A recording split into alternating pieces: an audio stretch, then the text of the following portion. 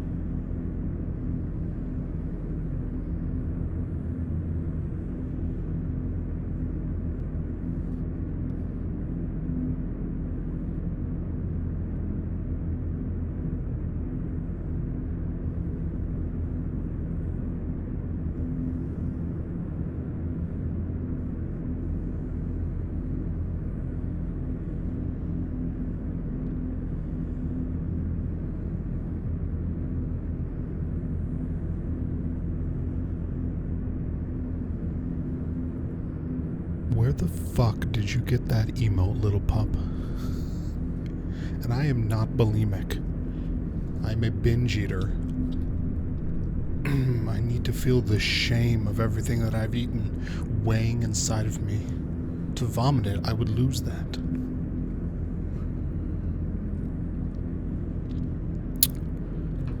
Hello, everyone. Hello, little pup. Sine Maloof, my love.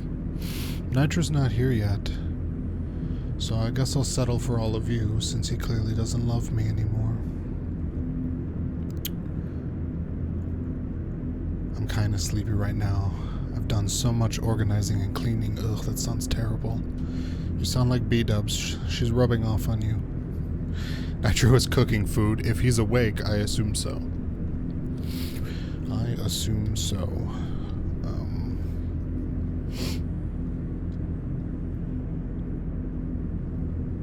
It's good to see you streaming again, pup. I watched some of your VOD, but when you guys didn't talk about me within the first 40 minutes, I just turned it off, because what was the point?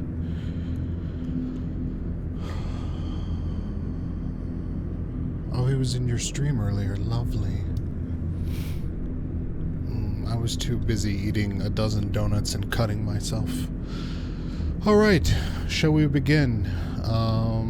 This is all I'm capable of doing today. I don't know if you guys know about this game. I bought it like a year ago when I was in another mood, but never played it. It's like a visual novel crossed with a text adventure game, which I never played because I'm far too young to have lived during the days of text adventures, but I'm sure Sine can explain it to all of these grandchildren. You were really nervous. Yeah, me too. Every time I hit the live button, my heart rate jumps. I know, pup. I didn't hear them, but I heard you mention that you had a person there with you. That's the life, pierced sugar. That's the life. So anyways, let's play this, because this is all I'm capable of today. And that'll be it. It's gonna be a shit ton of reading.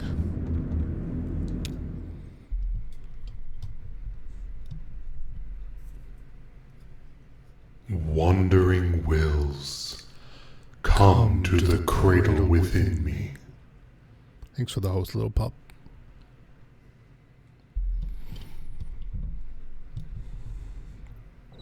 Oh, I've got the streaming soon thing on still. That seems like me.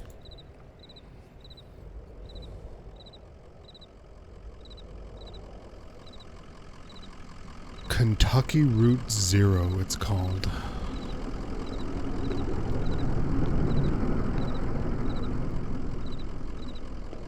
Oh, a Doge. I was meant to be. An old hound in a straw hat. Both have seen better days. Our little puppy's wearing a hat. A moving truck rumbles softly to itself. Painted on its side are the words Lizette's Antiques, Furniture, Glassware, Curiosities.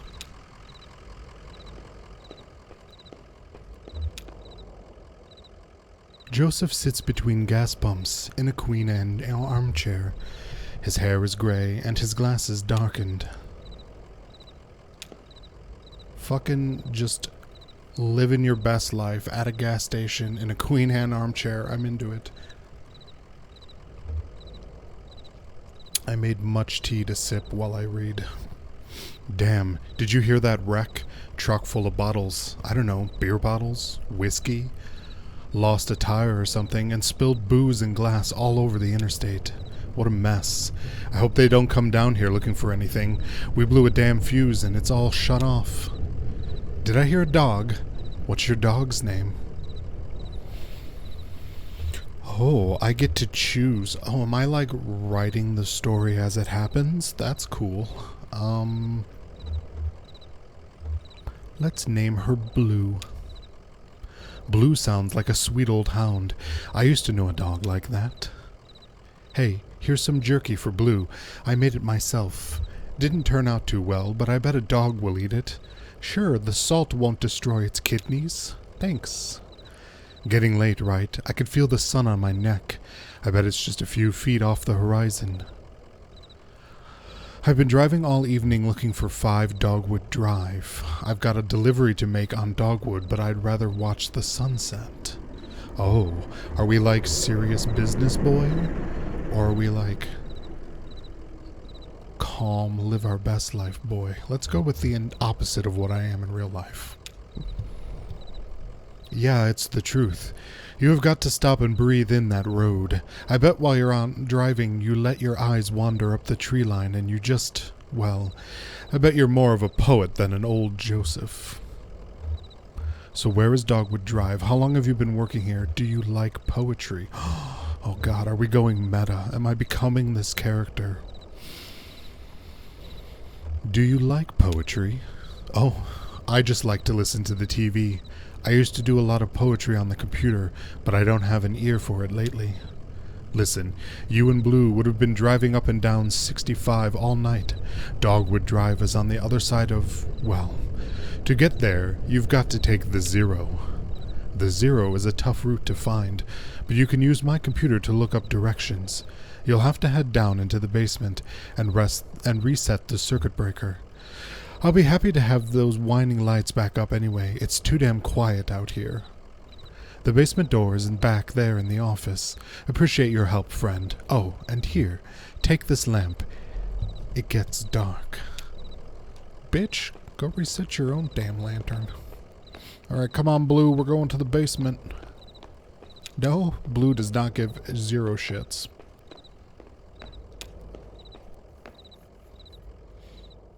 I'm getting a very strong, it has a weird vibe. I don't know that it's necessarily a horror game, but it has like a Lynchian vibe to it, or a Nicholas Winding Wren, or however you say that dude's name. Emily, Ben, and Bob sit in folding chairs behind a worn card table. Papers, oddly shaped dice, and highway maps cover the tabletop. Conway clears his throat.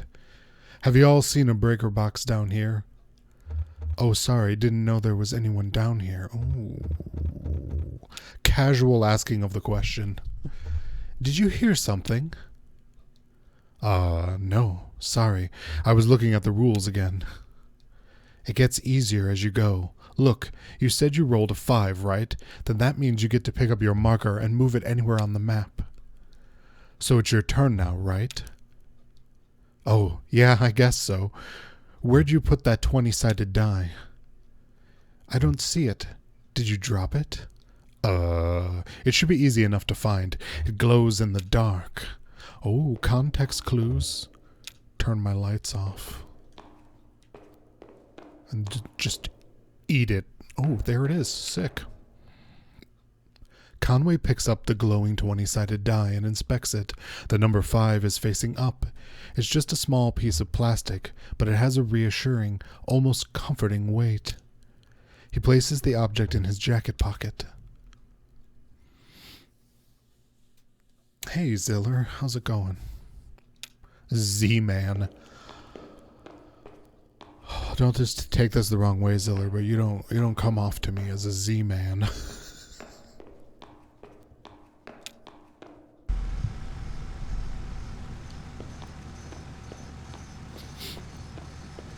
No, it's Benny Brah.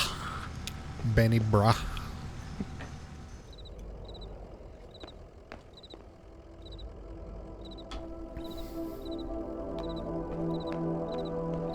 Holy mother of fluorescent lighting.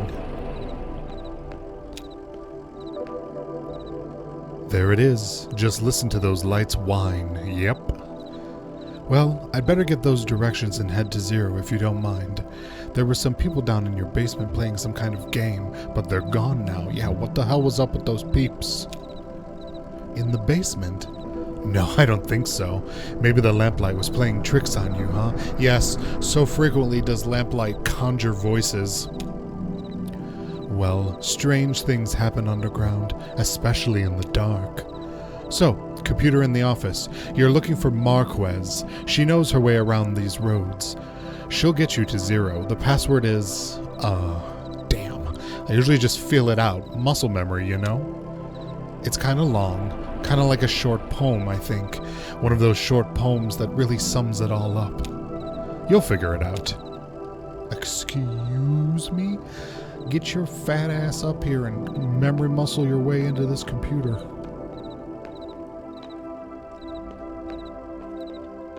Nope. Alright, it's definitely a little wonky to control. Alright, here we go. Conway taps a key, waking the computer from its reverie. Silent reverie. User. Joseph. Password.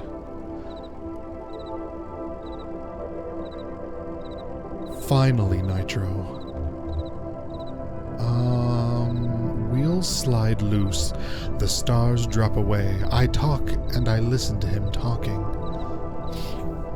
Man, I'm getting a weird sense that this game is incredibly, like, fourth wall breaking meta. I guess I'm just writing a poem and it's gonna unlock it. I talk and I listen to him talking. The moon throbs. Yes, always with the throbbing at Banisteriopsis. You just breathe road. Password accepted.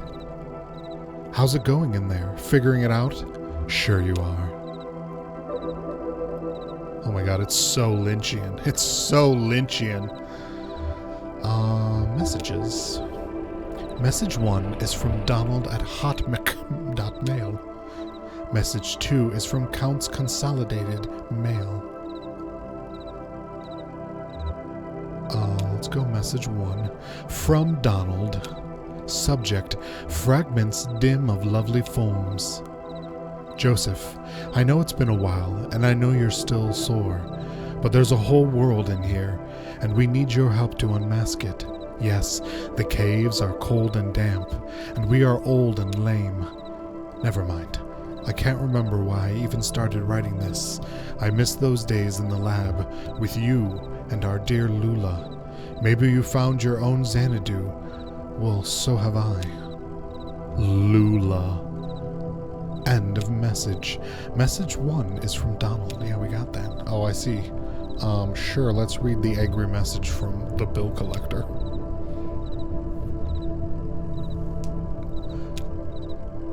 Subject, account standing, urgent. Dear Aquis Oils, this is an urgent automated message that your account is overdue by more than 14 days.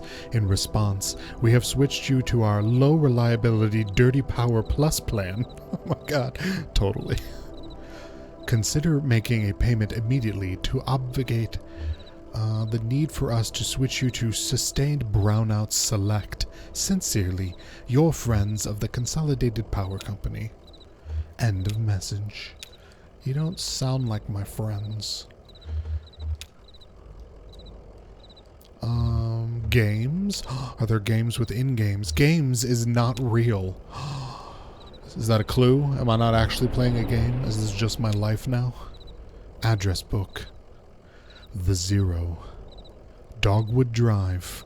Marquez. Address The Zero is not real. Meta. Telling you there's some meta shit going on. Address Dogwood Drive is not real. What the fuck?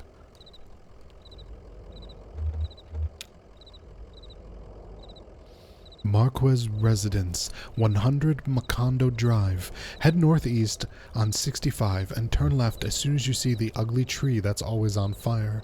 Look for the... That's always on fire? Is that physically possible? Look for the barn at the base of the mountain there. Can't miss it. Got it? Out there on Macondo somewhere, right? Yeah, that's it. Hey, look. While you were down there, I loaded the old TV of mine into your truck. I borrowed that thing from Weaver Marquez a number of years ago, and now that the power is all weird over here, I can't pick up anything but static and public access anyways. She was always more of a reader, but maybe she'd want it back at home. It's a nice TV. Bitch, just putting shit in my truck? Am I doing chores now? Sun's gone down, and you and Blue better get on the road if you're gonna make your delivery. Alrighty. Come on, Blue. Did you get that jerky?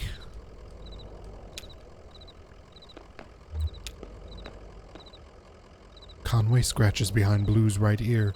How's it going, Blue? What do you think of this place? How about a treat? Take it easy, Blue. Oh, that's right. He gave me the jerky. I guess I should give it to her? Here's some jerky from the gas station attendant. Nah, let's save it for later. Oh, God. Oh, God, the decisions. I'm gonna save it for later because... Yes, right?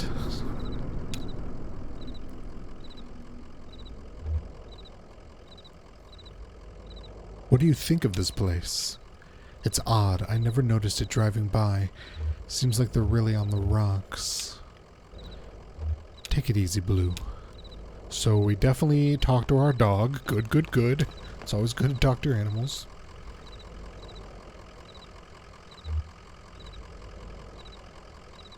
Conway heads back into the night. Conway gets distracted.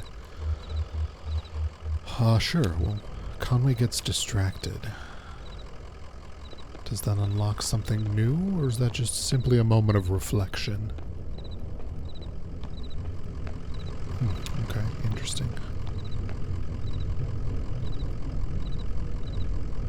On the road again. Being on the road again. Oh, I'm quite literally on the road. Oh God, were there instructions? Because I was not paying attention. I have a die. And I can roll the die. Great. Alright. Anything higher than a 6.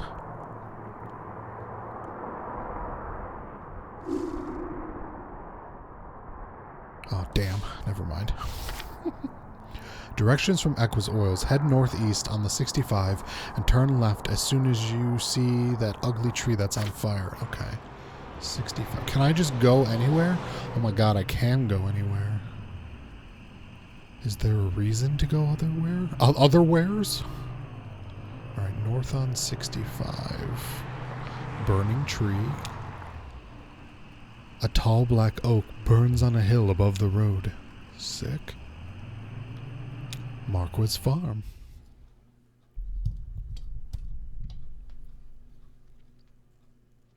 Act 1, Scene 2.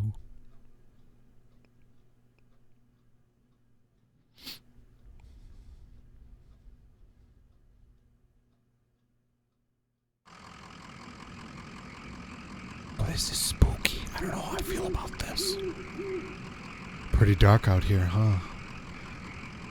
So I guess it's just up the path here. The farmhouse is up the hill a bit. Keep an eye on the truck. Maybe I can borrow you a treat up there. Oh my god, we're definitely in the south. Keep an eye on the truck, alright?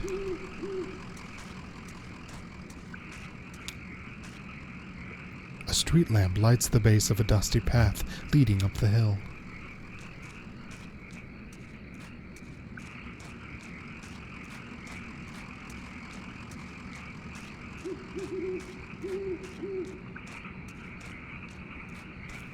Excuse me? There's a graveyard? A family graveyard is set off to the side of the house.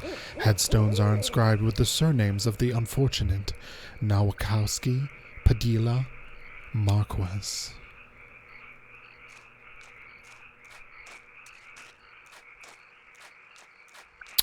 It's a southern, uneducated hillbilly thing, Nitro? No, it's just a regional thing, I guess.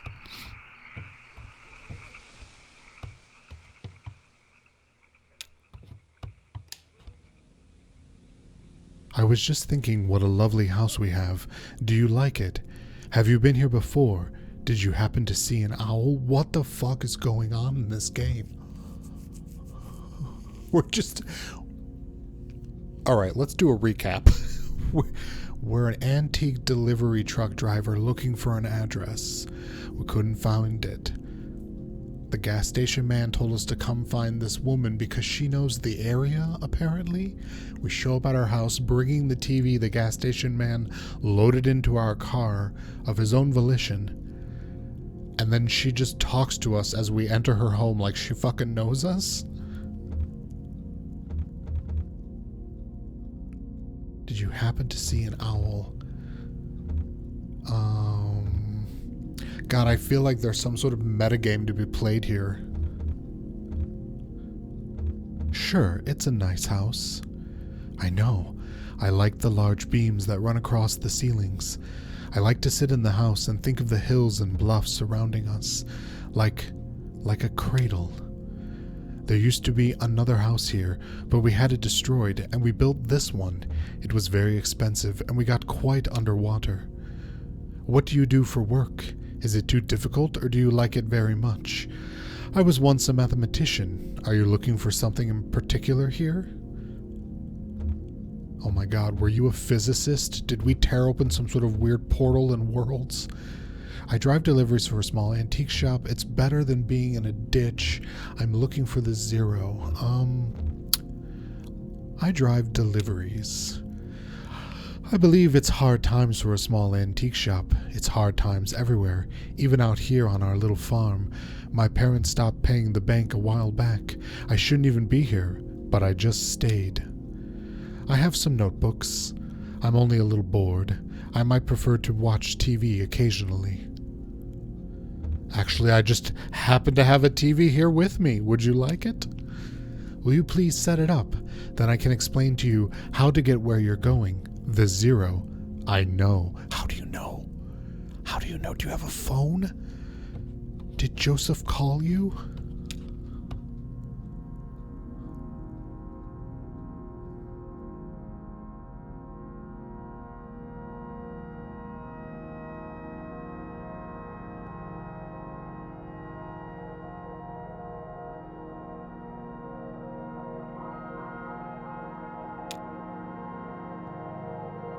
That's not how it's supposed to look. You've made a mistake setting it up. Is it a foreign object to you? Which of your parents was it who wouldn't allow you to watch television? Bitch! Mom thought she heard ghosts in the static. Dad thought it was radioactive. I know how to set up a TV. Ma thought she heard ghosts in the static. I know about that. She was ill, wasn't she? Mentally, I mean. Kind of distant. Fearful. How? What? Why is our reaction to that not, how the fuck do you know about me and my mother?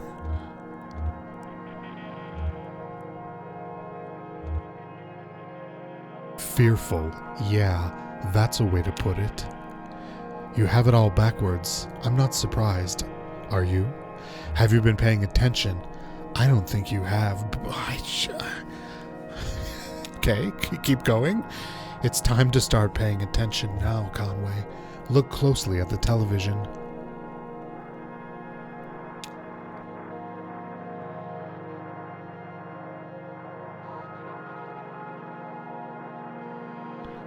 You have a barn quilt. It's quite lovely. My mother has one of those.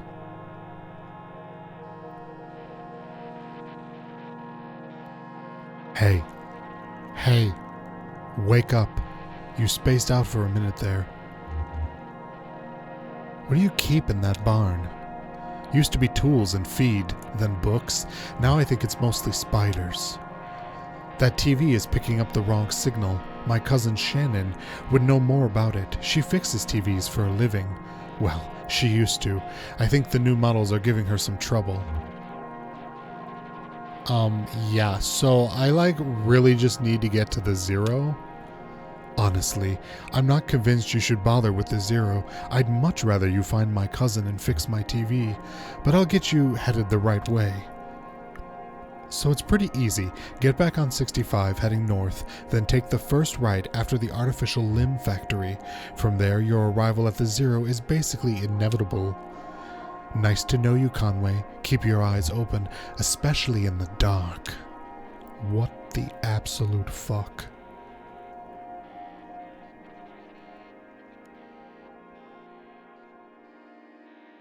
And she's gone. She's just flippin' gone. Okay, great. I just said flippin'. We've been playing way too much Ni no Kuni.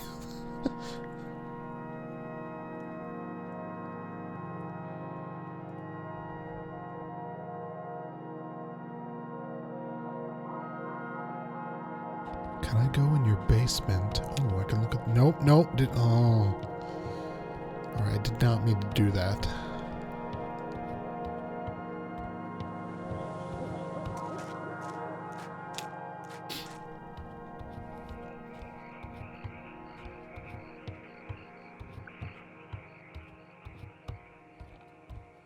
I want to go in your basement because it's weirdly lit up. A disused wood-burning stove is set up in one ash-dusted corner of the room. It's cold to the touch. Because she was flippin' dead, man. She's flippin' dead, Ollie boy. An abandoned spiderweb stretches across the bottom of a saucepan. A skillet is seasoned with dust. Mmm, tasty. Sounds like anything you cook in Bani's house. You just said something, and the only thing that came to my mind from how it sounded was, let's have a kiki. I want to have a kiki. Dive, work, turn.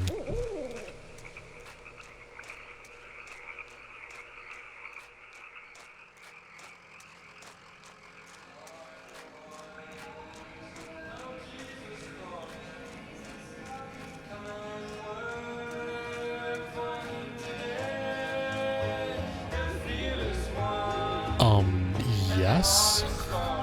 Let's just listen to this while I have some more tea.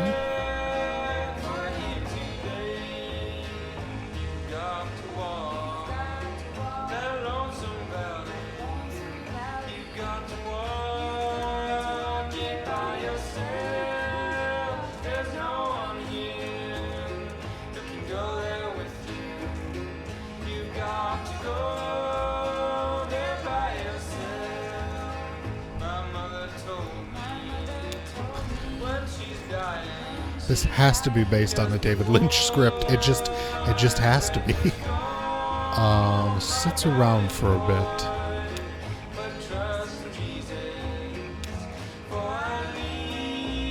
There are some horses out there behind the house. Remember the horses you and Lizette and Ira had? I miss them sometimes, the horses. Oh, God no, fucking demon spawn. Yours didn't like to sleep in the barn either.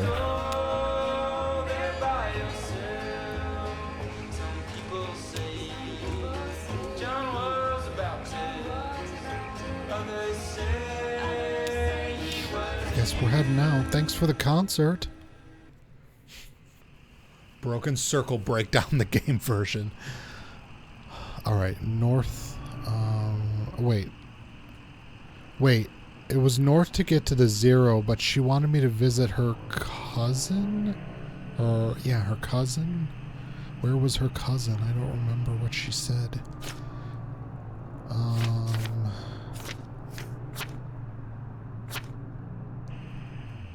Oh god, I just was really driving on my own there for a bit. A museum, excuse me? A sign in front of the building just reads museum. The lights are off, but the front door is open. What? What is this game? Sure, enter the museum. A few feet inside the museum doors, the ambient sound of the highway drops sharply away. The room is cold, dark, and still. A book lies open on the table in the center of the room. An open hallway extends to the left. Large glass doors bar the path ahead.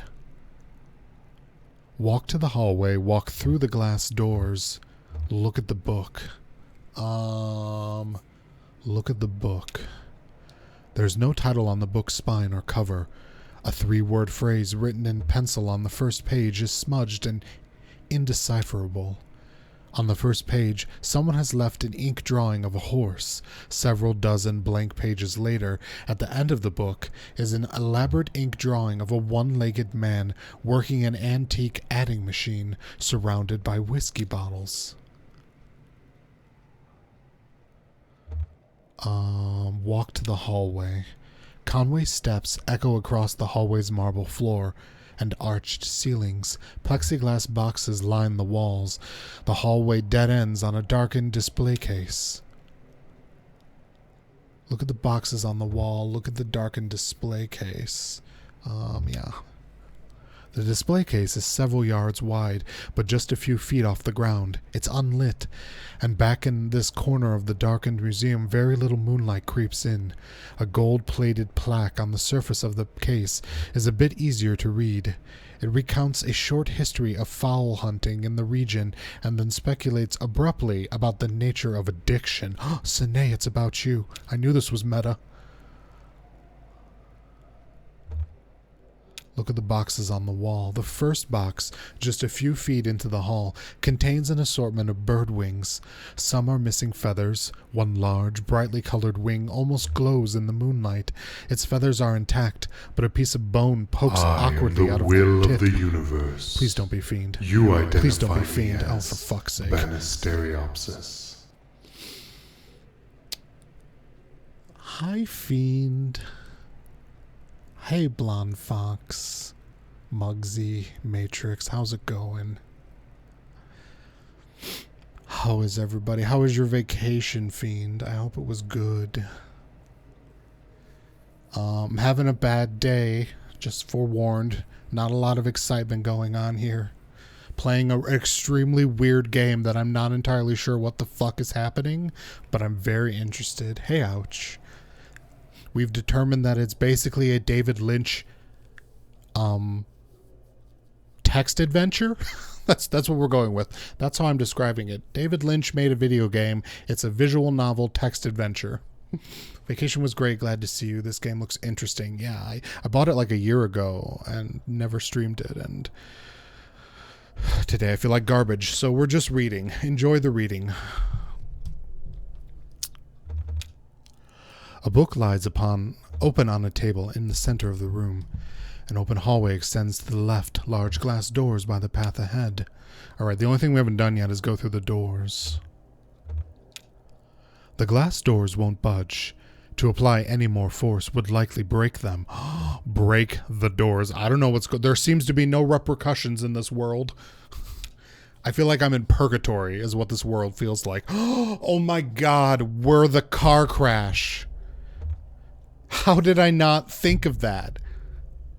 We died on the highway in the car crash that the guy was talking about at the gas station, right? Surely that's it.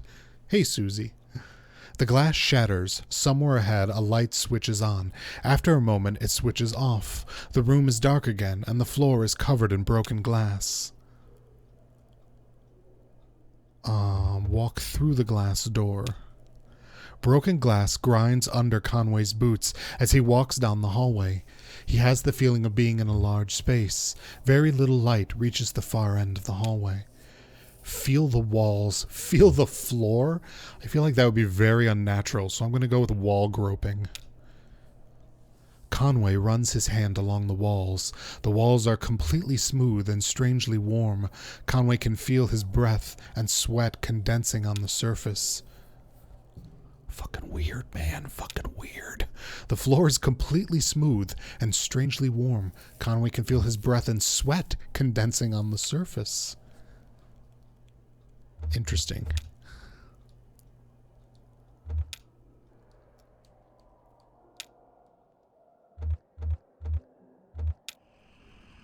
A sign on the front of the building just says museum. Yeah, okay. I don't know what the purpose of that museum trip was. Maybe we weren't supposed to go there yet. Interesting. Okay, so we're trying to find Shannon. I have no instructions as to where she lives.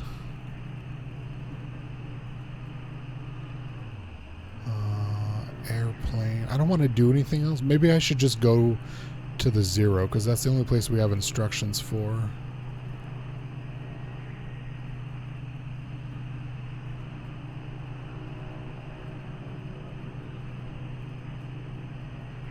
Good to know that there's stuff all over the map, though. Oh, the limb factory. A creek runs alongside the highway and then turns toward a dirty brick building. A grinding drone from within the building is faintly audible from the interstate. Floodlights on the lawn illuminate smokestacks. At the edge of the building's parking lot, a large sign, partly obscured by trees, reads, American Artificial Limb Factory. Alright, I guess let's just go to the Zero and see what happens. No, that's not what I wanted. Wait, what was I supposed to do after that? Where's my instructions?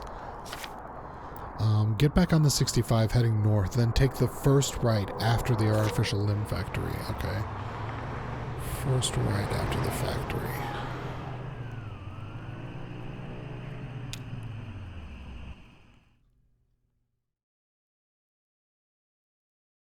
Act 1, Scene 3. Okay, this feels promising. Elkhorn Valley.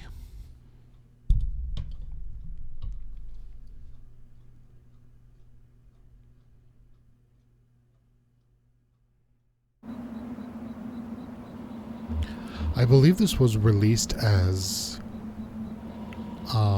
episodic over the last like 5 years, Blonde Fox, and it's just now all been put together in one game.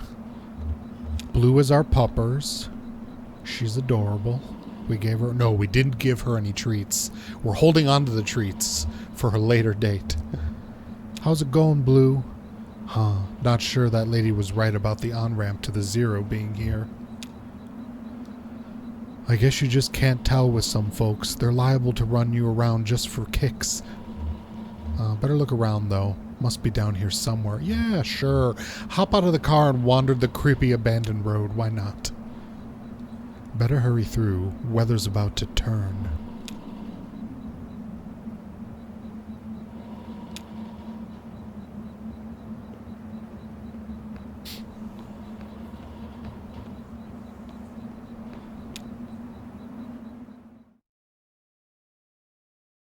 Hey, Rulu.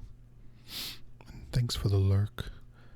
Act 1, Scene 4. Scene 3 was very short, which makes me worry that we should have found Shannon first. Fuck.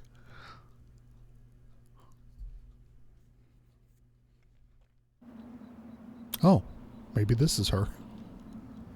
Yep. Shannon speaks into the large brick cell phone held up to her ear. It's $200 for 2 weeks. Yeah, it kind of is an emergency. No, it's fine. I'll figure it out. Oh, I'm so curious what all this changes, or if it changes literally nothing and it's just me writing the story. It's $200 for 2 weeks. That's true. I guess he can't kick me out for another week or two, but I can trust him not to just change the locks. Oh, she's getting evicted, sounds like?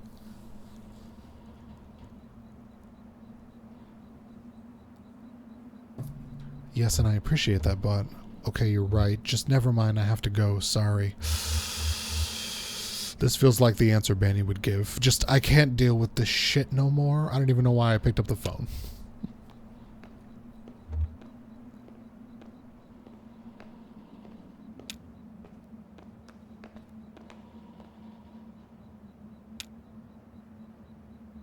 Excuse me, ma'am. I saw the light was on, and I'm looking for the on-ramp, too.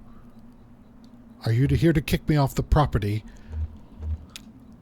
Oh, no. I guess you don't belong here either, do you? Are you just wandering? Well, I do drive a lot, just me and the road mostly when the sun is out. You sound lonely. Is that your job, driving? You sound lonely. Nah, I get by.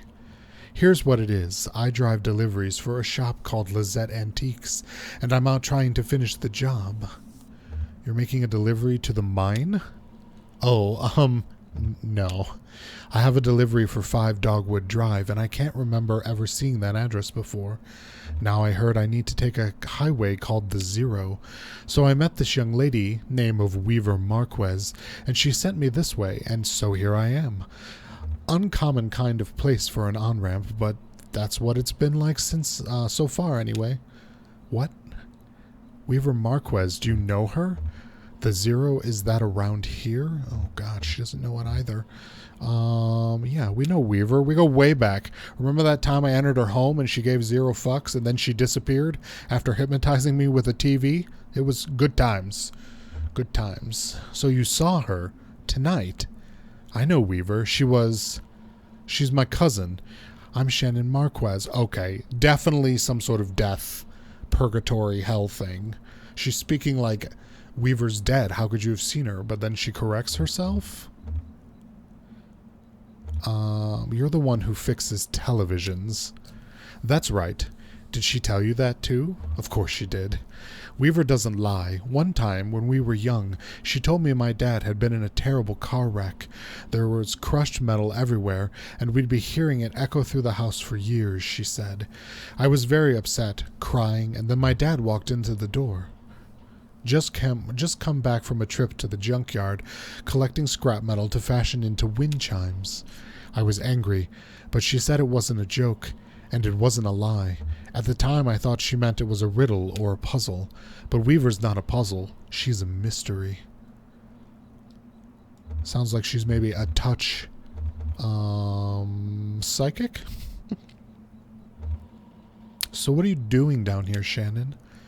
I talked to Weaver earlier this evening, too. Or anyway, she talked to me. It's hard to tell if she's listening sometimes. Weaver told me I had to come down here to the old Elkhorn mine. She said I'd find something I've been looking for. Where did you see Weaver? At my workshop. She just appeared. I hadn't seen her since a long time. Hintity hint hint. It's not such a bad thing you're showing up now. All toad, yes, exactly. All frogs aside, I'd rather not go down there alone. Your dog should stay up here, though. It's not a place for a dog. This is an old mine. It runs pretty deep and tangled. If we're going to go down into it, find your on-ramp and whatever else. We've got to keep our bearings. I don't want to get turned around. I've got some gear here to measure conductivity, frequency responses, stuff like that. Maybe we can find a way to put a signal out ahead, do some analysis, and figure out what kind of topology we're up against. What the fuck? You know what this kind of also reminds me of? Have you ever seen Martin Scorsese's film After Hours, I think it's called? It's like a dark comedy. It kind of gives me that vibe too. Hey, Turbo. Topology, okay? Topology, that's the science of continuous space, my friend. The way this twisty maze of passages fits together. Let's go. I'm going on an adventure. Oh my god, Blue does have a straw hat. It's all floppy. That's adorable.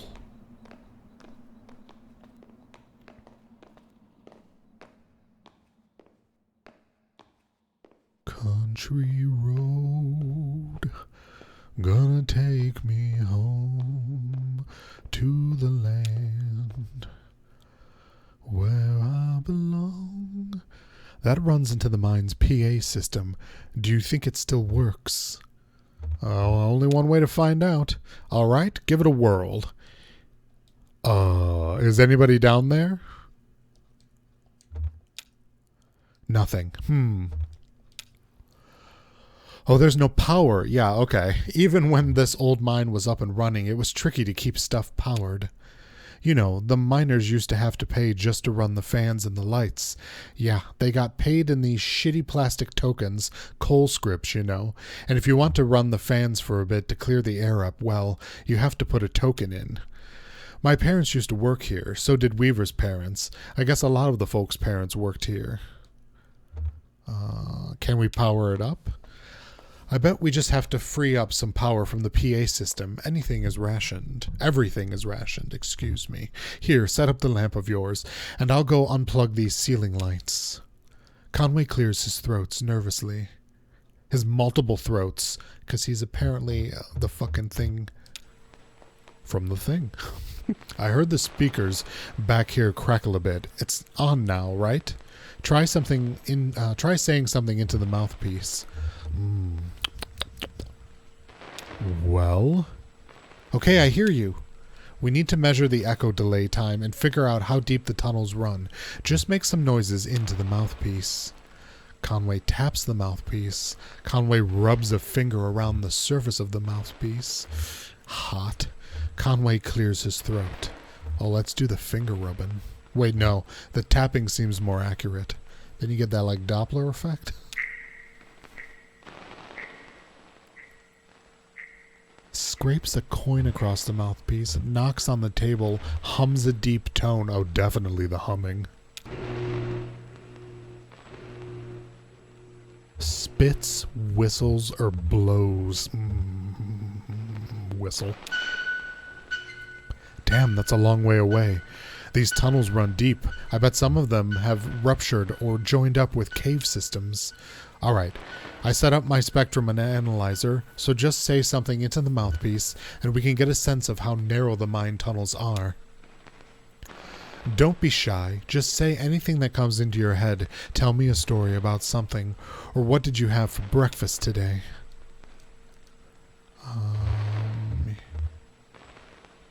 Here's a story. I used to work doing roof repair.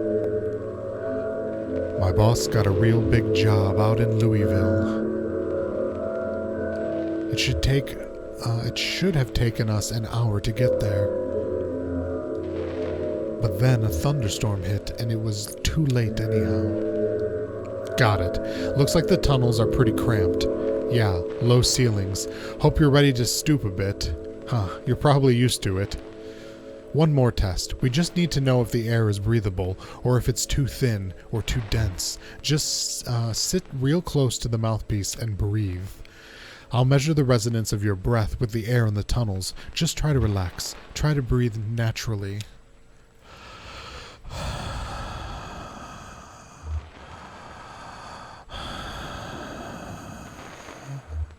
Breathe and think about resting.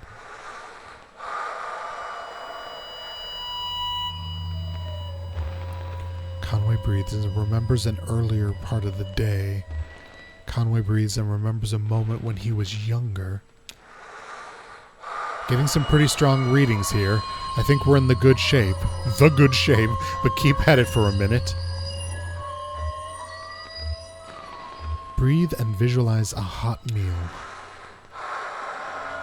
Conway breathes and relaxes as a peal of feedback and loose rock engulfs him.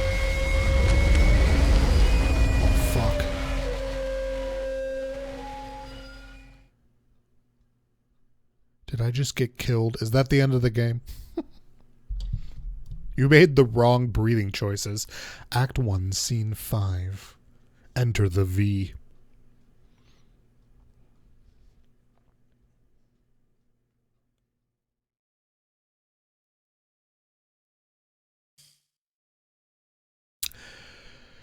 Hey, Seuss, are you alright? What the hell?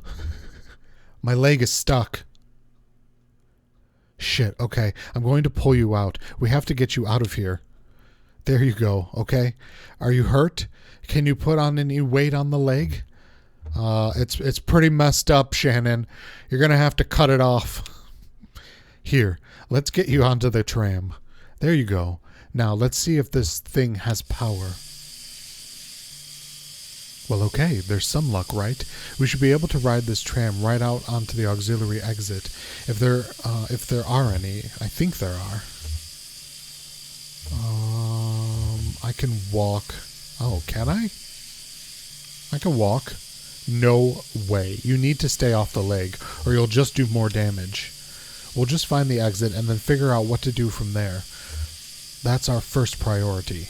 So the controls are over on the other side. Let's get moving.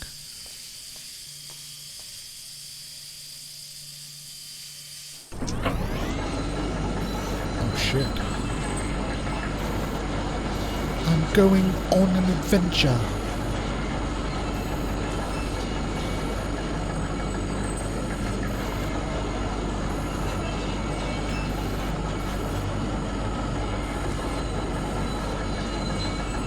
Wait, I can turn the lights off? Wait. I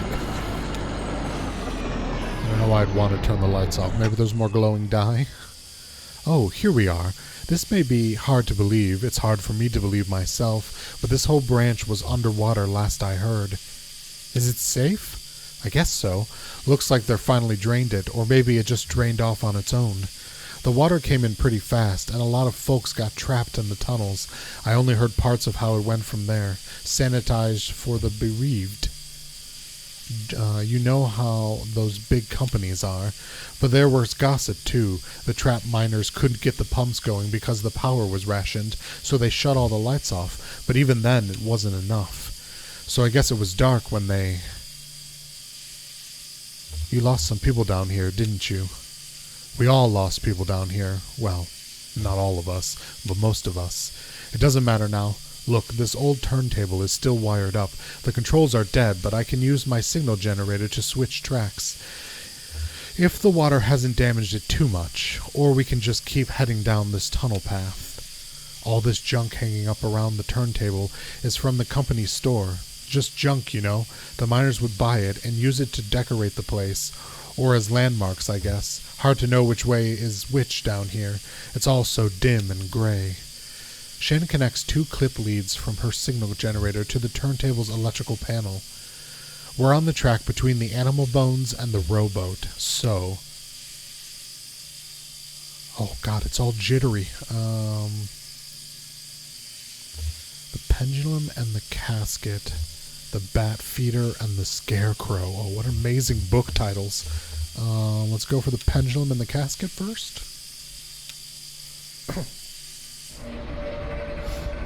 Oh, cool. That was a neat way to change dimension, but keep it 2D.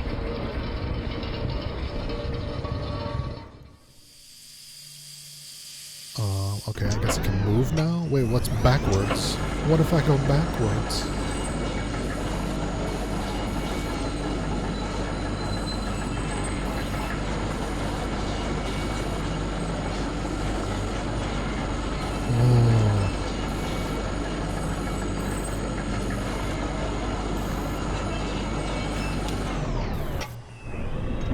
Damn, it's almost totally intact. I thought it would have been destroyed. What is this place? It's a recording studio, basically, kind of thrown together, but when this mine was active, a couple of folk music activists spent time here recording miners' songs, really academic, ivory tower types. None of the miners really talked to them much. So they stayed at the margins, observed, took notes, and then sometimes they'd come get someone on a lunch break to sing in their microphone. Then I guess the power company got some kind of interest in the project and gave the activists some choral script tokens to pay the miners with their own songs. Did you ever come down here? Yeah, I came here with my parents once or twice. They used to play music here, even when those activities weren't allowed. It was a nice setup, kind of rickety, kind of dangerous, I guess, but I don't know. It had good energy. It was warm sometimes. Okay, so the folk singers that we just saw earlier must have died in this mine as well. I need to stop trying to figure the story out and just enjoy it. I'm just so fucking curious. Wait, what if I turn the lights off?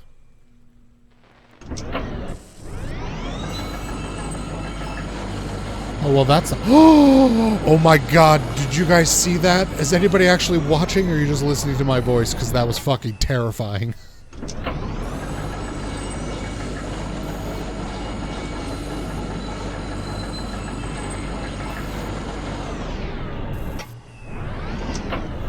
Oh, that's so cool. That's so cool.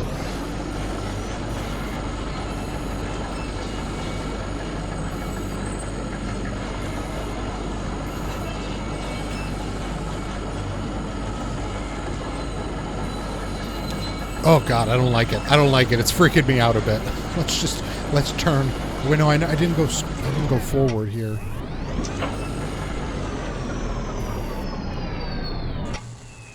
No, I don't want to turn yet. I want to go forward. Disconnect the signal generator.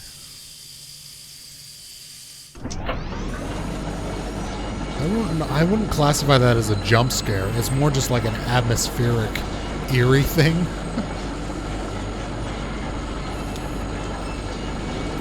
Very cool, though. Very subtle touch.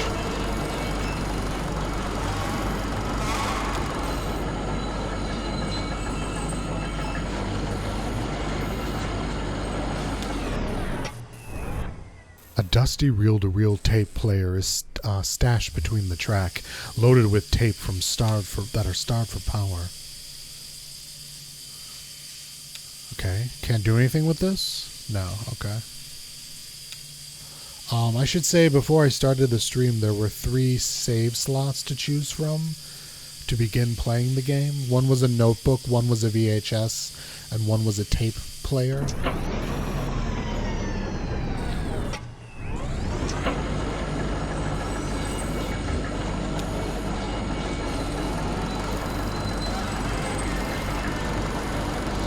Give me more creepy dead miners.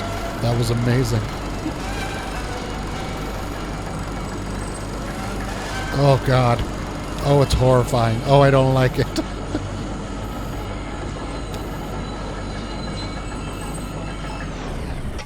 Have you played White Knight? No, I have not.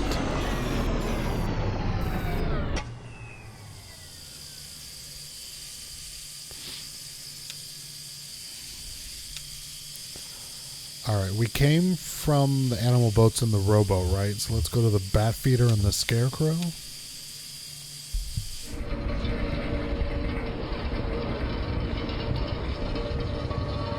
Okay.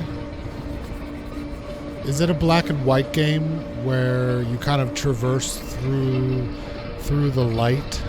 If that makes sense? I have a vague memory of the name. Yeah, I think I've seen that game.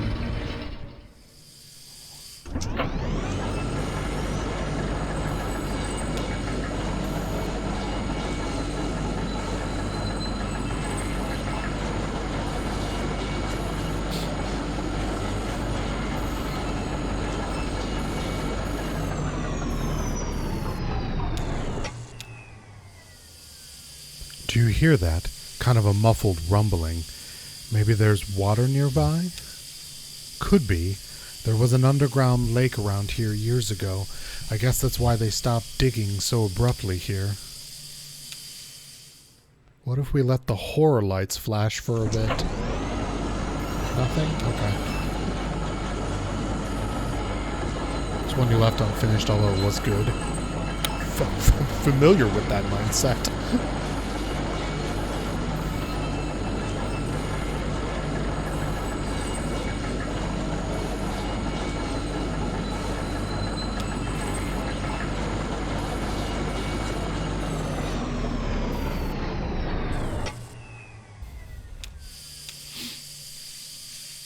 The tracks are all messed up here. This tram isn't going any further.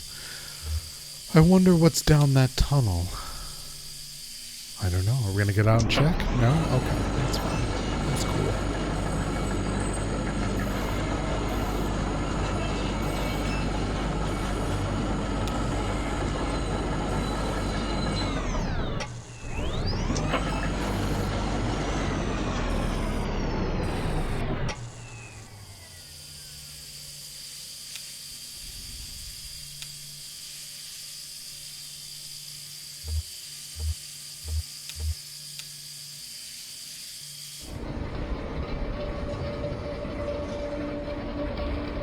So I guess the main path we were on was the exit?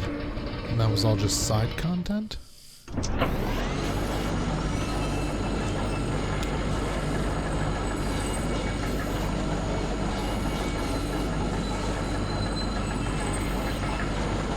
Oh, it's so cool. I don't know why I love that so much, but it's just awesome.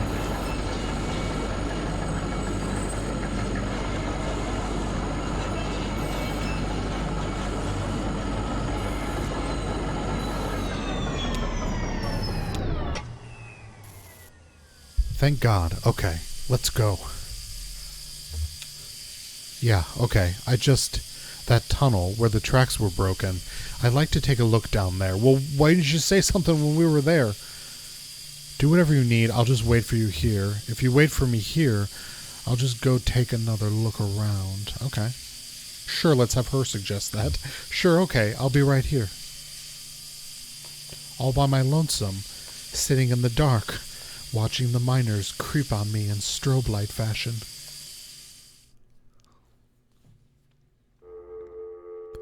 Oh, fuck. Okay. This isn't horrifying.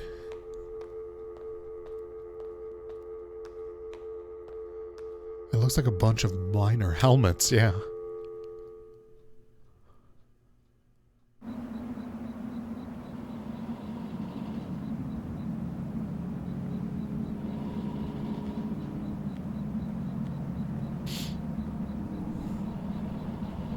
Ooh, I'm still limping.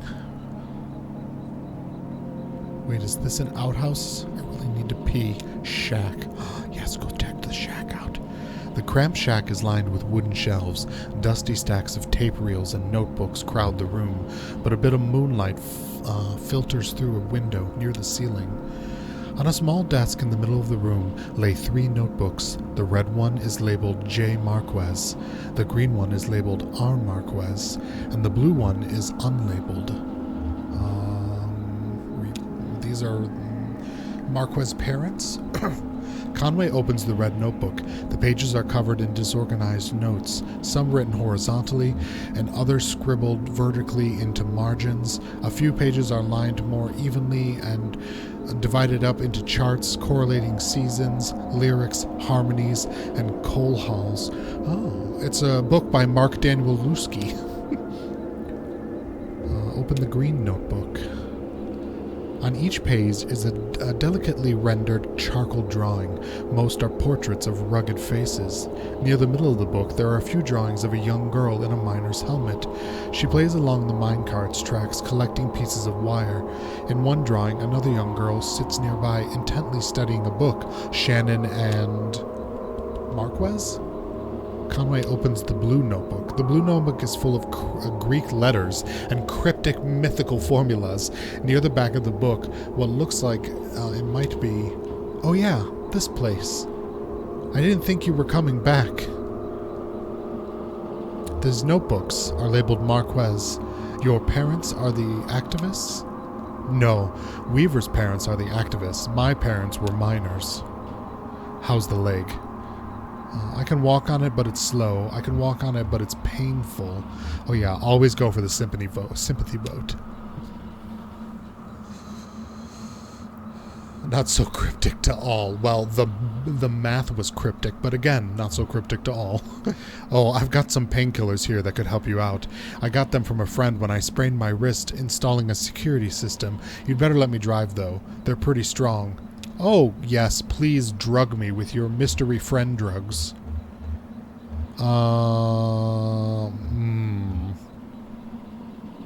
Yeah, maybe best that you drive. If I'm gonna take the drugs, then I guess it's best that you drive. Don't worry, I've been driving since I was 9. Well, now I'm definitely terrified. I still need to find the 0. I guess I should look for another route to Dogwood Drive. Yes. Yeah, alright. Well, maybe asking Weaver about the 0 was the wrong place to start. Maybe we should just ask her for specific directions. Her answers are complicated enough, without a layer of indirection at the question. I saw Weaver at my workshop. That's up north by Lake Nolan, right at Wax and Peonia? Peonia? I don't know how to say that. In the back of the bait shop. Pretty glamorous, right? These are the times we live in. She's either up there at the back of the farmhouse, which you want to head to first, just let me know. Okay, so we're either going to the bait shop or we're going to the farmhouse. Sure, let's leave. I know, Blue just kind of hangs out with us. She's pretty chill. We should have given her that damn jerky. I don't know why I held on to it. I don't know. I thought maybe later we'd need it for like a quest reason. It's time to go. Conway takes a minute to think. Always good to stop and think for a moment. How's it going, Blue? Blue, this is Shannon. Nice to meet you, Blue. I've got some dried banana slices in my bag. Would you like one? Do you help with the driving? Yeah, you want some banana slices, Blue? I don't really like them anyway. Take care of your friend here, and there's more where that came from. Oh yes, meta, play the dog. Play the dog, that's the true hero of this game. Alright, let's go.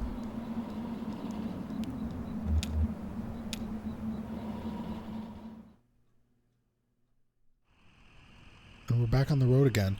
Okay, we found a bunch of stuff. I'm curious what happens if we just explore, like, everywhere before we go where we're supposed to go.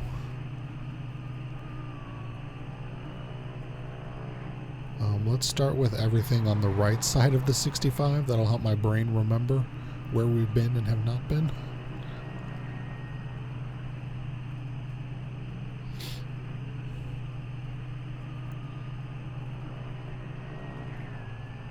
Watch, now there won't be anything, and we had to look for all of it before we went to there first.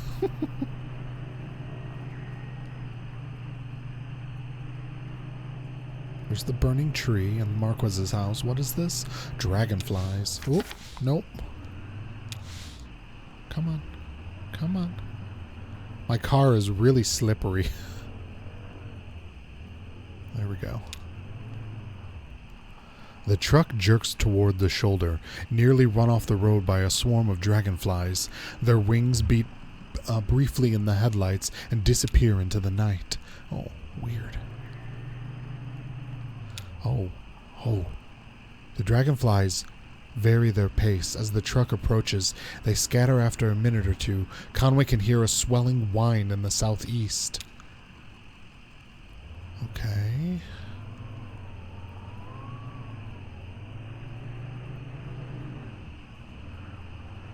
A swelling whine in the southeast. I feel like we're trying to follow them. Maybe I should have gone up here first.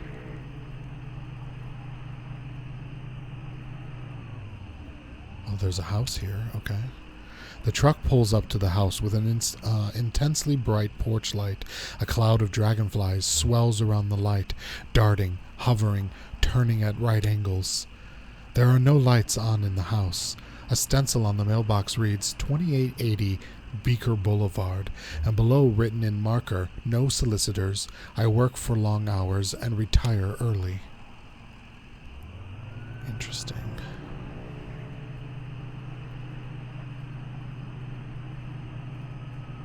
Can I go down these skinny roads? I could not.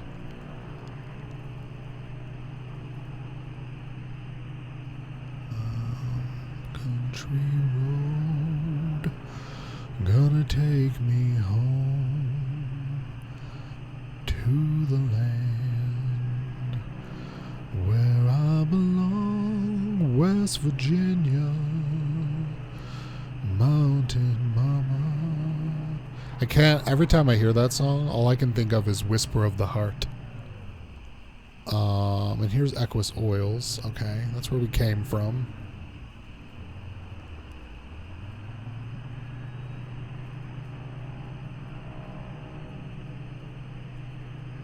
Is that a unicorn? Nah, it's just a horsey gas station. Oh, Barren River Rec Center, maybe? The exterior of the Barren River Rural Electric Cooperative, good lord, is a dingy beige, sprinkled with fading graffiti. The front door hangs open from a broken hinge. The windows are dark. Look into the window. Conway looks in a window. The windows are too dirty to see anything inside but a few dim shapes. Furniture, maybe, or livestock. Enter the front door. Conway steps through the front door. The room feels empty with no furniture other than a built-in front desk, host to a disconnected telephone and a few empty beer cans. Meandering lines of color have been spray painted along the walls. Behind the desk, a hallway leads into darkness. Pick up the phone that we know is disconnected. Maybe there'll be a ghost. Pick up the phone. Do it. There's no dial tone. The phone is disconnected. Yeah, we knew that. Listen closer. With the phone pressed close to his ear, Conway can hear a thin, quiet roar, like the ocean or the highway. Interesting. Enter the dark hallway.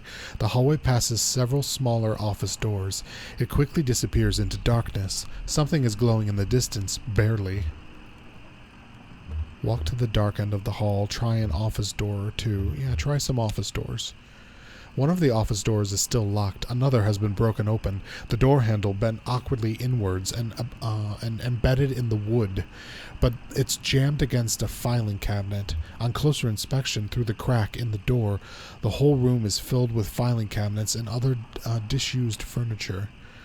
The hallway passes several smaller office doors. It quickly disappears into the darkness. Something is glowing in the distance. Do it. Head for that glow, child. The door at the far end of the hallway is tightly closed, but a warm glow bleeds in from the edges. Open the door. Get on the floor.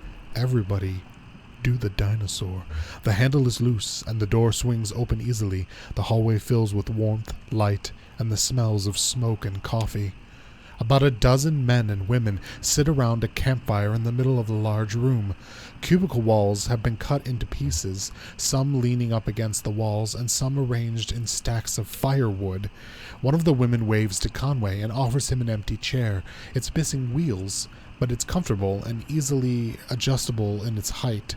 Someone takes a pot hung above the fire and pours coffee into a styrofoam cup. Conway accepts it, and they all return to watching the fire. What the actual fuck? Awesome, though. I'm like... This game is like equal parts incredibly engaging and intriguing and kind of boring. Like... I don't know how to explain it other than that. I'm like super into it.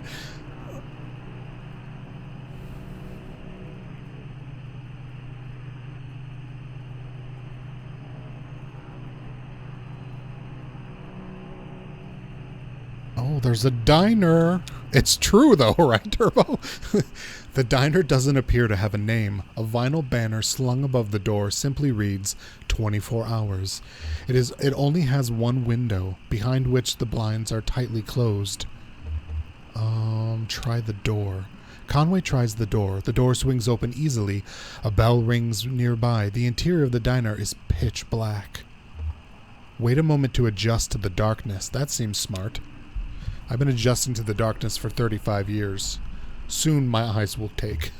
A bit of errant light from the nearby highway creeps through the open door, and gradually Conway is able to make out a few figures inside. Two old men in trucker hats sit in a corner booth, with a checkerboard set on the table between them. A young woman standing behind the counter in an apron must be a waitress. The cook stares blankly from the kitchen. The door slams shut, and the room is in dark again. Sit down at the counter, try to open the door and leave. I mean, I want to know what's going to happen. Sit down at the counter. He hits his knee on something hard and metallic, winces quietly, and then carefully finds his way to the stool. He places his hand on the counter. Great, I've now injured my knee even further. Here's hoping it was the opposite leg. Another hand, a young woman's, rests itself on his. She guides his fingers to a laminate menu. Conway closes his eyes, opens them, maybe closes them again. Impossible to differentiate. Order a coffee, order waffles. Ask her about the basketball game. Order a coffee. That seems the safest. A cup of coffee would do. Black, oily even, hot. Familiar diner coffee. Conway runs his hand down the menu. The surface is uniformly flat and slick with condensation. Everything is moist in this universe. I don't know if you picked up on that yet, but every building we've gone into has been like slippery and wet. He feels a warm hand against his cheek. What the fuck? And freezes. Her fingers run across the stubble of his chin. He feels like apologizing. She leans forward, and she does, and so does he. And that's it. That's the whole scene, apparently. Fucking weird, man. Did you guys...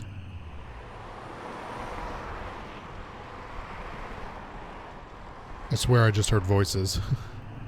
Like a very low, kind of sing-song tone. Oh, the rack.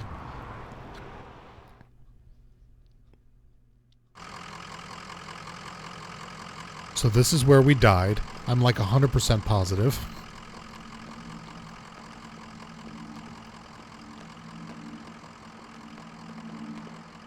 Oh, those are caskets. I can't walk over there though. Somebody was transporting multiple bodies? Is that what we're getting from this? Conway shakes his head. What a waste, right? Guess you never liked that stuff anyway, did you? It's probably for the best. What? Guess you never liked that stuff anyway, did you? Not the way I liked it. I don't know what that commentary was about, but interesting.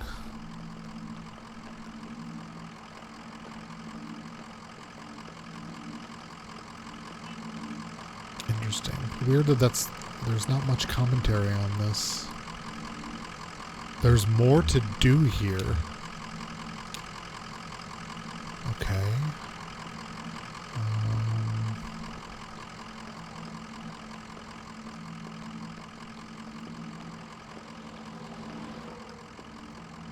There's more to do here. Can I walk into the darkness?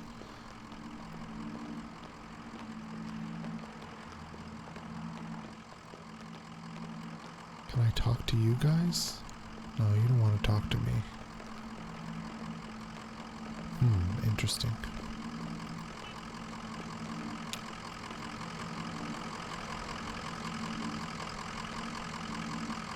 Conway doesn't want to stay any longer. Interesting phrasing of that. Whereas every other time it's been, we need to get back on the road or like to our mission.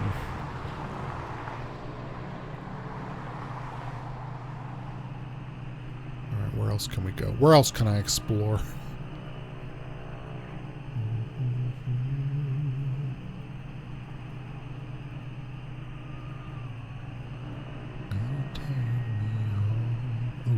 Buffalo Creek. The office of the Buffalo Creek Rural Electric Cooperative Corporation is almost invisible from the road, its parking lot overgrown with weeds and its facade sheltered by ivy. Conway looks in through the window. A sinewy shadow obstructs the view through the window. Enter the front door. The floor is loosely covered in dirt. Parts of the carpet have rotted with exposure to rain. Wild mushrooms grow in some corners of the room. Everything is warm and moist, as expected. The wall behind the front desk has been mostly rotted away. It looks fragile. Pushed through the back wall. Conway finds himself in what must have once been a conference room. The floor has fallen away in places and filled with dark green mire. The walls of the conference room are decaying and damaged. Push through another wall. The drywall dissolves as Conway pushes through it, falling in damp clumps into the marsh. He breaks through into a long hallway. The glow of the bioluminescent fungus casts a faint blush on the walls. Conway has the feeling that he has interrupted something. After a moment of silence, the frog chorus resumes. I'm sorry, what?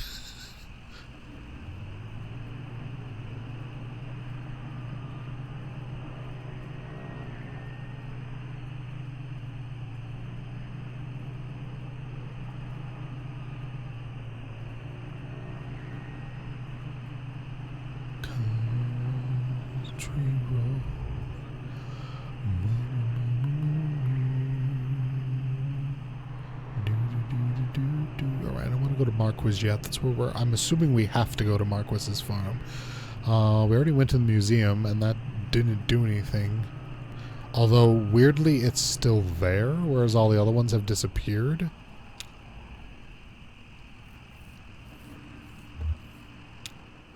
Maybe I made the wrong choices. A few feet inside the museum doors, the ambient sound of the hallway drops sharply away. The room is cold, dark, and still. Yes, but is it moist? A book lies open on the table in the center of the room. An open hallway extends to the left. The path ahead is strewn with broken glass. We did the book first last time. I guess let's go down the hallway. Conway steps echo against the hallway's marbled floor and arched ceilings. Plexiglass bottles line the walls. The hallway's dead ends on a darkened display case.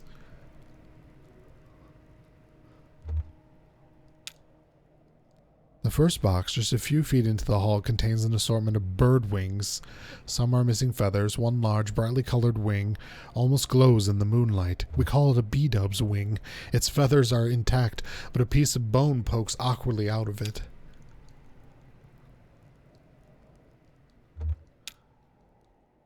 I know what's in the first box. Can I look at the other boxes?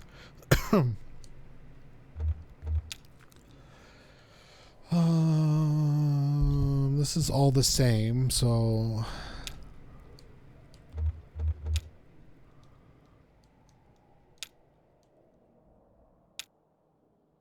I guess I'm gonna leave, because everything seems to be the same. Interesting. Drive away.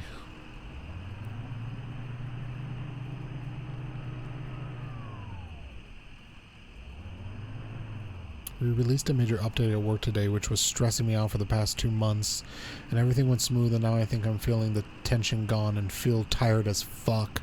Yeah, I get that, Sine. Nah, go to bed, sleep, rest.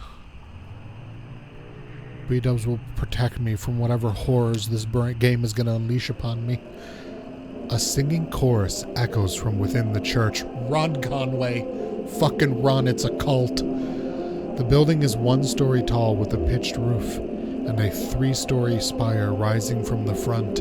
The top section of the spire is made of stained glass. An interior light illuminates the pines in red, green, and blue. A large LED display glows in the parking lot. Well, the fact that they have LED lights gives us a time period. Light of the last Great Awakening Baptist Church. Listen for a bit. The muffled chorus drones at a steady volume, repeating the same 2 verses without rest. Enter the church. The front doors of the church are modest and worn. They are locked. Walk around to the rear of the building. Yes, always enter in the rear. A ramp leads up from a few dusty metal trash cans to the church's back door.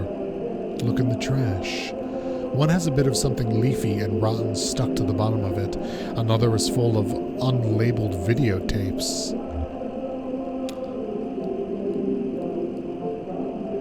Enter the church's back door. He finds himself in a kitchen, lit by a buzzing fluorescent ceiling fixture. On the counter are a plate of moldy bread and an empty Dixie cup flecked red around its waxy rim. A set of swinging plastic doors on the far wall lead out of the kitchen. Walk through the plastic doors. Vacant pews sprawl unevenly into the church. A small raised stage lies to Conway's right, bare except for a tape recorder. The tape recorder's power cord runs to an outlet near Conway's feet. Unplug the tape recorder, go back to the kitchen. What happens if I go back to the kitchen? My inclination is to unplug it, right? He finds himself in a kitchen lit by a buzzing fluorescent ceiling fixture. Okay, yeah, no, this is all the same. Okay, so I could just literally backtrack. Alright, interesting. Unplug the tape recorder. The singing stops. The lights fail. And I've died yet again? Question mark? Le question mark? Qu'est-ce que c'est?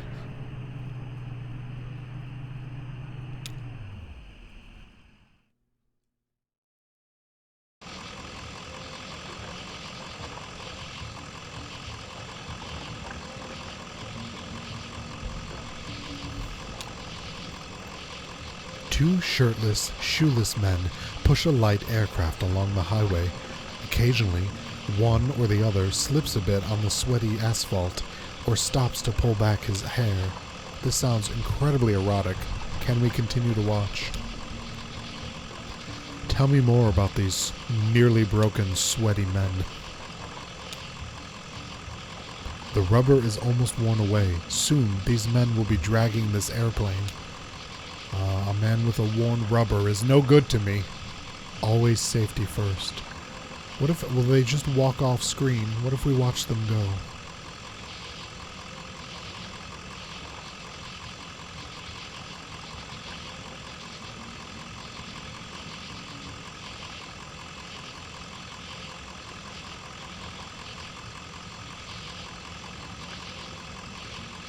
Where are we taking this plane? Are we trying to start it? Because if so, I feel like maybe we should set off the propeller. I'm just curious if once they're totally gone, if we make any sort of commentary.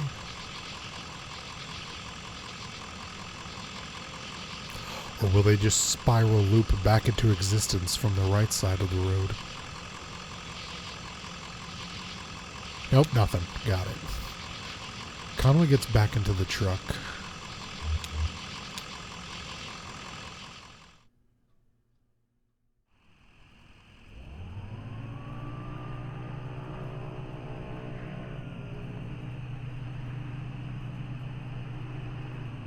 Oh, yes, you can't drive through the river, Bani.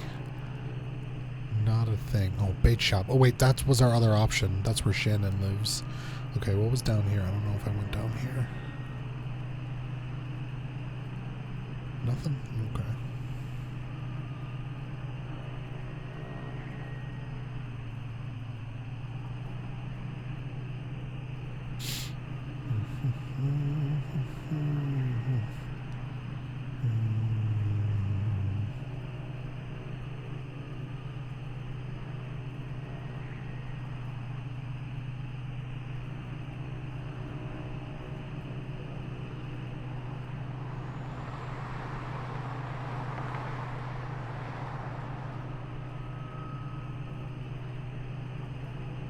Did I go up here? I don't remember. I did not. Alright, let's go to the bait shop.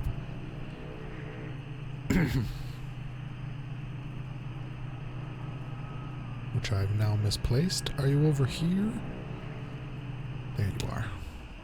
Conway and Shannon pull into the bait shop parking lot. Vaulted above the road on a thin steel bar, a handwritten sign reads, "Live bait. Minnows small and also large for strippers. Night crawlers. Chips and beer." A green flyer hangs loosely from a bit of masking tape at eye level. "Shannon, you've got strippers for sale?" To the shop right, a dirt parking lot sprawls unevenly into grass and then eventually trees. The bait shop is closed. Enter the side door to Shannon's workshop. Do it. The walls are lined with cheap metal shelves, loaded precariously with vacuum tubes, awkwardly shaped metal casings, and coffee cans full of electronic components. Shannon leads Conway to the back of the room, where a few TV sets in various states of disassembly are set up on a rough wooden table. She flips the switch on the power strip they're all plugged into, and the TV sets tremble to life. Watch the TVs. A ghostly white wobble flickers along one screen in a rhythmic pattern. Another is just snow. A third, a small security monitor in the middle of the table, is oscillating between different shades of black. Ask Shannon about Weaver. Shannon points to a small security monitor on the table. The image on the screen is just black, but it seems to be fading slowly, almost imperceptibly between different shades of black. Shannon tweaks a few knobs on the side of the monitor, but the picture doesn't change. Stare at the security monitor. The screen is cavernous black. It hums and swells at the pace of the tide. Conway loses track of the workshop's walls. There could be inches away or miles. He is adrift on black water, traveling swiftly toward a rocky shore. There should be a lighthouse on a buoy by those rocks. It's too dangerous. Shannon switches off the power strip. Weaver is not here. Interesting. Okay, so we're going back to the house then. Oh, the guitar player. A young man in gray stained clothes sits by the side of the road. He is playing a worn guitar. To his left is a blue mug, and to his right a weathered dog. Don't ever pet a dog without permission. Let's just listen. The young man strums absently on the guitar, hums tunelessly, and occasionally mumbles a word. Put $1 in the cup. The young man stops playing, pulls the wet dollar bill out of his whiskey, and hands it back to Conway. Oh, that was rude. Wait, where's the house? The house was the first... Oh no, it was down here, wasn't it? There it was.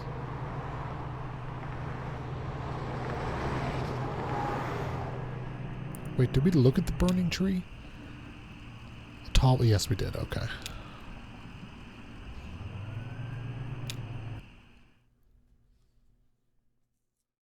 To the Marquis de Sade's house. Act 1, Scene Final Fantasy VI. Are the musicians still going to be here? Please be. Nope. Okay. Ooh, I'm hurting. Oh, my leg is hurting. Come on, Conway. You can get up that hill.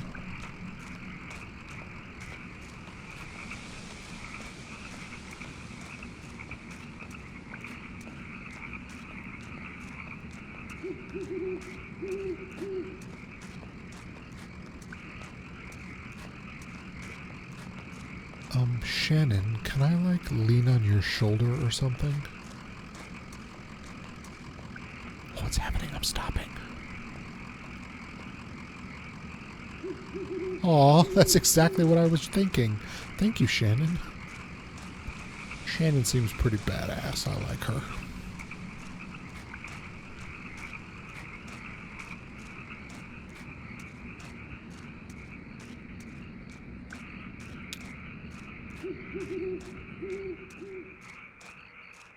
Oh, wait, that was a look option? Oh, shit. There's nobody buried here, you know. It's decorative, I guess. Or it's art or something. I don't know. A decorative graveyard? What are the names on the headstones? Nowakowski, Padilla. I don't know those names. Maybe the people who lived here before? I know when they bought this property, it already had a house and everything.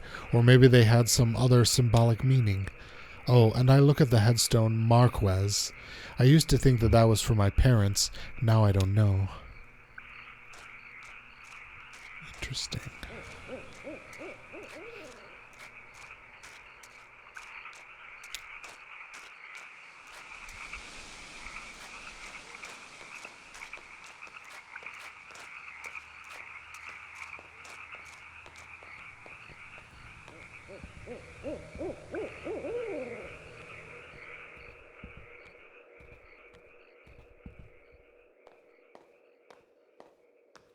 Can we go in the basement now? I'm just really curious why it's lit up. So this is where she was. Yeah, makes sense. This was where Weaver and her parents lived. They took out a bunch of loans, you know, and had this place built. Do you have any debts? I never really had any collateral. I owe some people some apologies. Interesting. Yeah, apparently I'm a dick. Totally. I like it. Well, you're lucky that's all you owe.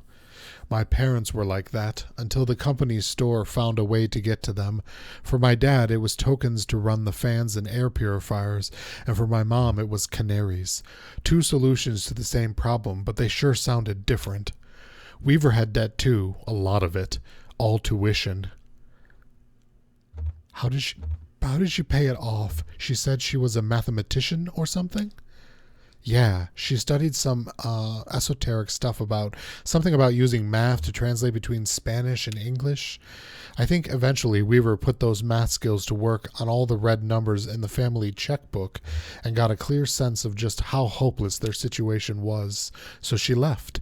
I guess she just drove away in the middle of the night. They woke up in the morning and the car was gone, never came back. Until tonight. Someone else told me to come here and talk to her.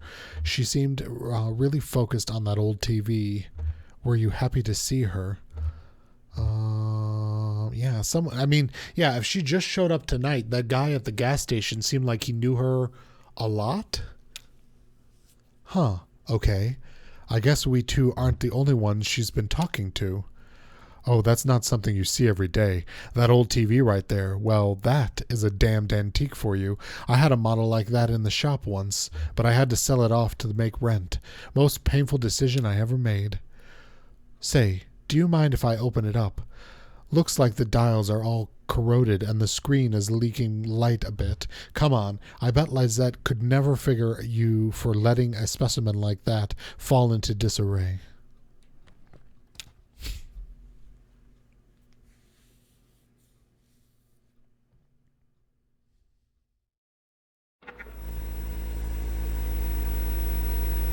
They're here. Oh yeah, these tubes are all messed up. Look, like they've been in the swamp or a cave or something. There's moss growing on this one. That's okay. I have a few spares in my bag here. Here. I pulled this one out of an old computer monitor. Just needs to be recalibrated a bit. Okay, that should be seeing something now. Are you seeing anything? Hey, that looks dangerous. What are you doing there? A little bit to the left? Yeah, a little bit to the left. Damn. Okay. Here. I think that connects are dirty.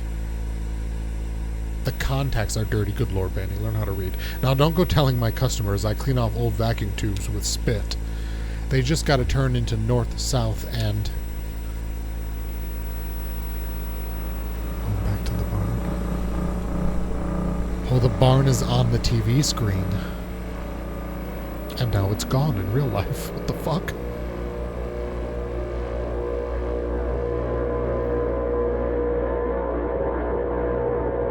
Oh, Kentucky Route Zero goes through the barn.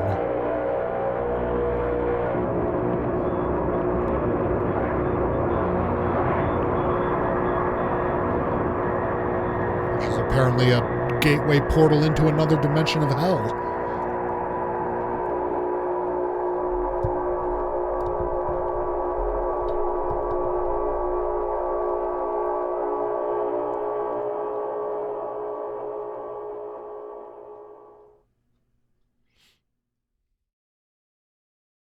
End of Act 1? Yes. Well, that felt like an ending of an act.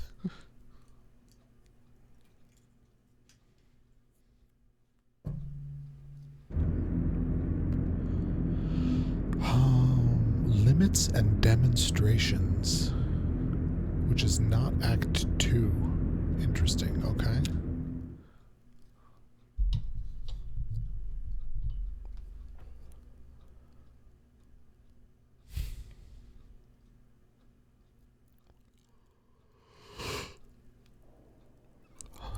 Limits and demonstrations. Limits and demonstrations. Now I've said that 3 fucking times. A Lula Chamberlain retrospective. Lula, that was Joseph, the gas station guy, was married to Lula. I think, if I remember correctly. Marking the first major public showcase of her work in over 20 years, this retrospective exhibition of work by pioneering installation artist Lula Chamberlain comprises a diagonal slice through time, place, and form. The pieces are displayed here were individually debuted over a period of 35 years, designed in Chamberlain's various homes and studios between her beloved Mexico City and her native Elizabethtown. They represent a range of scale and impact from the intimate warmth of vertex texture fetch to the infamous visage, the latter of which requires a vertical clearance of over 35 feet.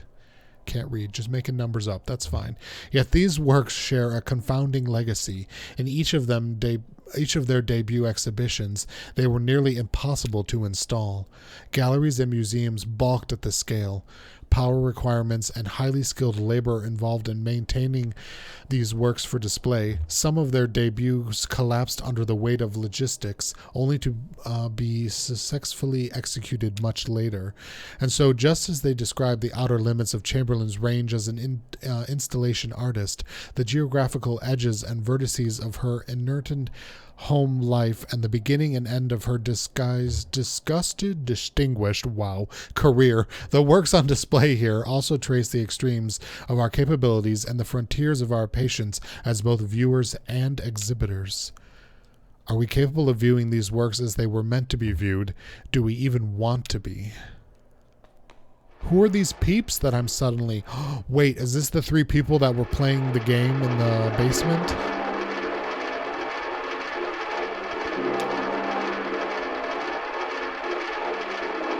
No, I didn't want to leave. No. I'd like to look around a bit more. Yeah. That was an accident. I meant to click on this. Title card, spinning coins, suspended correcting for angular motion, 1976, found materials. What a lonely image. It feels so strangely alive. Didn't you have one of these? What a lonely image. The image on the screen, or the whole thing? On the screen, that coin. The whole thing. The microfilm reader, the flickering coin, yeah, the whole thing. Yeah, kind of anxious, right? I feel like we startled it, and now there's this uncomfortable pause. Yeah. I feel really drawn to it, but it just makes me nervous. Interesting. It's also incredibly loud. Let me know if it's loud in here. Title card, Vertex Texture Fetch, Tree, Television, and Suspended Cath Rope Ray Tubal, yes, a tubal, 1968, found materials. Bob, this seems like your kind of thing. Oh yeah, I love this one. So domestic, but so weird. Guess I'm just really into weird domestic these days. Yes, it's very chic. Excuse me? This one has all the moist noises we've been hearing so much about. Title card, Visage, 1984, Unknown Media. What is that made from? It's a mystery, looks like. Ribbon? Bandages? Or have you seen The Invisible Man? It's... Slice a visage to build a visage, a puzzle to its owner. What? It's a poem I read. I think it was written by a computer. Sounds like it. I think it's lovely. I think it's lovely.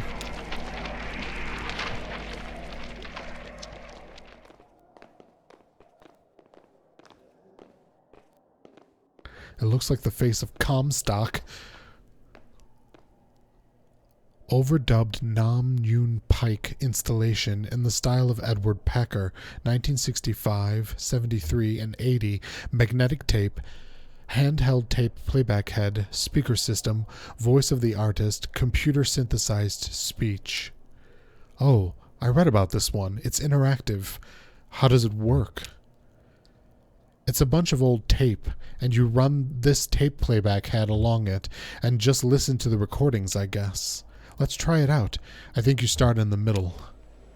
As Bob drags the playback head along the tape, a woman's voice issues unsteadily from the speakers. We start in the middle.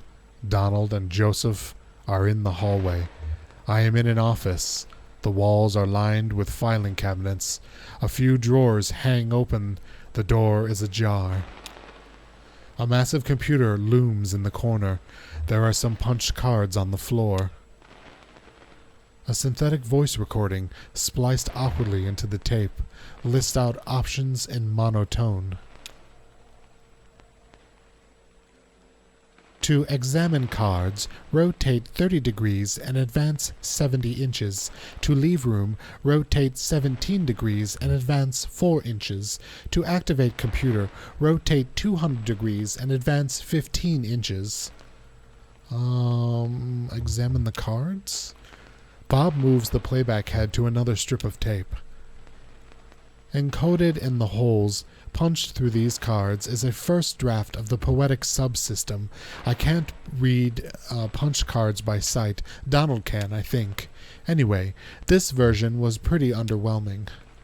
To leave room... Alright, got it. Activate computer. Bob moves the playback head to another strip of the tape. So loud. I love it. I am now holding 2 punch cards. On one of them, Joseph has scribbled a note, Caves. The other is blank. To insert Caves card, rotate 11 degrees and advance 2 inches. Okay. Sure, let's insert the Caves card. We're on a dirt trail in the park, or, well, it's not really a trail. Distant. It's a trail. It's more like a tendency. There tend to be fewer plants here on the path we've been walking. Walking sounds. Now we're walking at the edge of the massive hole. The dirt gives way to mossy rock. As the ground sinks into darkness, Joseph and Donald are following a rope down into the cave. They have computer equipment tied to their backs, so do it. So do I. Do it. To enter the cave, rotate 65 degrees left and advance 4 inches. Hell yeah, enter the cave. That's the last trip, so everything's down here now. The final resting place. Don't be so morbid. To remember a fond gesture, rotate 180 degrees and advance 23 inches. To regret a harsh word, rotate 12 degrees and advance 6 inches. Remember. It's morning now. I'm in the car. I'm driving to work. This is the last recording I'll make on this tape, and then I'll drop it in the mail tomorrow, and then who knows? I've been recording onto this tape for 15 years, I think. A lot of other things happened, so here is a story. When I met Donald and Joseph, they were both students, and I was in a band performing on campus. They came to my show, and then we met at some bar and had a few drinks together. Joseph wanted to impress me, so he stole a metal cocktail tumbler and gave it to me. We got kicked out, wandered drunkenly until morning, and finally ended up at a diner. And now I use the tumbler to store extra pens on my desk. We had the sickest three-way of my life that night. Donald never spoke to me or looked Joseph in the eye again. So I'm also out of tape. I guess I'll just let it run out from here. No instructions. Hey, go back a bit. Maybe we missed something. Yeah. Really? We've gone so far. Yeah, let's go back. Is there anything else we can do here? I guess we should stop then. We could do regret instead, if we go back. Okay, sure. Bob moves the playback head. That's the last trip. Okay. Final resting place. Got it. Okay, let's do the regret. It's late morning now. I'm sitting at my desk on my lunch break. This is the last recording I'll make on this tape, and then I'll drop it into the mail tomorrow, and then who knows. I've been recording on this tape for 15 years, I think. A lot of other things happened, so here is a story. The first time I moved to Mexico, I stayed there for 3 years, and I had no contact with either Joseph or Donald in the whole time. They each thought I'd done it to spite them. Maybe I had in part. But I don't think they ever appreciated the community I had in Mexico or... Anyway, when I came back, I didn't call them or visit the university. I ran into Donald completely by chance at a hardware store. He asked me why I hadn't called, and I told him it hadn't occurred to me. So I'm almost out of tape. I guess I'll just let it run out while I eat. No instructions. No, that's the end of this tape strip. I don't think we ever reached this long, the one at the top here. Is it cheating to skip over there? I won't tell a soul. Bob moves the playback head to another strip of tape. Donald, think of our work, our research. You'll die in these damn cold caves. And what about those men? You know they'll come back. We'll go deeper, that's all. They'll never find us. Did you hear their voices? They'll find you, but not me. I'm going back to the surface. Stop. Your stupid fight is ringing through the whole damned cave. Joseph is right. We can't stay here. I'm leaving. But I'm not going back to the surface. I'm taking my station wagon and I'm heading down into zero. You'll be lost forever. But we need your voice for the machine, Lula. It only recognizes your voice. I'll send you this tape when I'm done recording. I'll put it in the mail, and then you can see what your damned machine does with it. Oh.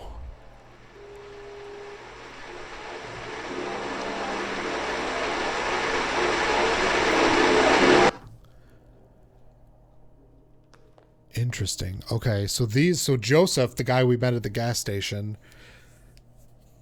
and his wife discovered this alternate world or whatever through the zero and started recording and like studying it seems, possibly. So what's going on there? I want to know who these three people are that keep popping up. Basement puzzle number 2. Artist, Sunset, and Horse, 1976. Blaster and Wire. What do you think she means by puzzle? Can you read the covers of these books?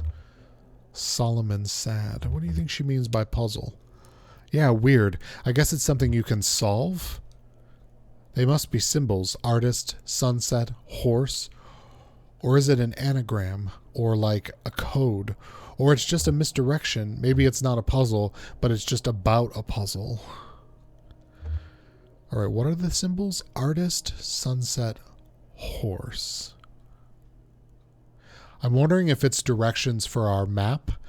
Like the horse is the gas station, the artist is Marquez's house. And I don't know what the sunset would be other than just west. So west of the horse and the sunset. Maybe it's a puzzle, but there's no right answer. That's a kind of sad. Indeed. Most things are sad.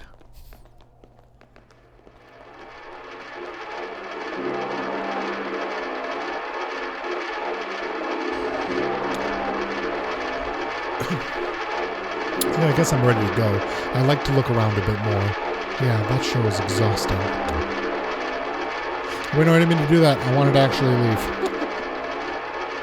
I think we've done everything that we can. I need to get to work anyways. What do you do? Who are you people? Wait, I bet you the three of them are real. And we're seeing them as sort of like ghostly apparitions because we're dead or whatever. Alright, it's apparently already been 2 hours. I don't know how that fucking even happened, but I'm going to take a quick break to make more tea for my throat so I can keep reading. And I'll be back in just a little bit, I guess.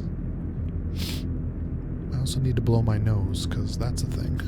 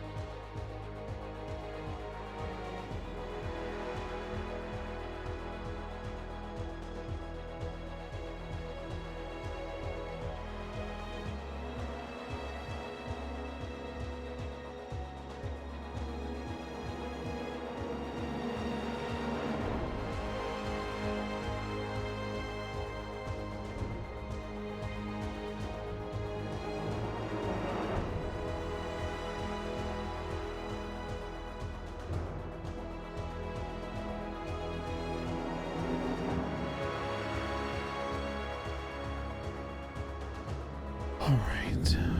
Ooh, so ominous. I find it curious that we started with Act 1 and we just did like a little sub-act that got crossed out. But there's in between each of the act, it looks like there's a subplot scene, but after the 5th one, it's all like crossed out and illegible. I wonder if that's gonna open up as we continue, probably.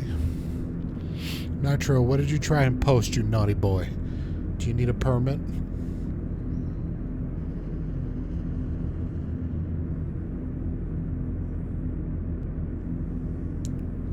A delicious dessert. If you pop it in the Discord, I can see it there too.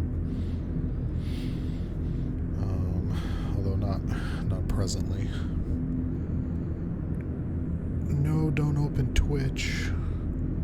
Open Discord.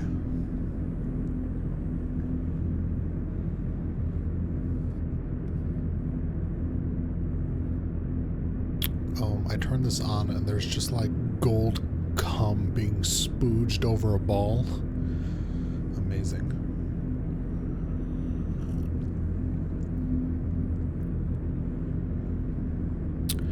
This all looks good, but it looks like it would be very expensive for me to eat enough of it to feel like I want to die.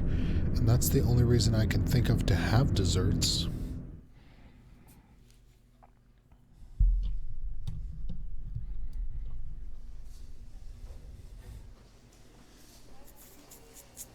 Attention Lula Chamberlain, regarding your application. Thank you for your application to the Gaston Trust for Imagined Architecture's annual fellowship. We received a record number of applications this year, over 100 in total, and regrettably, we can award only one fellowship position per year. As you know, our review process includes a multi-phase blind committee analysis of portfolio submissions, as well as a careful review by a panel of subject matters experts on each applicant's notability and relevance in the field. We must be extremely selective in our process so as to maintain the standards we have established over our 35 years in operation. Our panel did not select your application. We encourage you to consider reapplying next year. Many young artists and architects reapply for a few successive years before being accepted. Sincerely, Dr. Carl Storn Norden, Architect, Gaston Trust for Imagined Architecture. Below the printed text is a hastily handwritten note. Sorry for the condescending form letter. Love your work. Unfortunately, I just do the mail here. Your, I don't know, objective servant, Robert. Sure, I don't know what that says, but okay. Lola throws the letter in the wastebag. Lola folds up the letter and puts it in her handbag. Lula, excuse me. Lula opens a folder on her desk labeled proposals. Lula opens a folder of writing paper on her desk. Open the writing paper. To herself, quietly. Dearest Robert, thank you for your kind note. Sure, why not? Though it has been years since my name appeared in a gallery program, except as an occasional dusty curiosity in a group shown or as the impertinent subject of some misguided retrospective, I continue to... something, gratitude, yours in situ, Lulu. Cannot read her name to save my life, apparently.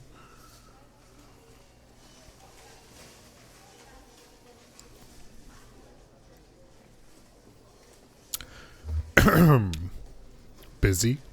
It's not important. Buried. How are you, Rick? Okay. I'm going to teach you all right now. If anybody walks up to you at work and asks if you're busy, the response is always buried. Yikes. Hey, Lula. Did you get my note? About the office party? I'm going stag. Hell yes. Oh, yeah. I didn't mean... Hey, I'm probably not going anyway. Lots to do, you know. A lot of new drafts, So, how did your application go? I was in the mailroom and I saw you got a letter back. Are you fucking creeping on me, Rick? Sorry, I didn't mean to pry. I just saw... It's fine, Rick. I'm not going anywhere. How's your goldfish? Oh, the old goldfish brush off. Okay, so now we're starting to see the real life of this artist and Robert and Joseph, I guess. Bureau of Reclaimed Spaces. It's like we're playing Control. Such a good game.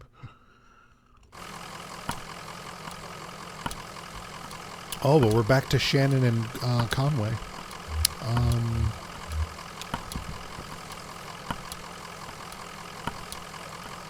Didn't we just pass this place? Maybe someone here can point us in the right direction. Yeah, looks like they're still open. Must be the night shift. What do you think they do here? It looks like an office building. It looks like a cathedral. What do you think? Nothing about this looks like a cathedral to me. I'm going to go with office building. Yeah, an office building in a cathedral. This is weird, but do you think we're inside or outside right now? Both? Okay, very poetic. Well, maybe someone around here has a better sense of direction. Blue, what do you think? I think you're the true hero of this world, Blue. End of the line. Maybe it's still under construction. Well, work seems to have stopped for the moment.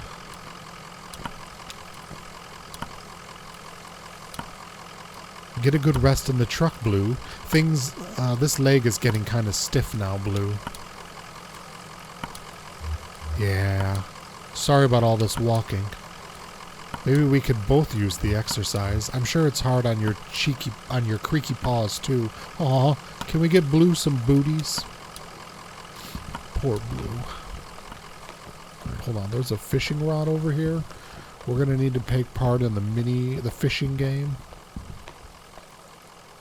Alright, this is kind of creepy. This endless void. Never mind. Never mind. Oh, I can go down on someone.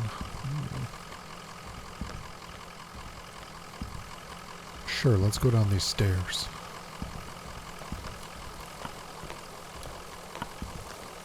Can I go down these stairs? Oh, I cannot go down the stairs. Alright, never mind.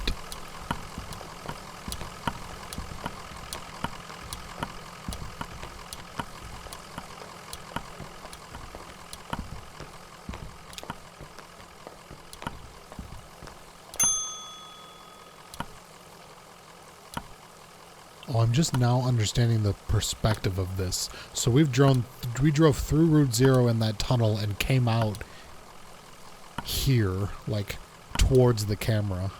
Interesting. Well, here you are. Better late than never, I guess. Just unload the whiskey over there by the elevator. I'll figure something out. We're actually a bit lost, ma'am. You're lost? So you're not the... Sorry, honest mistake. We're supposed to have a little celebration here at the office, but the whiskey never showed up. I saw your truck and thought, but you don't really look like one of the boys from the distillery. Anyway. What are you celebrating? What do the boys from the distillery look like? Yeah, are they those sexy shirtless men who were pushing the plane? What is this place? Well, it's clear you're new to this territory. I expect you just mean to be passing through. We're looking for Dogwood Drive. Do you know where that is? Dogwood? Nope. You're going to need to talk to someone upstairs about that. One of the map clerks. But first, we've got to get you in the system. So you'll need an appointment with one of the ingestion clerks. Now, let's see. Rick is booked proofreading drafts all afternoon, and Wanda out at a site. Let me go make some calls and see if we have anyone free. There are some books over there in the waiting area, or just take a look around. Have you seen our grotesques? Excuse me? You're what now?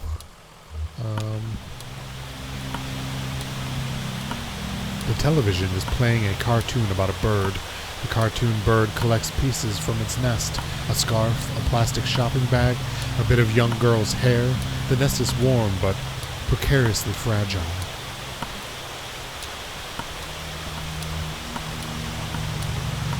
The television is playing what looks like a nature documentary.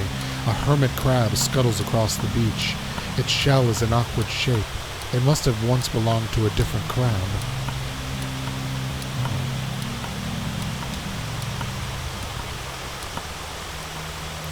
This television is playing an instructional video on elevator design. It is crucial to maintaining proper lighting in an elevator. In the absence of sight, passenger sense of motion is greatly enhanced. The passenger should never feel as though they are physically ascending or descending. The elevator should create the illusion that the building is flat. That is the mark of a successful elevator design.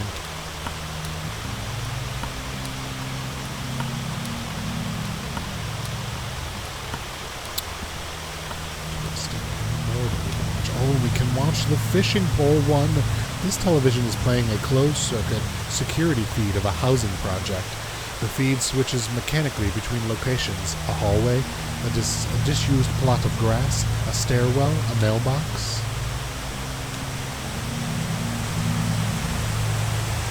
The television is playing a silent video of an empty theater. A microphone sits in the middle of the stage. The lights are slightly dimmed. The speakers hum impatiently. About these books that I heard so much about? Excuse me, Blue. I'll come back this way, check out these books in the waiting room.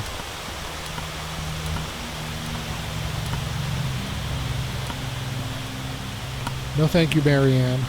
I either want to figure out how to go down these stairs or check out these books. Ooh, she is watching us with a bitchy eye, if I ever saw one. Oh, I see. Oh, Rick is up there, but Lula's gone, so this must be after she disappeared into the zero. 3 books are piled on the table: a service manual for a sewage pump, some architectural plans for a bungalow, and a slim collection of Japanese death haiku. An envelope is protruding from the bottom of the stack. Pick up the envelope. The envelope reads Bureau of Secret Tourism. It contains several small, handwritten brochures with ritualistic directions to bizarre locations. Interesting.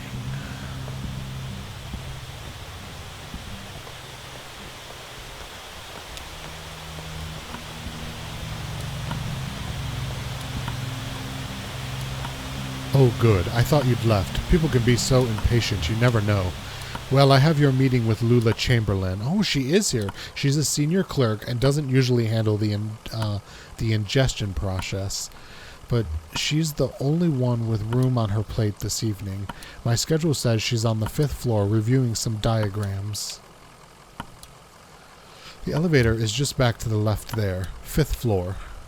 Oh, I'm going to stop on every other floor and read everything on the way, though. Thank you. Thank you very much for your support, though. How exactly do I get back there? I seem to be having trouble navigating. Wait, do I go through this way?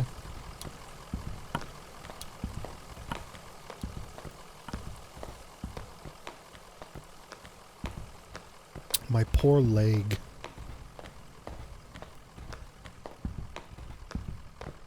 What's over here? Is this a fireplace?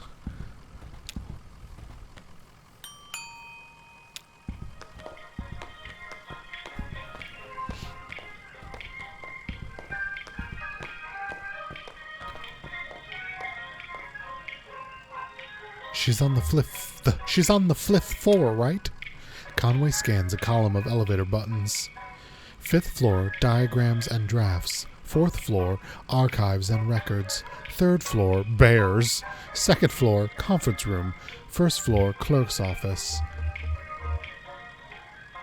Which is different from the lobby. Alright, clerk's office.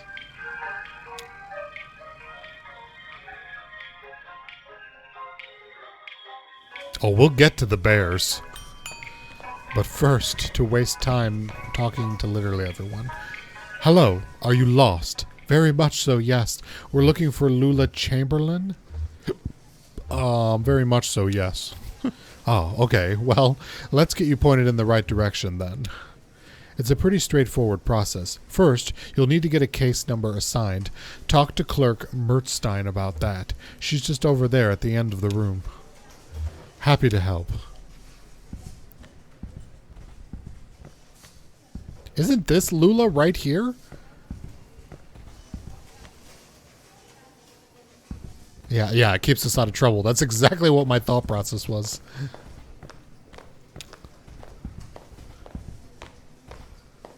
Clerk Mertstein. Hi, how are you? Fine, thanks. I just need your ingestion card and a list of your last 5 permanent addresses. Ingestion card? I don't think I've had 5 permanent addresses. Let's just skip it. Which one of you is Lula Chamberlain?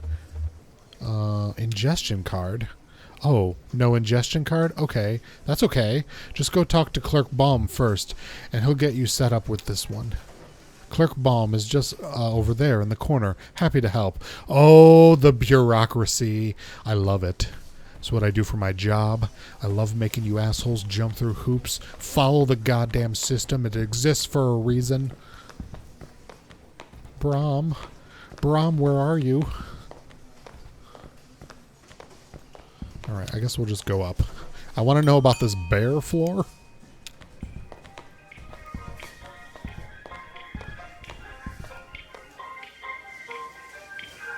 Okay, her office is down on the 1st floor.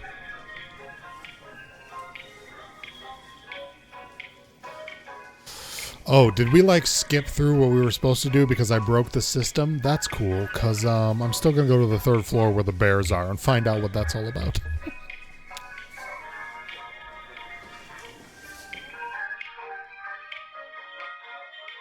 Oh my god, it's literally just a floor of bears. That's amazing. Are we going to get mauled?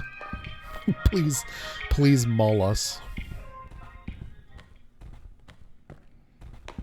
Oh, they're so cute. Look at them. Can I hug you? Literally just the bear floor. I love it. Alright, we'll send someone back with a bucket and a shovel. Seems like you guys really need to clean this place up. Alright. Oh, I think I broke the game by not going to the 5th floor, but let's just go there anyways.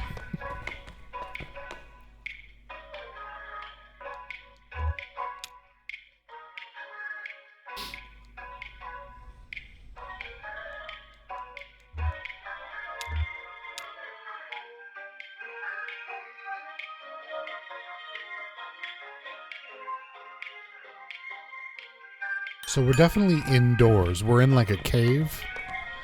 There seems to be some stalactites. That's the right one, right? Record player.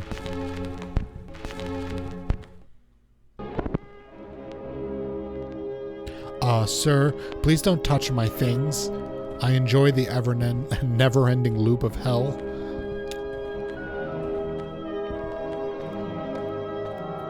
Greg is hard at work examining some diagrams, measuring angles with a plastic protractor, and occasionally scribbling numbers in a small leather notebook. Can I help you? Don't answer that. Are you Lula Chamberlain? Sorry, we're looking for an ingestion clerk? Oh, no, I'm an interior spatial analyst. I can't help you with that.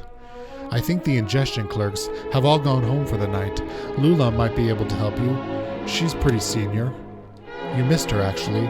She was up here about an hour ago. She's probably back on her at her real desk now, on the first floor. She barely made a dent in these diagrams. Must have been distracted. Speaking of which... Okay. Tights hold tight to the ceiling. Might reach the ceiling one day. Ah, I see. The old, what do you call that?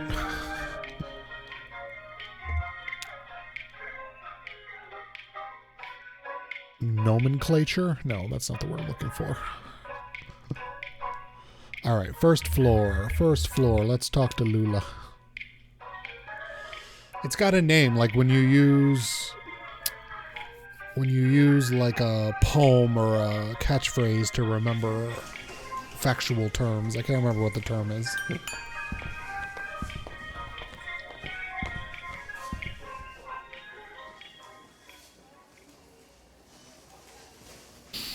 All right, Lula, I know this is you, but apparently I need to find Bram. Bram Stoker, where you be at, boy?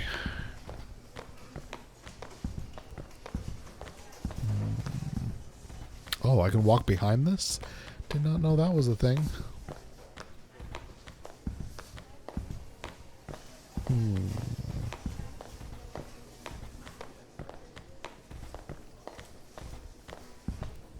Well, now I've broken the game.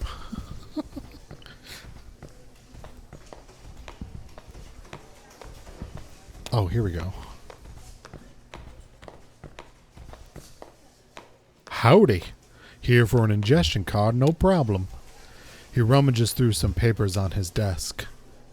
Happy to help. He opens a few folders and quickly closes them. Looks like I'm out, but I know there are some back in the archive. You'll have to put in a special request with Clerk Macmillan. She's the document czar. Straight back at the end of the office there by the filing cabinets. Okay. No. Respect the system, Conway.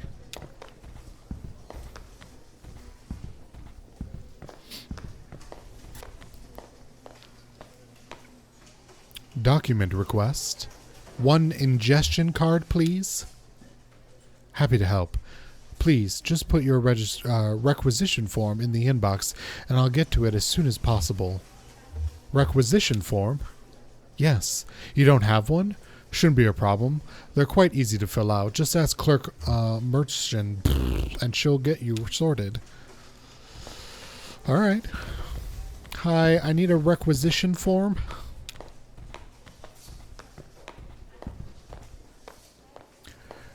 No problem. I'll just need your ingestion card to mark it outgoing in my logbox. I don't have an ingestion card. Oh, no ingestion card. Okay, that's okay. Just go talk to Clerk Brown first, and it'll get you set up with one. All right, this is where people get the wrong idea of bureaucracy, because this shit won't happen if you have a good bureaucratic system. Okay? The reason the system was created in the first place was to avoid this bullshit. But I see the joke you're trying to make. Alright, we need to get mad at someone, otherwise we're going to be stuck in this hell loop for all eternity. Howdy. Here for an ingestion card, no problem. Alright. Let me yell at you. I gotta yell at someone. Might as well be the man. I'm sure he deserves a sexual harassment charge.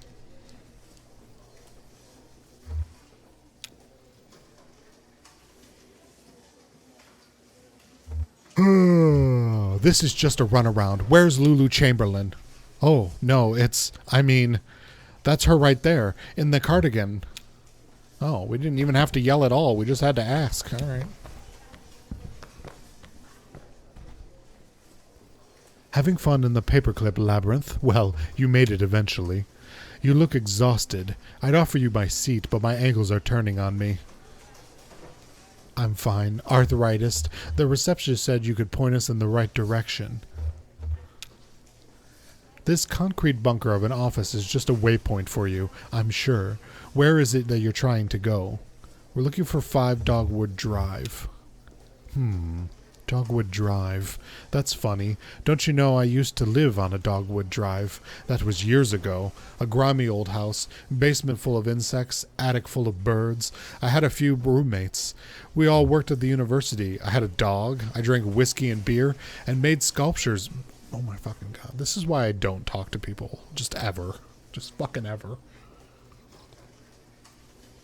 And you think this is some Lynchian weird bullshit, but if you show the slightest hint of caring or interest in anybody that you encounter in the world, they will just unleash an unending vomit chain of bullshit about their life that I do not care about. But that Dogwood was a surface road. With a name like that, it would have to be, what are you doing on the 0? A gas station attendant told us we need to take the 0 to get there. Yes, because the gas station attendant is her husband, right? Gas station attendant, I see. Friendly blind man, about my age, hangs out with an old cat, likes to pretend he's a poet. I don't remember the cat, but the rest of it sounds good. His name is Joseph. Do you know him? Joseph and I used to work together, and we lived together. We were friends. Oh, I thought he said married, but maybe he's just delusional about their relationship. But that was a long time ago. We haven't spoken in years. Do you know why he's pointed you this way? It's because he's still in love with me, of course, and now he's implicated you quite inconsiderably, and in your condition, it's appalling. So I'm very sorry for wasting your time, but I'm afraid you've been misled. Excuse me. But where's Dogwood Drive you lived on? Maybe it's the same one. Get over yourself. Yes. Give me the Bani answers. Get over yourself. Lulu pauses, taken aback. Well, I guess that's fair. All right, maybe I can help you. For Joseph. The Dogwood Drive I lived on is now called Pale Dogwood Drive.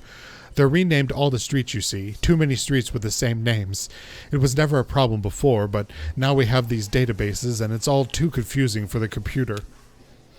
The computer has no sense of ambiguity, so it proclaims an error. Name collisions, they call them. So my Dogwood Drive is Pale Dogwood Drive, and another might be Large-Leaf Dogwood Drive or Himalayan Flowering Dogwood Drive, and so on. But one of them is still just Dogwood Drive, or so we might hope. It's really a matter of consulting records, of which we have an abundance here. Do you have records of those streets? I expected we must. They'll be up in the archives and records, 4th floor. It'll be filed under 0 for autonyms, probably, or G for generic, or maybe S for specific, depending on which part of the street name was changed. Fabulous. I thank you so much for your assistance.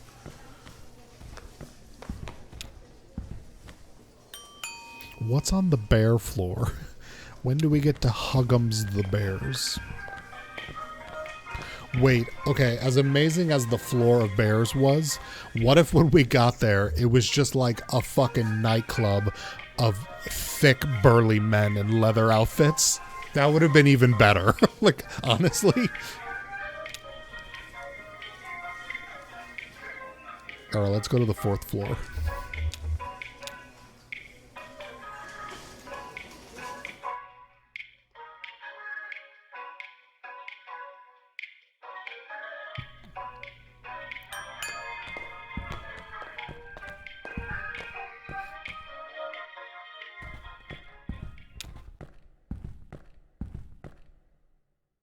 Damn, this place is a mess. Okay? Take a look through that logbook. I guess maybe there's some kind of system to all these boxes. I'll just start digging. The small logbook has a smart leather cover. A few notes are scribbled on the inside covers. Most pages are just lists of titles, names, and dates. Inside front cover, page 1, page 14, inside back cover. All right, let's just go down the list. Note in logbook. Document staff, please do not transfer any more records from the storage unit until we get the new file cabinets in. We're up to F, and now we will have to do for now. Instruct clerks to focus on activities beginning with the letters A, B, and C, D, E, or F, or activities most likely to involve research on subjects beginning with those letters. For example, cars is okay because it involves automotive, driving, brakes, etc. But air quality is not okay because it relates to health, safety, pollution, etc. All right, page 1. Several documents relating to sporting competition venues were quickly checked out and back over a period of few days. Basketball courts, basketball fields, alleys, and parking lots. This is like the second time there was somebody else earlier we could have asked about a basketball game. More clues into the nonsense that is this plot that I'm totally into. A single set of documents relating to coal mining operations was checked out and back in several different people within a few hours. Interesting. Failing antique shops, folders missing, listed checked on page 63 but not present. Lizette's went out of business apparently. Nothing? Me neither. Half of these boxes aren't even labeled, and the rest of them are all from the first few letters of the alphabet. I couldn't find anything with an O or a G or an S. Maybe that clerk knows something else we can look somewhere else. Oops, I meant to go down, but I'm guessing it works either way.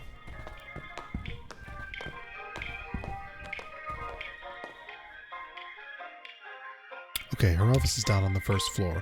I remember. And she's gone.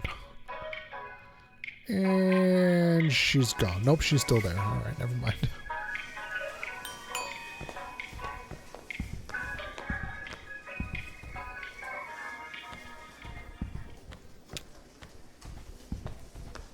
Lula, you contemptuous bitch. I mean, nothing?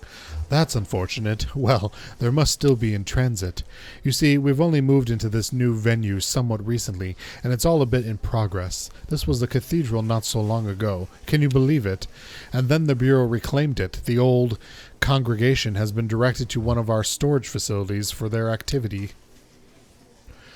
That's where you'll find the street name records, I expect. At the church. Mary Ann at reception can give you directions. Just come back when you have the files, and we'll begin the necessary paperwork to have the information analyzed. Oh, and while you're out on the road, you might want to stop and see Dr. Truman about your leg. He's a specialist regarding ailments of the joints and limbs, and I know he works at night. His home office is in a small neighborhood on the east edge of Bowling Green. Here's his card. Do stop and see him. That leg is a miserable sight. Take care of each other. Oh, we're going back to my map. Well, we know where the church is because we fucking already went there and it's haunted and disturbing. Hey, Charlies.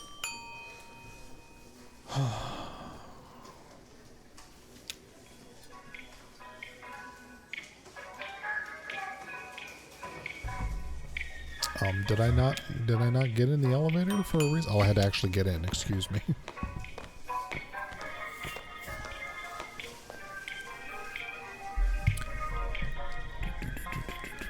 All right, lobby, I guess.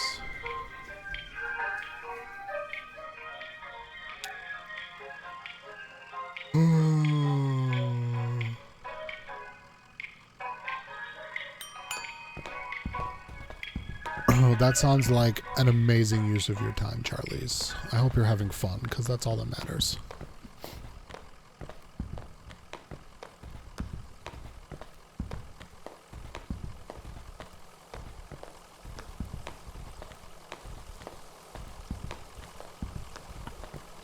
Oh, Mary Ann, you were not helpful at all, but thank you very much.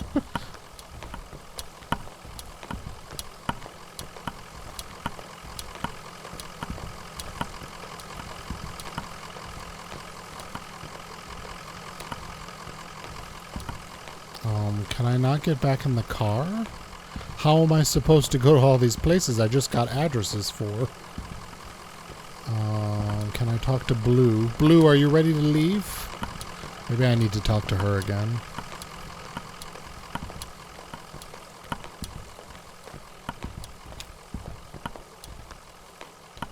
Get what you need. Lula said you could direct us to the church. Be straight with me. What is this place? Totally.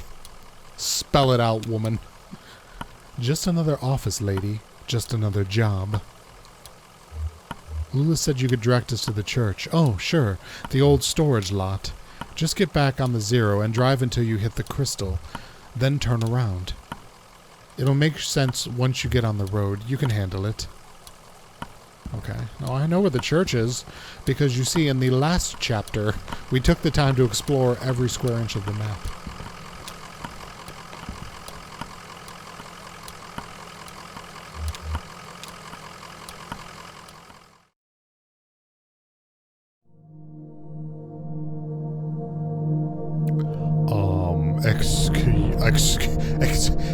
Excuse me? Okay, this is not the map that I was expecting us to return to. And I kind of blew her off without find the crystal and then turn around. Okay.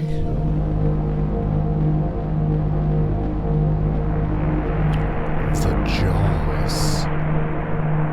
So we're inside an Ouroboros.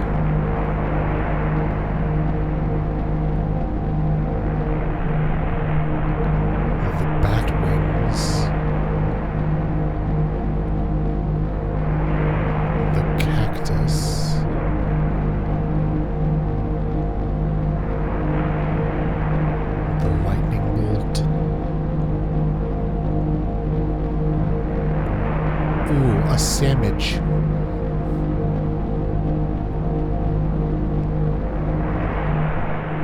The Eco-Shadowrun? I don't even know what that is.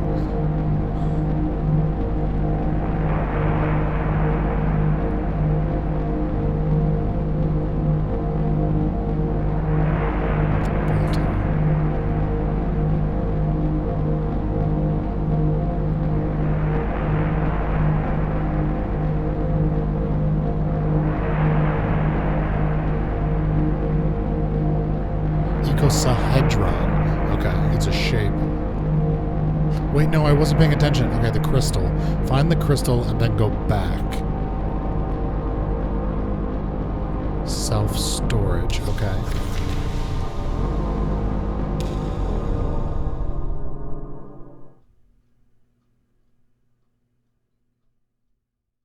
Act 2. Scene 2. St. Thompson, Shirache.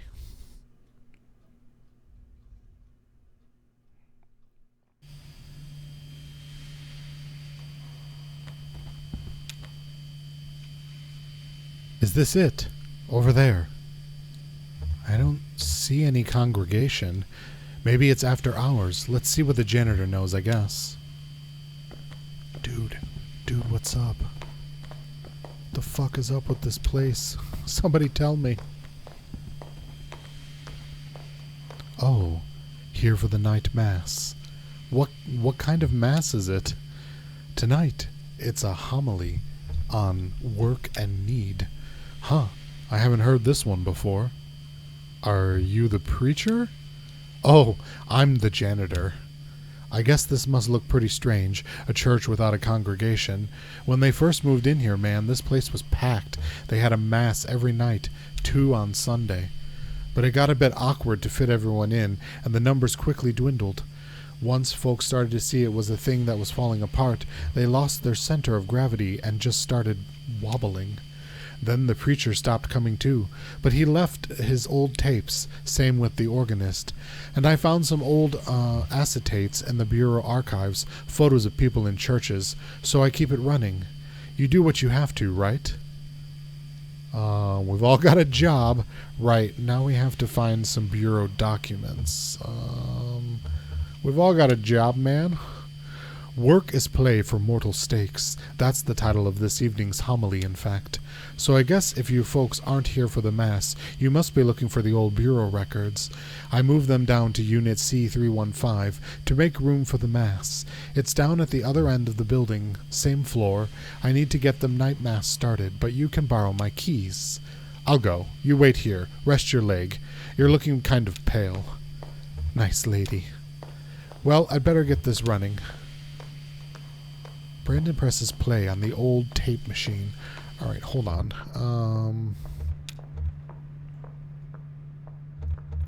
No, I was going to try and check my journal, because I just forgot. We should have gone to the doctor first. To get his leg fixed. Maybe we couldn't do that yet, though. Conway listens to the homily. Is your whole family Catholic? No, let's listen to the homily. I don't give a fuck about Brandon. There are many days on which we proclaim the value of labor and celebrate the piety of the hard-working. Through feast and abstinence, recognizing Saint Joseph the worker, who has fostered fathers to our Lord Jesus, and who trained him in carpentry and in the merit of sweat, and this is one such day. Conway listens to the homily. Yes.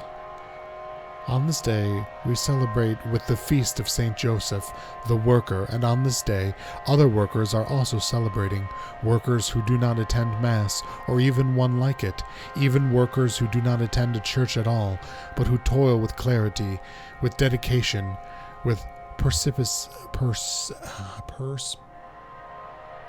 I don't even know what that word, perspicacity? I don't know that I've ever heard that word.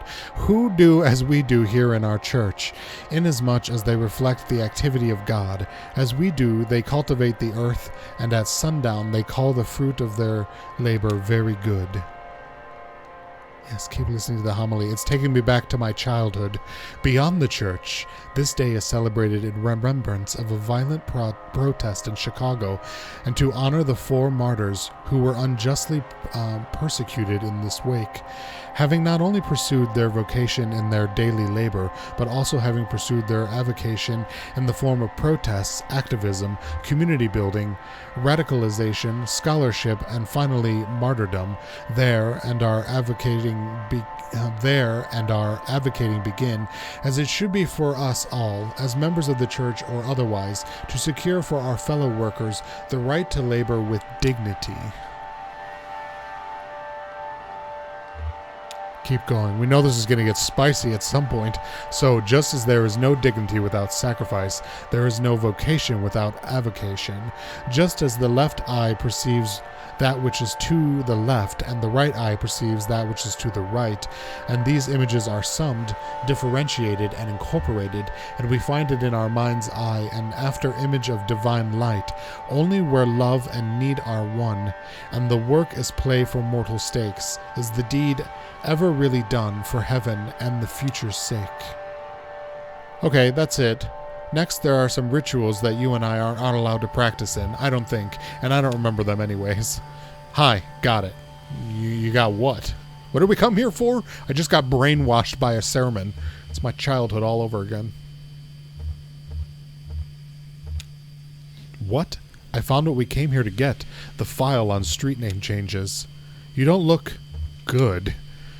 Let's head back to the bureau and get this straightened out, and then maybe we should go see the doctor the clerk recommended.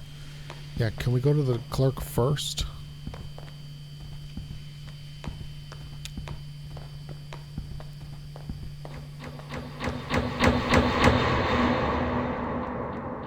Disturbing.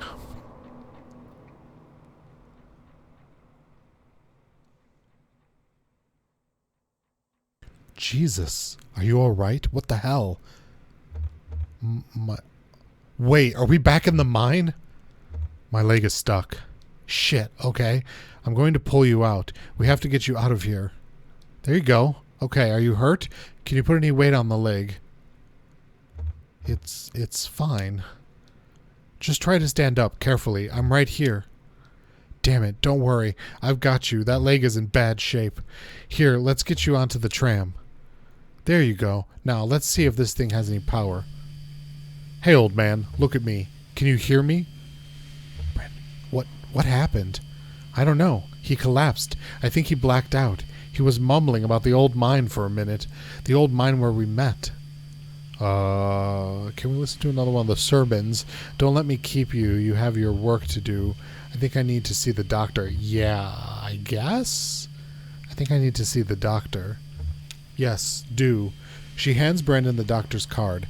How do we get to this address from here? I don't know. It's pretty tricky going back and forth between, here and there.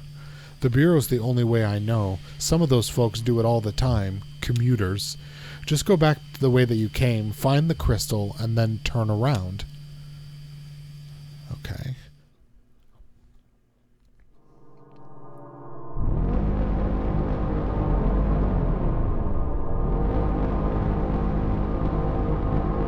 The question is which... Okay, find the crystal and turn around. Okay. The pipe organ... Staircase.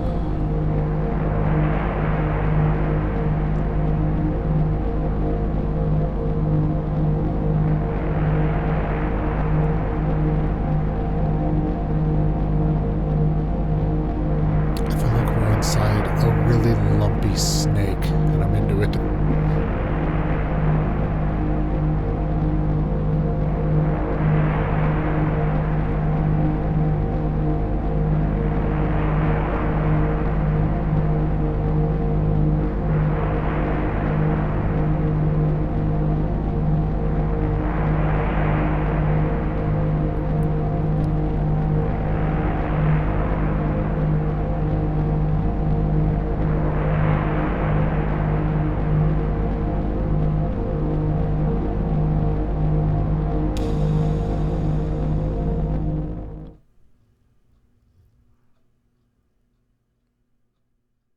Act 2, Scene 3. Oh, fuck. I wonder if I was supposed to keep going and look for the doctor. Shit!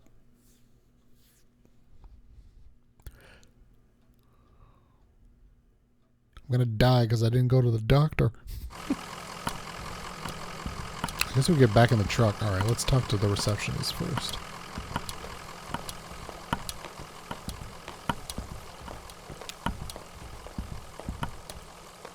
Back so soon. Can we talk to the clerk, Lula Chamberlain, again? We need to get to the Interstate 65. Lula filed your papers, so you're in the system now. I can process you whenever you're ready to go back. Just let me know. We've got a few more things to see down here, I'd say. We're ready to be processed. Alright, hold on. Let's do this. The Bureau of Secret Tourism, Esoteric Excursions from the Intrepid and Curious. All directions start from the Bureau of Reclaimed Spaces. These tunnels are a series of arterials excavated by runoff from an underground river which long ago evaporated, now the tangled vessels of marooned echoes. Drive clockwise until you reach the feather, pause for a moment to consider the cave walls, reverse directions, and drive counterclockwise until you hit the birdhouse. Now turn around again and you're almost upon it. The return, simply find the feather again and turn around. Okay, river tunnels. So is the doctor listed in here? Meditation tunnels. The deep valley. Is that where we came from? The site of an epic laceration to the very heart of the world. Certainly left by some great power. Perhaps a casualty in a battle between God and dinosaur. What is this game? Drive counterclockwise. Deep Valley sounds familiar. I feel like that's where we came from. Mineral Springs.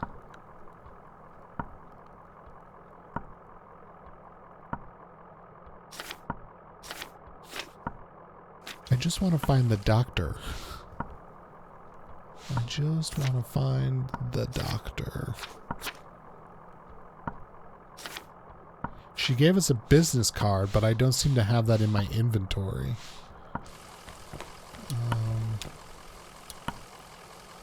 I guess we'll just keep going and see what happens. Just let me know. We've got a few things. Oh, wait.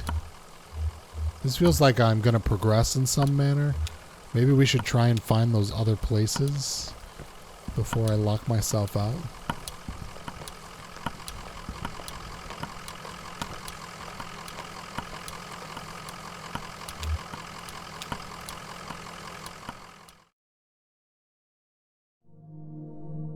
Alright, let's just, for the sake of science, the river tunnels.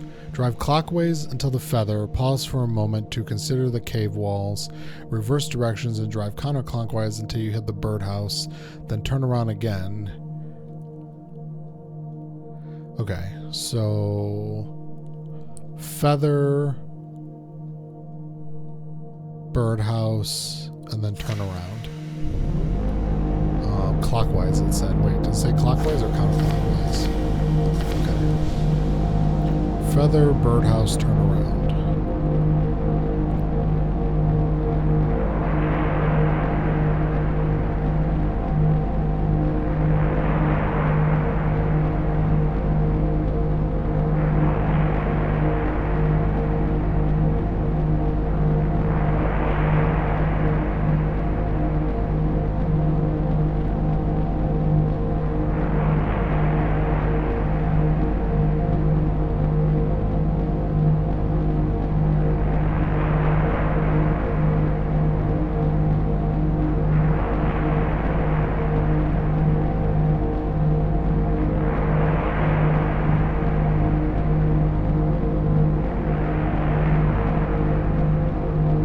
I know. It's exactly how I feel about. Okay. Pause for a moment on the feather. Then turn around. Oh, wait. What was that? But then it said go to the birdhouse. I don't know what that was that just appeared.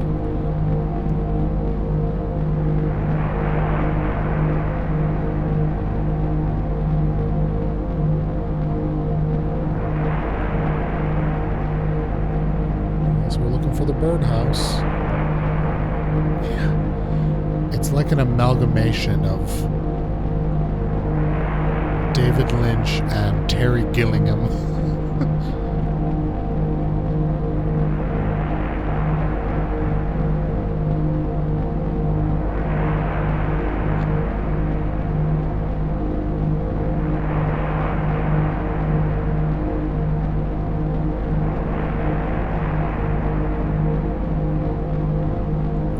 Come back on the bureau again. Yeah, alright, I fucked that up then. I guess we should have taken that little road that appeared. Pause for a moment to consider the cave walls, reverse directions, and drive counterclockwise until you hit the birdhouse. Alright, let's try again. I guess this time we'll just go down whatever that path was that appeared.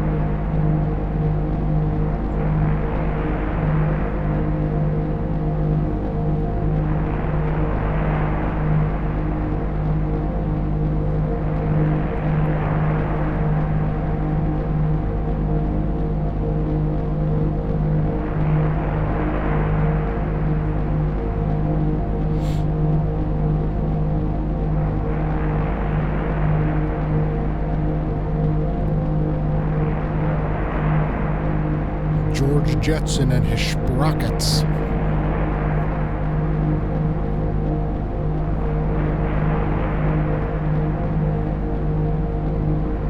Alright, pause for a moment. Okay.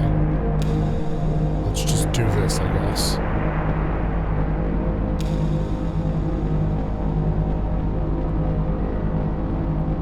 As described in the brochure, these mineral springs radiate with vigor and sweep youth from the pores in the cave walls, its sweet dampness evaporating and then collecting onto the ruddy faces of rejuvenated bathers. The air does not have a warmth and fragrance to it that seems to relax the nostrils. Okay, this is not where I was trying to go, but this is another place in our brochure. Shannon encourages Conway to rest his leg in the water. Sure, I mean, why not? The water is warmer than it looks and strangely soothing. Think about the day's work. Think about the night stars. Think about the night stars. Conway leans his head back, eyes closed. It still feels like night. down in the cave, not just the darkness, but the lateness of it. Somewhere on the other side of this rock, the stars are still drifting along indefinitely. He remembers some of Charlie's homework. From when he first went to college, Charlie was home visiting Lizette and Ira from the weekend. And he had some book about astronomy or physics or something, maybe math, watching the relative speeds at which different stars pan across the sky and using it to determine their distance.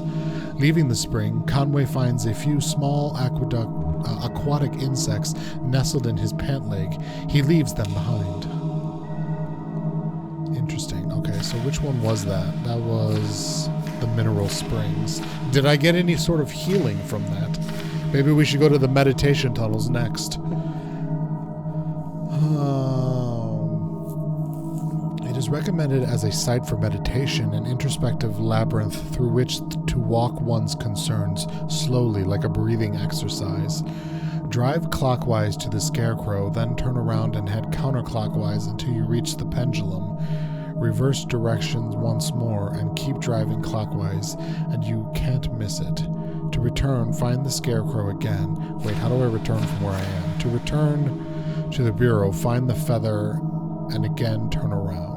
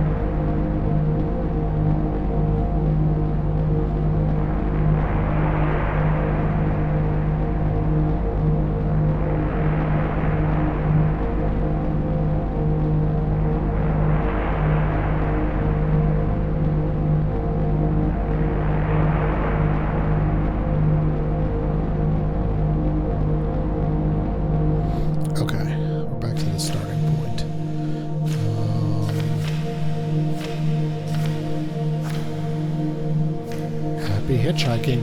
There's a phone number on the back. Somebody call this number, 270-301-5755. Can I click on that? We don't have a phone, do we? Hopefully I'll remember that at some point. Alright, the Deep Valley. Drive counterclockwise to the bottle, turn around, drive clockwise to the still, turn around. You're nearly on top of it. Alright, bottle, and then still.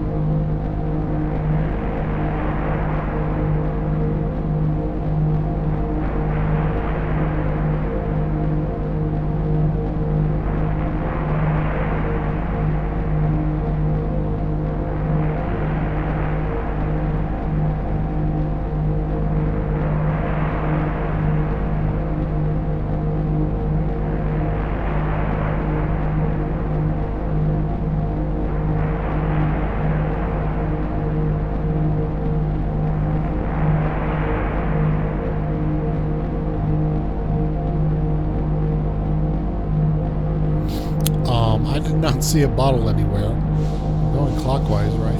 Yes, I'm going clockwise. Drive? Oh, drive counterclockwise. My mistake. Good lord. Can't read damn instructions. Wait, apparently I can take a nap at any time? Hey, you're looking kind of tired there, old man. Want me to take the wheel for a bit? Yeah, that would be a good idea.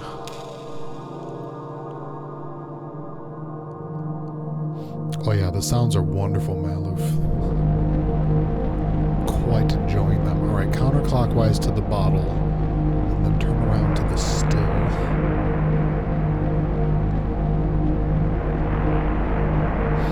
The blood-stained wings. The cacti.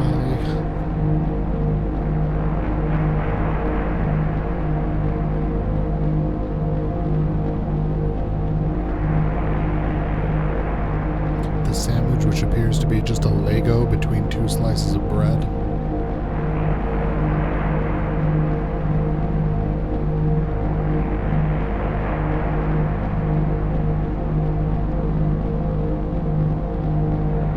Alright, to the bottle, then we turn around, we go to the still, and then we turn around again.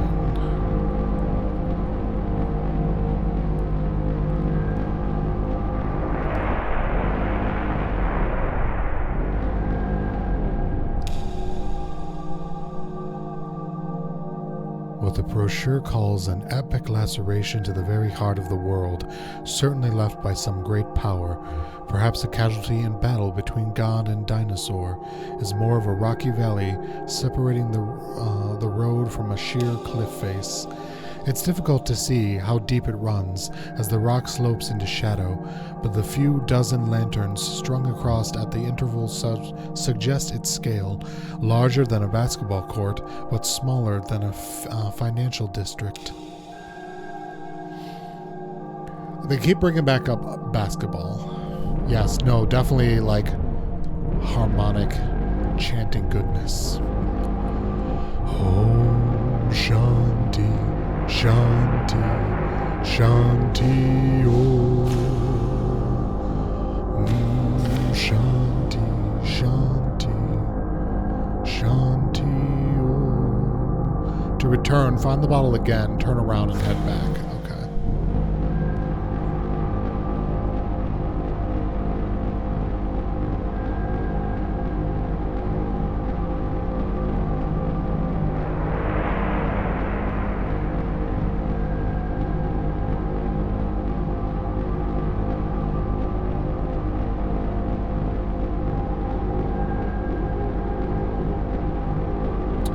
This still again, isn't it? Alright, we gotta go this way. My bad. Ever so lonely, ever so lonely without you. Look into your eyes. Your eyes are all I see. Love is an ocean for you, for me.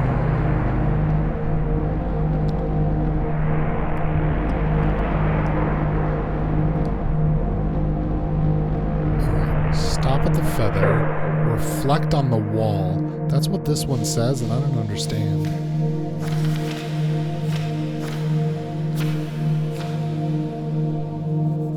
Reach the feather, pause for a moment to consider the cave walls. Reverse direction and drive counterclockwise until you hit the birdhouse.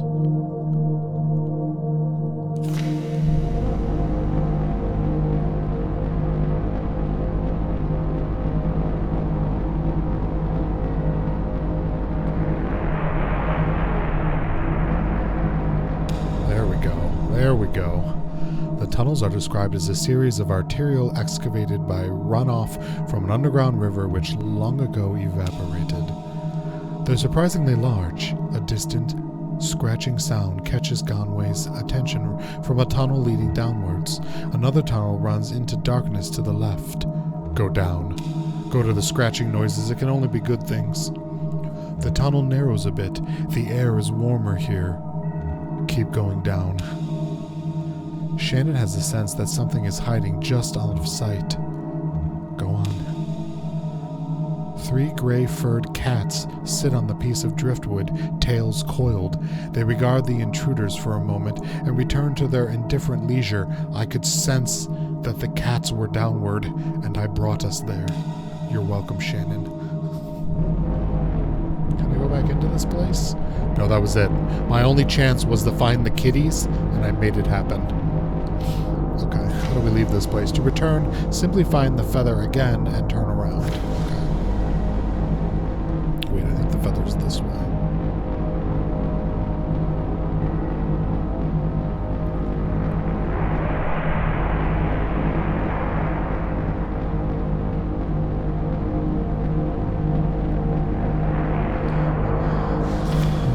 Haven't we gone? The Dymaxion Gallery. Drive counterclockwise toward the TV. When you reach the TV, drive clockwise to the antenna. Now turn around again and head past the barn. Okay. I gotta get back to the starting point though.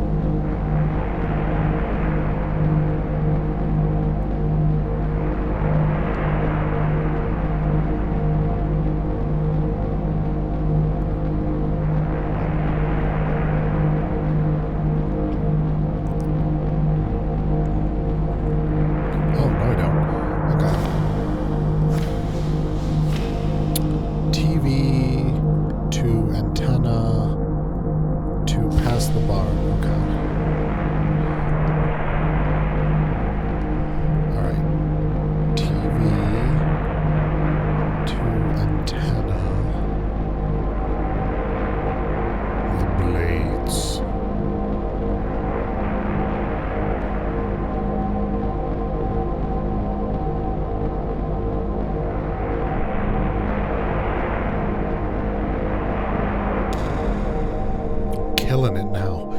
The brochure describes this place as a gallery of mislaid futures, abandoned on lonely highways as American industrial design shifted its gaze to the intangible.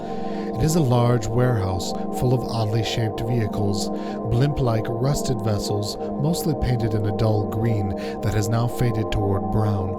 Welcome to my colorblind life. All green is brown, all brown is green, all red is brown.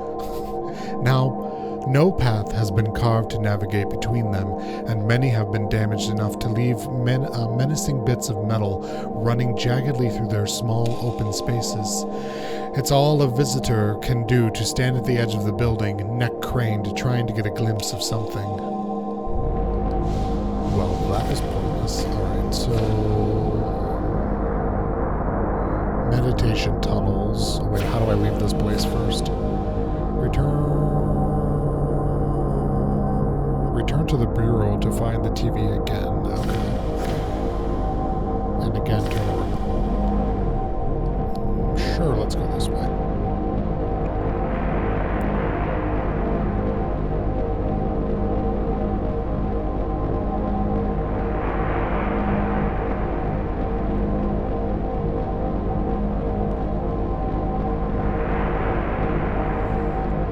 I think I need to go this way.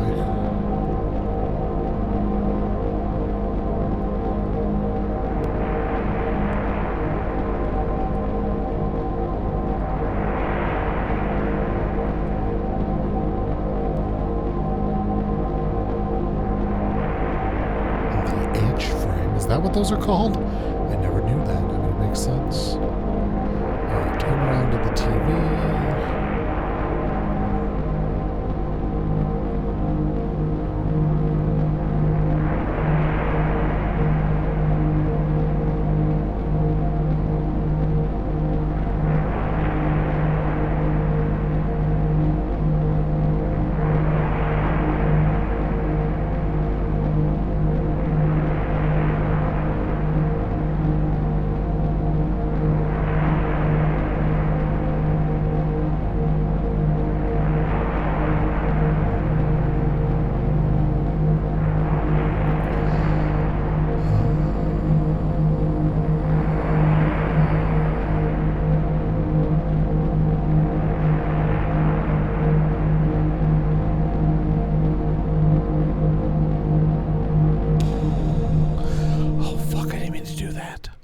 I was too busy trying to harmonize with the noise.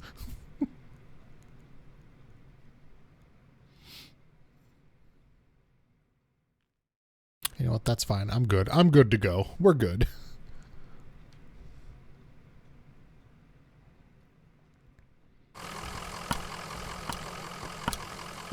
I need a flippin' doctor, man.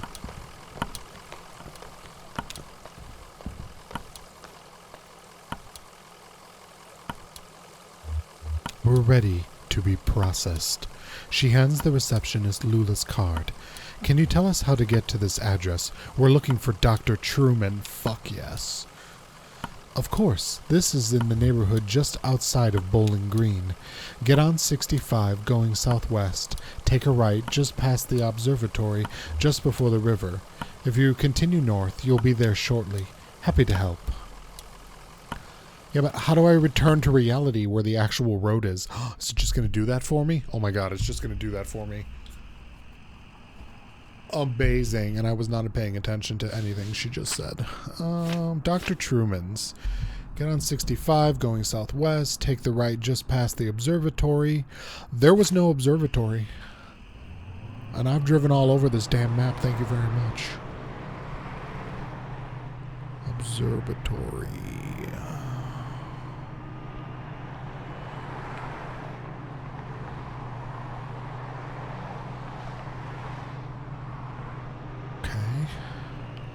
Okay.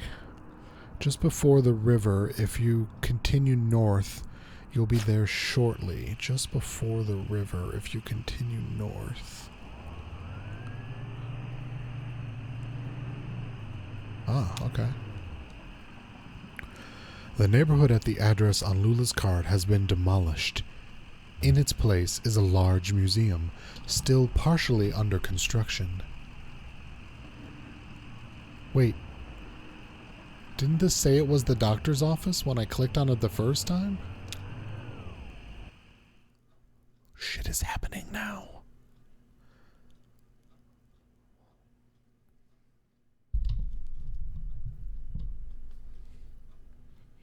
Museum of Dwellings. Amazing.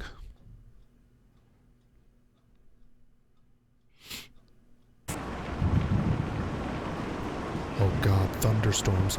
We went from tantric humming, amazing, to thunderstorms, even better. Both at the same time, just jizz in my pants. Oh yeah, he was talking to his dog. Guy was a weirdo. What did he just say? Just small talk, you know, like you talk to your buddies or something, like you talk to the dock worker, just like, damn, this is a lot of rain.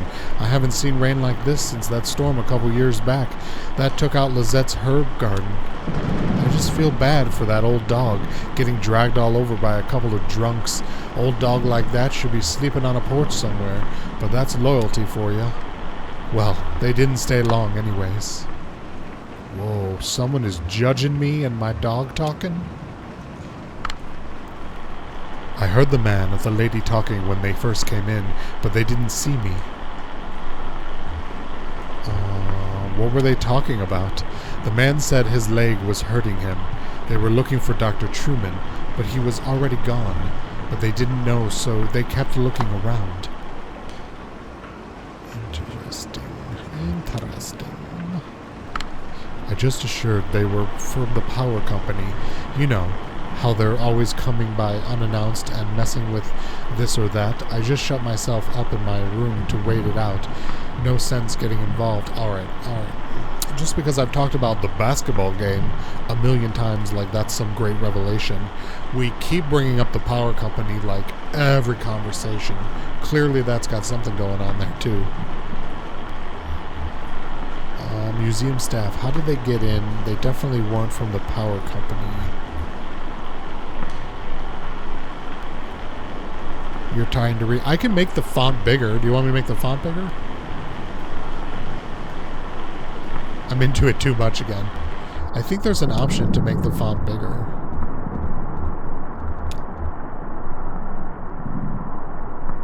Text size. There, that's fine. That's not... Whoa, mammoth is a little much.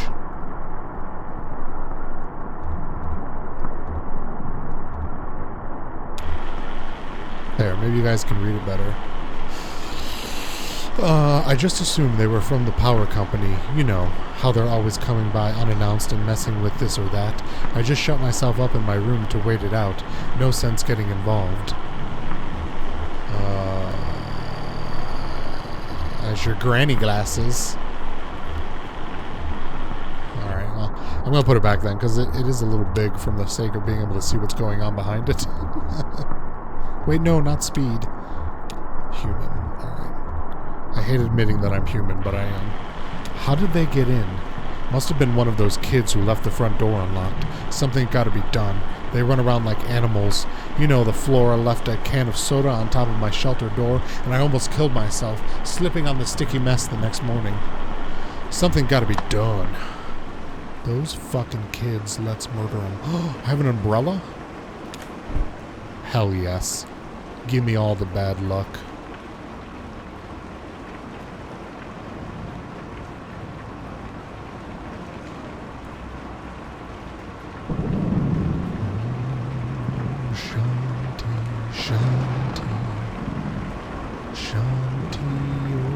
Oh, that's our truck. Oh, I was thinking we came in from this other direction. Hold on. I don't want to go back to the truck yet. I want to explore. Can I switch to Shannon? She's not totally busted in the leg.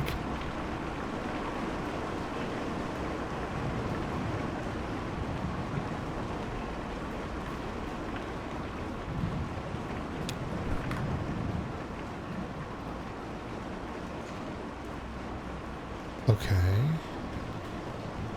I can't walk up there, apparently. Oh, but I can be a peeping Tom. I guess they must have gone through some papers here. It was in some disarray, and a few folders were pulled out and left on the table. I mean, it wasn't too bad. I only noticed because Diane is such a stickler. She really organized, I mean. What folders were they talking about? Yeah, mostly stuff about the building site, I guess. They had a list of all the homes we relocated here, a list of original residences before we leveled the neighborhood. I guess they were looking for one of the old residents. They pulled out a list of folks who didn't take that offer, folks who moved elsewhere, but they filled that back out of order, so I guess they didn't find what they were looking for. While I have you here, work's kind of slowed down, and it seems like, I know you folks know what you're doing, but it seems like the residents are just kind of settling in. We'll get you boys back at work soon. Yeah, sure, I get you. You happen to get that last invoice? Weird. So it's like we're overhearing conversations of the staffers who work here, and they have previous knowledge of us coming in here and rummaging through everything. Interesting. Oh, it's getting dark. Oh, everything's getting dark and spooky. Alright, I'm assuming I just need to keep going this way.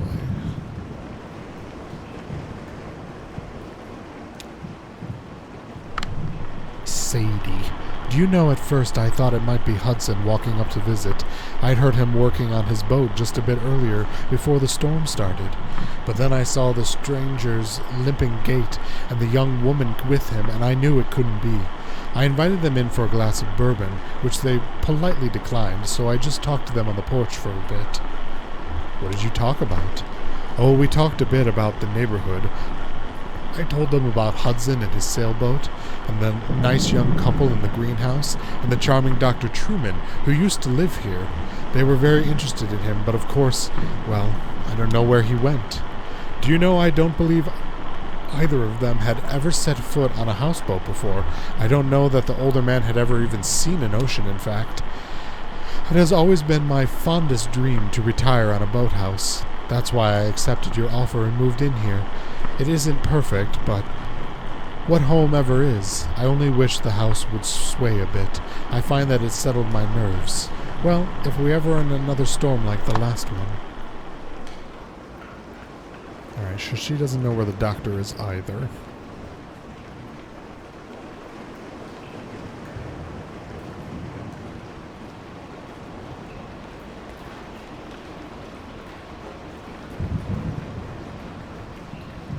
I can't seem to walk.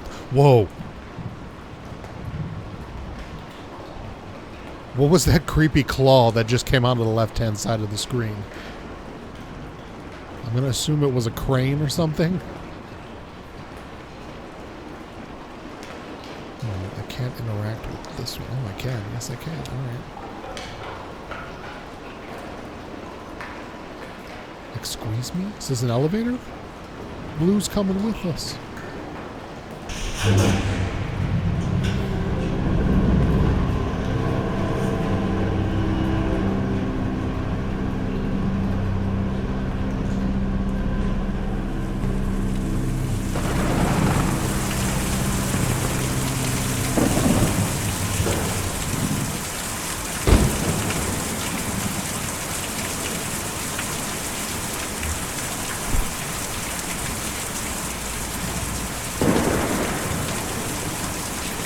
Oh my god, that is a giant bird.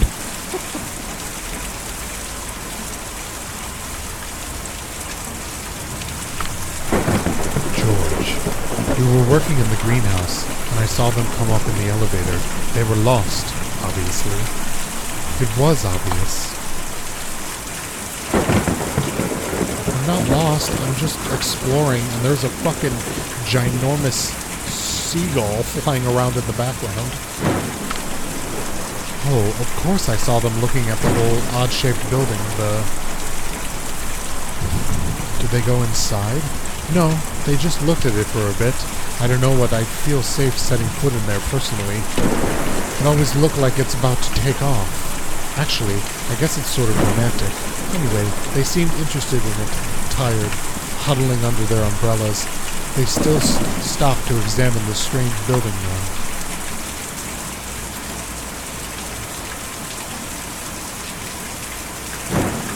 That is a hawk.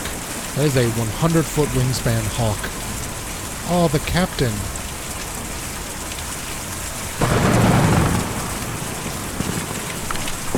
Difficult to see or even hear a storm like that, but I was awake and alert, studying the week's forecast.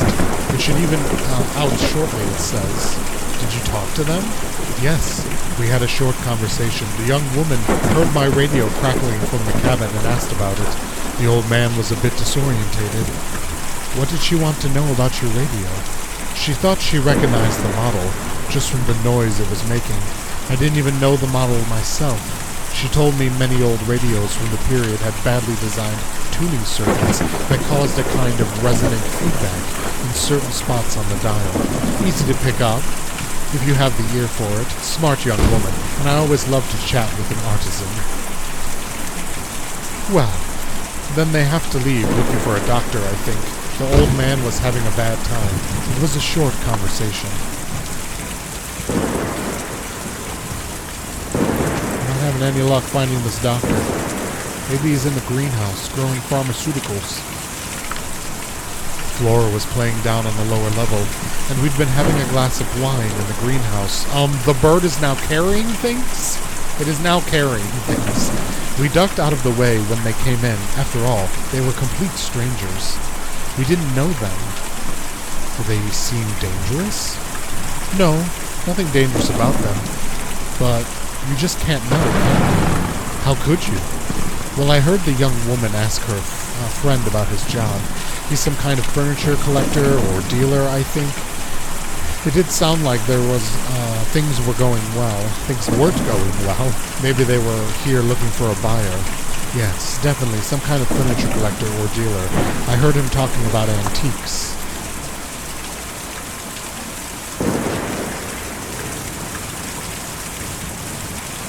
Oh, I'm in the greenhouse, okay. And there's a terrifying person standing on the inside of that building, okay. I guess maybe I need to go around the other side. Let's spend the next 8 minutes shuffling over there. While that happens, I'm going to sip some of my tea.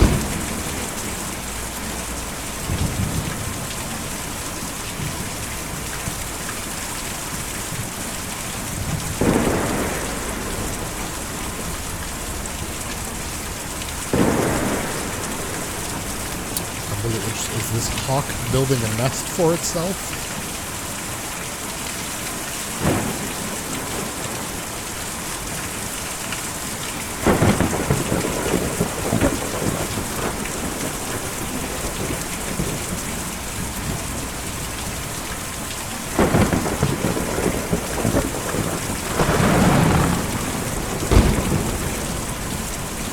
remember? They wouldn't come in, just rushing around. You could tell they were worn, and it was late at night, but just rushing around. Well, there was some urgency to the old man's injury, so it's understandable. How was he injured? His leg, it was twisted or something. He held it while he walked, and made these painful little sounds in his throat.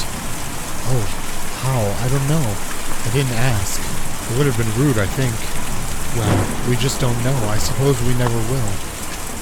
Hey, Blue, I totally forgot that you were with us, and your little wandering body kind of freaked me out.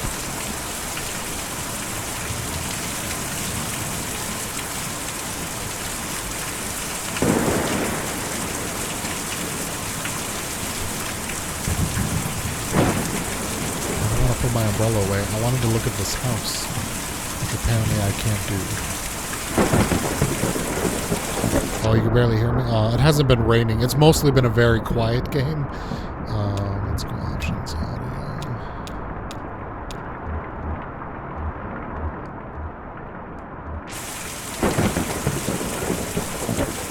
I can turn it back up once we're out of the rain.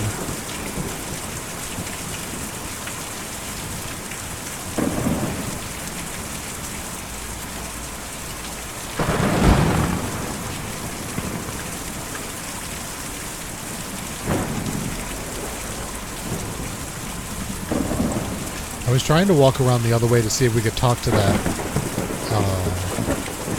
person that was standing on the wood pile, but I couldn't get to him.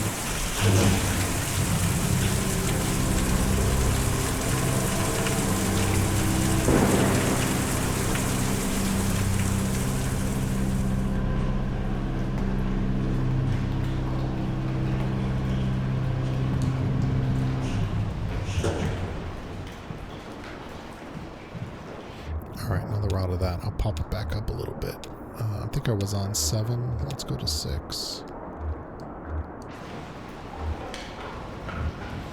I feel like I missed something up there, but I don't know where else I could have looked.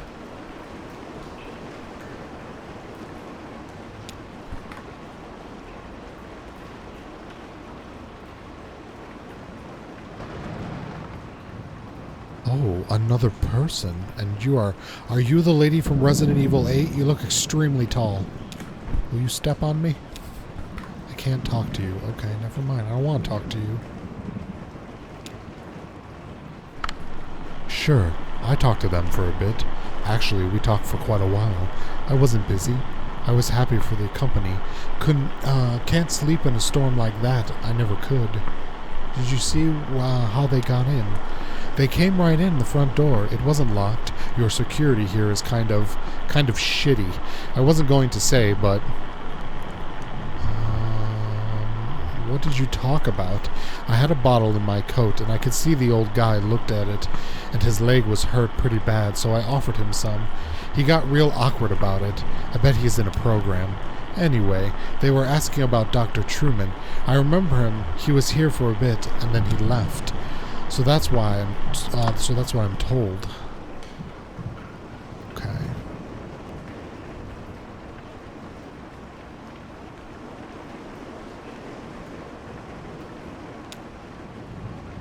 Oh, Blue, we found your house. That dog was in nearly as bad a shape as the old man, just sort of shrugging along. They found some treats in the doghouse exhibit that seemed to cheer them up for a bit. Oh, can I give you a treat, Blue? No, I can't. It's the barn from behind Marquez's house. Or at least I assume so, because it has the same barn quilt.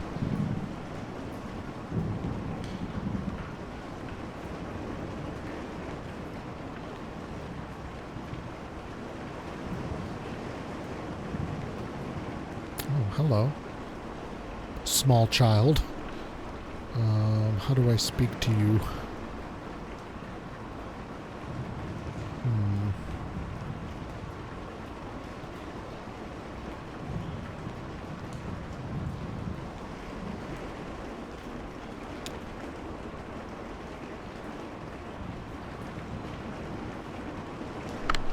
I was playing in the empty cabin, and they came by. They asked about Dr. Truman. I know where he went, but I didn't tell them. Where did Dr. Truman go? It's a secret, Ezra told me, and I can't tell anyone else. What else did the stranger say? Who is Ezra? He's my age. He doesn't really live here. He's just passing through with his brother Julian. First they're going to help us, but I can't say any more about that. We have a lot of secrets. The lady asked me about my parents, and I told them they were upstairs in the greenhouse. Do you want to hear a weird story? Of course I do. The old man asked me about the cabin. He said it looked like another house he knew, and he wanted to know where it came from. I told him nobody lived there, so he went inside. He took a long time exploring. When he came back out of there, he told me all about it. What did he find in the cabin? He went upstairs, and he also looked around the other rooms. I played with the dog. What did he do upstairs? He looked in some boxes. He looked out the window. He could see the museum better than when he was downstairs. He could tell how it was all put together, and the cabin too. He could see the shape of it better from up there. Ooh, my throat's dying. Give me a second.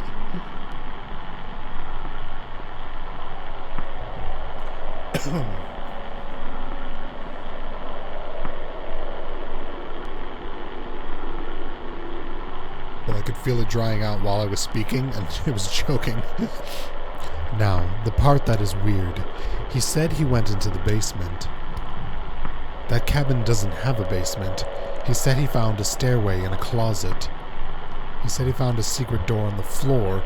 He said he dug through the ground to get there. I liked the closet staircase. That seems fun. Then he found a rope leading down a long pit. It was so long, his arm got very tired, and he fell in the dark. He didn't get hurt, though. He hurt his other leg, and he couldn't walk on it. Oh my god, yes, I have to know what that does. So he crawled until he found a garden. The garden was very beautiful. The garden was very dangerous. Let's say it was beautiful. I already broke both his legs. He felt so calm, he fell asleep. He woke up on the floor of the cabin.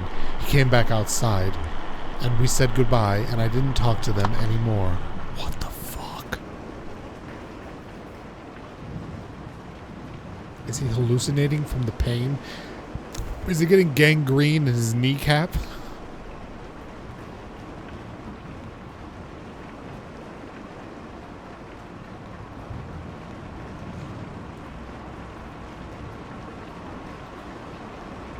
That was the claw that I saw. Oh my god, I just put that together.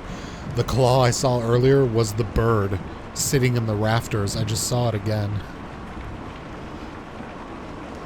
Okay, so the only thing we learned is that the doctor's not here. The kid knew that Ezra knew where it was, but I don't know where the fuck Ezra is, or who Ezra is. Unless we talked to them already and I just wasn't paying attention to the names. Oh, I can't leave, so we have to find it. He said his parents were in the greenhouse. I thought we talked to them already.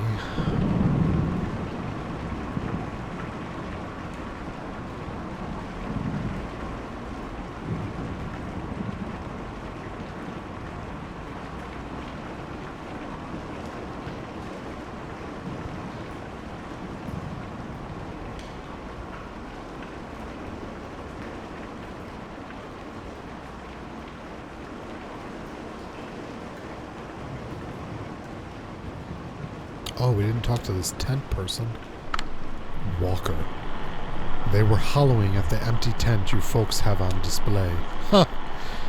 Hey, if I ever need anyone to stay in there, I've been in worse positions. Maybe Ezra, the little kid who doesn't live here, is staying in there?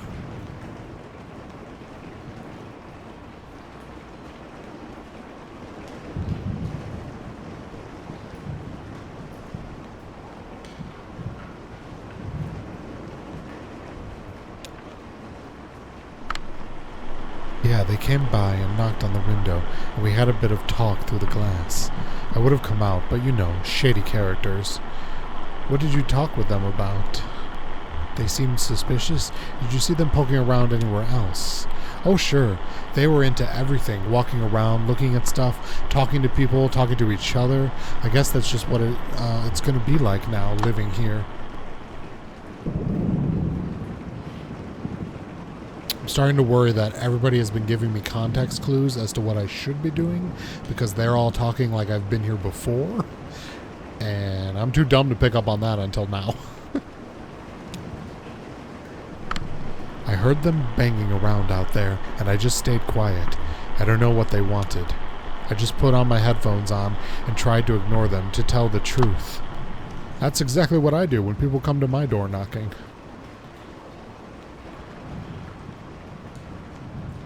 Alright, I can't get back to that train, which is what I was trying to do. I have a feeling I missed something up top, so let's go back there. Maybe we can see the spooky eagle claw again.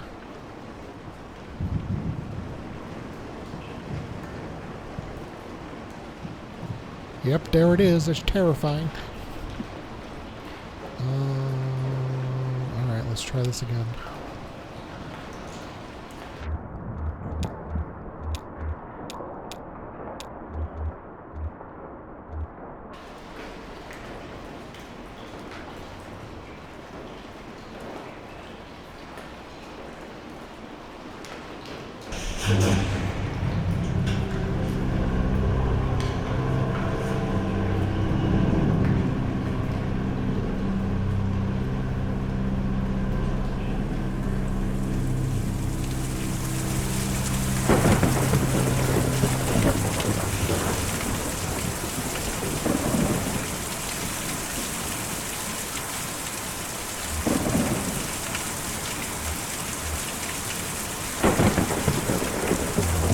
Oh, everything's different now.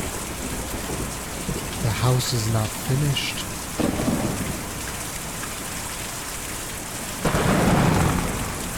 That house was finished before, I swear.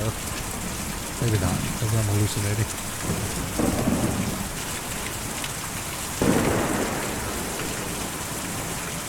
Yeah, and his sail was up.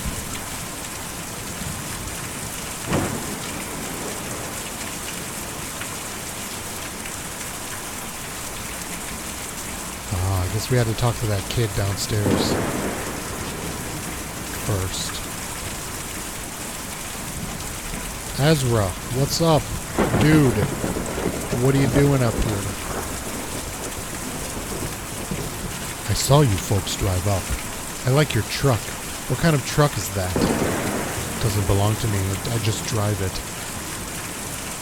We've got a couple of them at the shop, but this is the only one that turns. Do you know where Dr. Truman is? Or do we appease him in some way? He seems like a jackass. Because, you know, he's a kid. Do you know where Dr. Truman is? Yes, ma'am. He's out in the forest. Me and Julian took him out there a few nights ago, and he didn't want to come back. He lives there all the time now. This museum is an okay place to live in the daytime, but it's not good at night. Folks just can't sleep in a place like this, or when they do, it gives them nightmares. So we take them out to the forest to sleep, and then bring them back in the morning. I'm getting pretty tired myself. He hurt his leg. We're looking for Dr. Truman to help him out. Is your family out in the forest? Can you tell us how to get there? You have to follow the Green River Way out east, and then hop over like Cumberland. The road down, don't go there. But me and Julian can take you. We were just going to go anyways. I've just got to call him over. Oh my god, are we gonna fly on this bird? Tell me Julian is the bird. Yes! Oh my god, totally.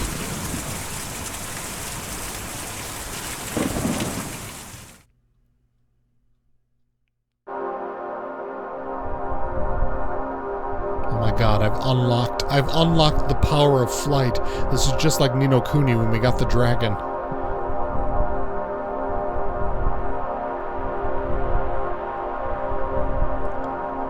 Okay, he said east, small figures, farmhouse. What are the small figures? tiny gray figure walks along the side of the road, carrying what appears to be a guitar case. He is followed closely by a smaller shape, a dog. He looks tired. Interesting. It's the guy we tried to tip earlier for playing music, and then we... Elkhorn Mines, no thank you. No thank you. I'm looking for the doctor.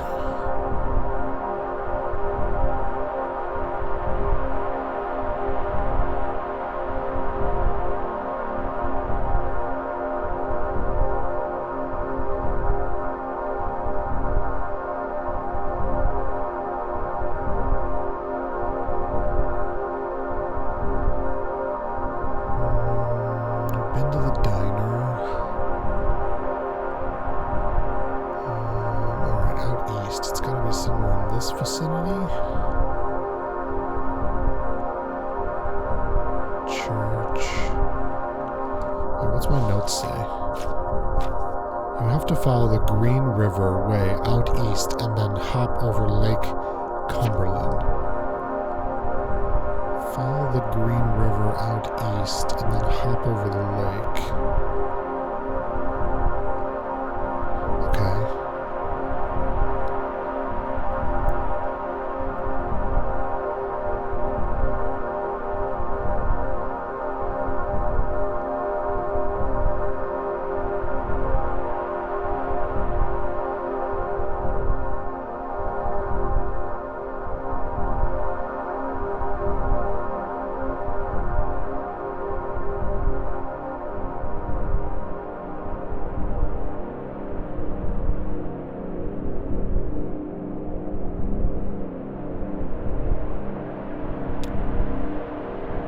A shadowy figure drags itself out of the lake, stuffs its limbs into a small blue suit, and trudges slacky out of the view. Slackily? Slackily.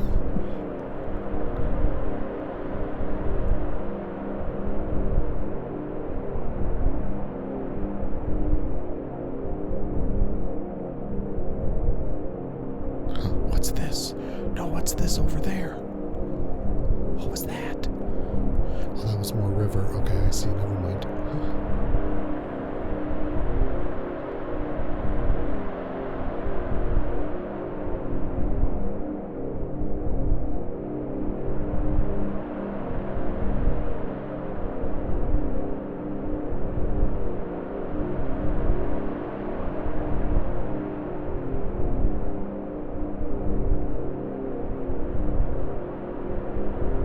So you kids move people from the museum on the other end of the fucking world all the way out here?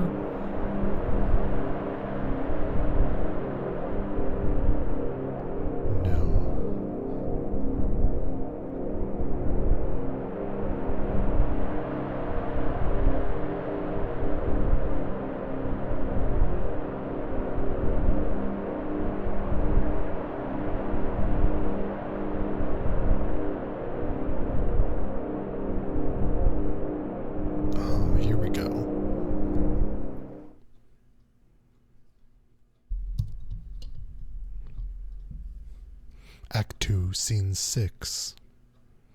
The Sixening. A forest.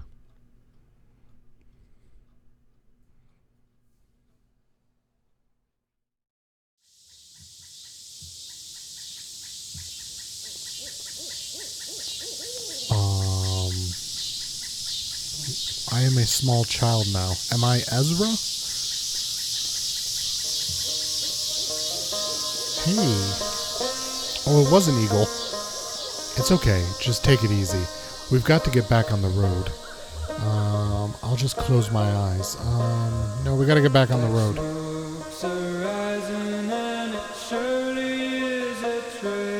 I'm just gonna listen to this. It's quite lovely.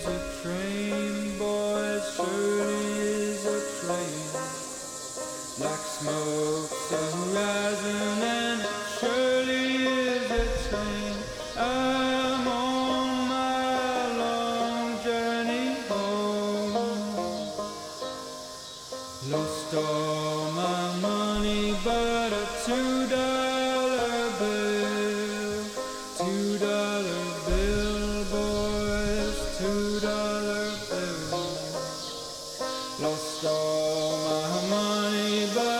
$2 bill.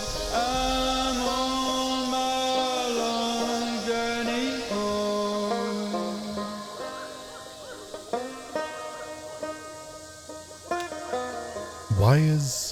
Why is this delivery so important to you? It's my job. It's my last delivery. I don't know. I don't know anything right now. I'm gonna go with that. Okay, well, who knows why we do anything, right? Somehow it seems important to me to... maybe we'll figure it out when we get there. Oh, blue. How do you come to be with these people? What do you like to do? Chase rabbits? Just lay around? Well, I bet you're pretty wild when you were younger.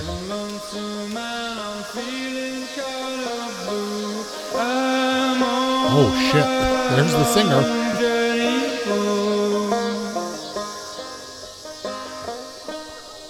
Oh, is this the doctor? No.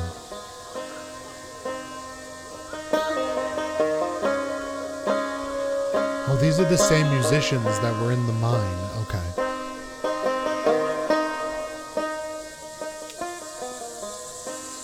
Shannon.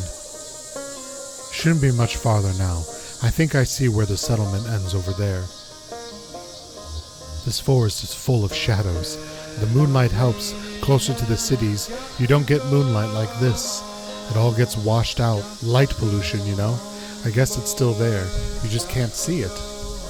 How are you feeling? I'm just thinking about getting back to work. We're almost there. We'll get you patched up and back in that truck. We can handle this.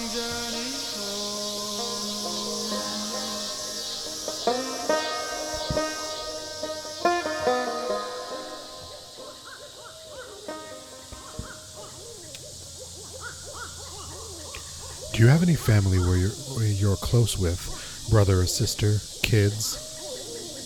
I have a brother, but I wouldn't say we're close. Just Lizette family, I guess. Oh yeah? Husband? Bunch of kids? Her husband Ira and I were friends. She had this great kid named Charlie, but, well, I guess it's just me and her now.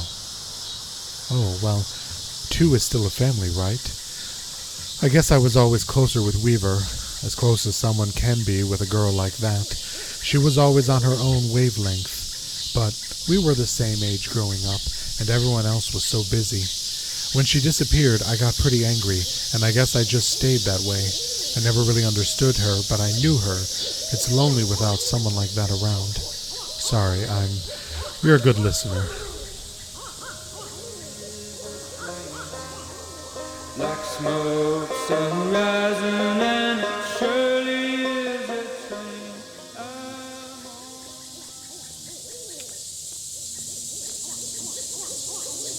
He's inside with Dr. Truman. Are you coming in? Sure, I'll come in. Dr. Truman lets me watch TV sometimes. My folks never watched TV, but I like the way it looks. You said you lost track of your family earlier? I like the way it looks too. I fix TVs, you know. Yeah, what's up with your family, kid? Yep, it's easy to get lost, especially out in the woods like this. I never really get lost enough. I just look out for Julian. He's always around. My folks had a really nice house, bigger than any of those houses, but it made them worried all the time. Then the bank took it back. We had to sleep at the bus station, but I couldn't even get to sleep, so I just went out to fly around every night with Julian. We flew really far, and we never got lost. But when we came back in the morning, they were all gone. They just left you? I don't think so. All our stuff was still there. Maybe they got lost somewhere. Let's go see what's on the TV. Sure, enough of that story.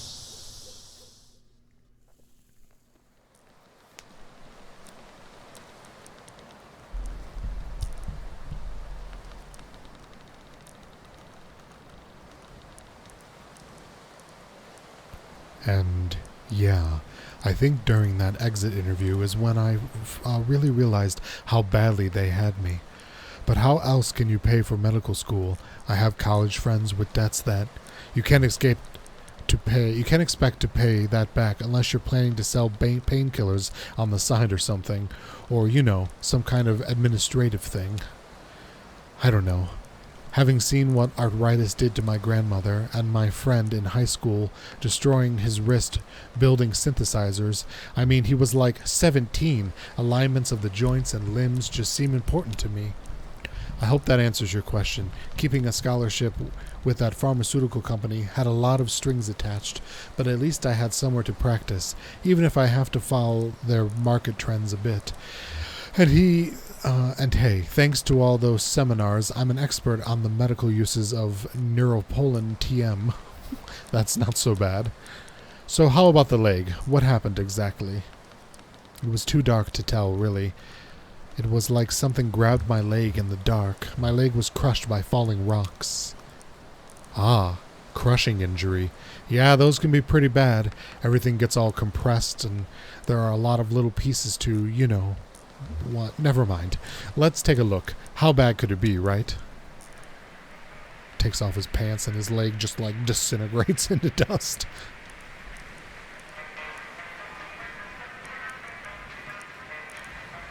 What are they singing about? They're singing about travel.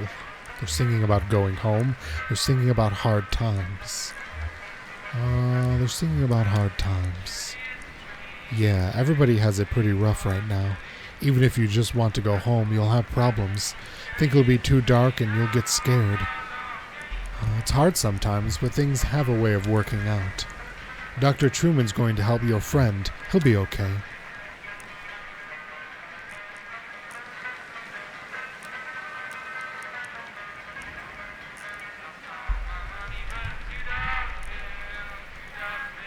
But it's nothing we can't handle. You might have a few things to look out for in the future. Be a bit gentler with the leg or the way that you walk, but you'll be okay. I've dealt with similar cases before. So, the anesthetics we'll use is called neuropolin. It's pretty experimental, but it's more appropriate in cases like yours. The way it works is, I'll count down backwards from 5 to start the process, and then we'll just have a normal conversation as the neuropin takes effect. Then I'll get started. Here we go. 5, 4, 3, 2, 1. So, let's talk about billing for a moment. The pharmaceutical company I'm contracted with was recently acquired by an energy company that has some different standards for billing and revenue, so it's a bit complex now. If you don't mind, I'm going to slowly reach over to your zipper, undo the top button, and then just start sliding that down ever so gracefully. You're in my hand now, if you know what I mean. Just lie back and let this moment wash over you.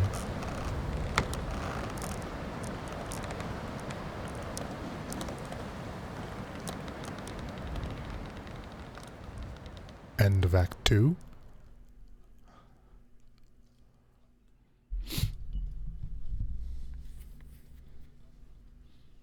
Amazeballs.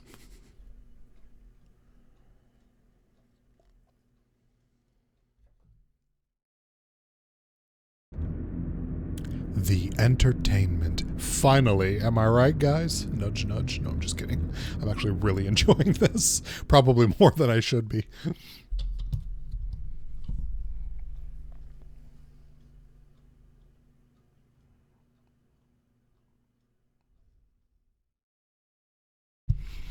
My back, however, is fucking killing me.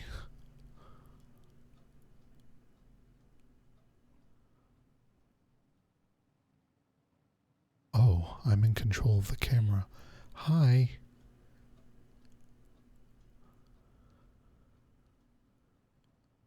Oh, I would like a cigarette and a sandwich. Sounds wonderful.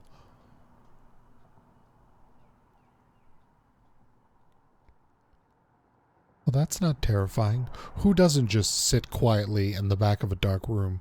Oh, student production is audacious. Oh, I'm on a stage play. Okay. Act 1 sound cues. Distant highway.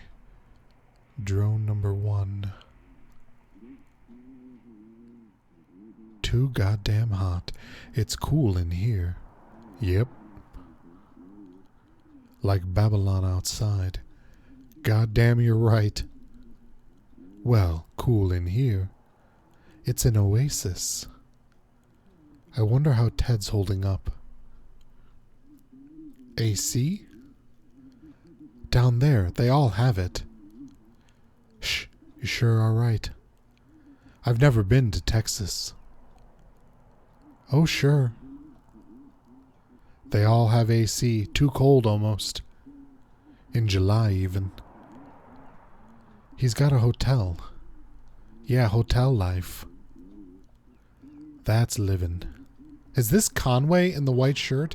Maybe they do too much. I mean, what's to stop him, really?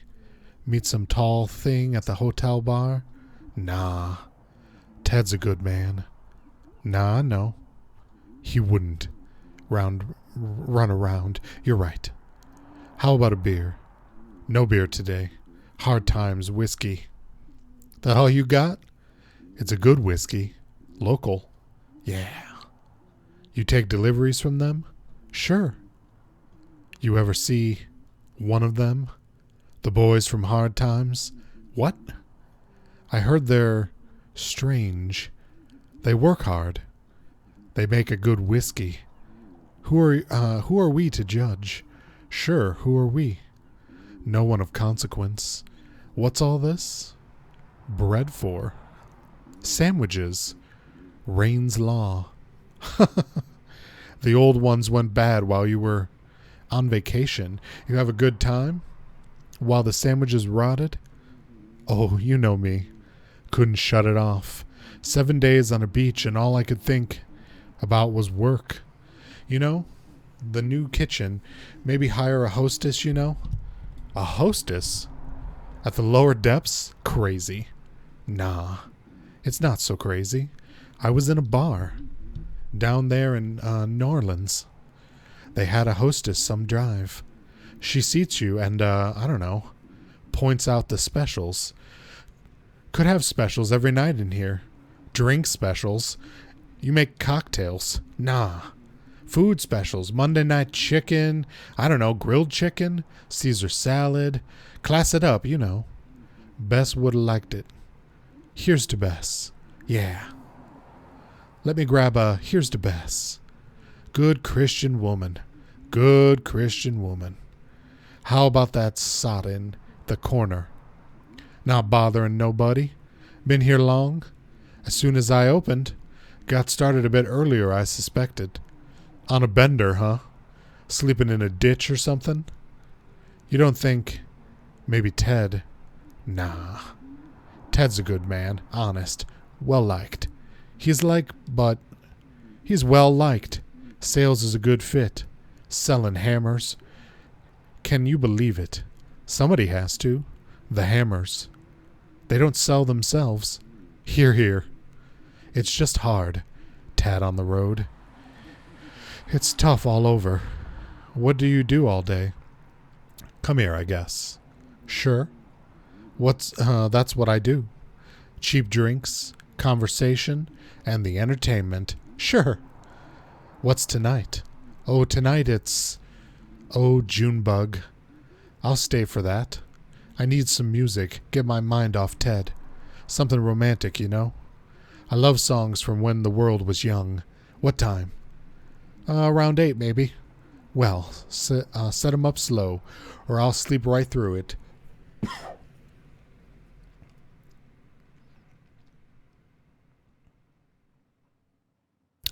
Was that the only thing happening on the actual stage? Oh, there's a TV. I'm not going to stare at that because I'm assuming it's going to stroke me out. Hi.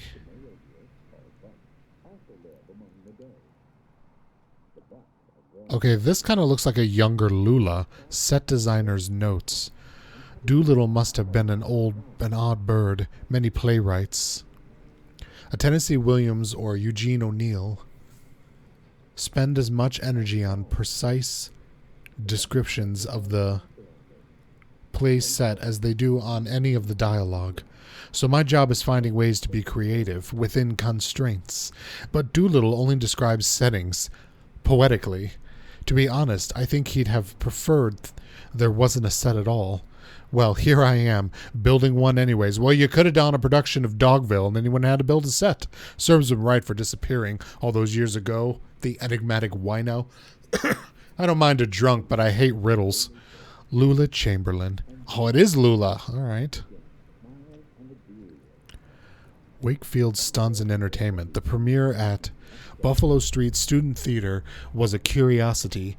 2 obscure plays by a local author were simultaneously presented for the pleasure of a handful of baffled patrons. The result? An absorbing, if unfocused, drama about the ills of debt and dishonesty. Certainly the highlight is Sarah Wakefield's performance as Pearl Slade, the young woman who tries to rid herself of her parents' debt. She is a revelation. Sadly, her nerve and imagination do little to salvage the tepid pantomime of the barfly. A character who perhaps could have done with a few lines after all. Levi Tolbert, Kentucky Post. Are you guys anything?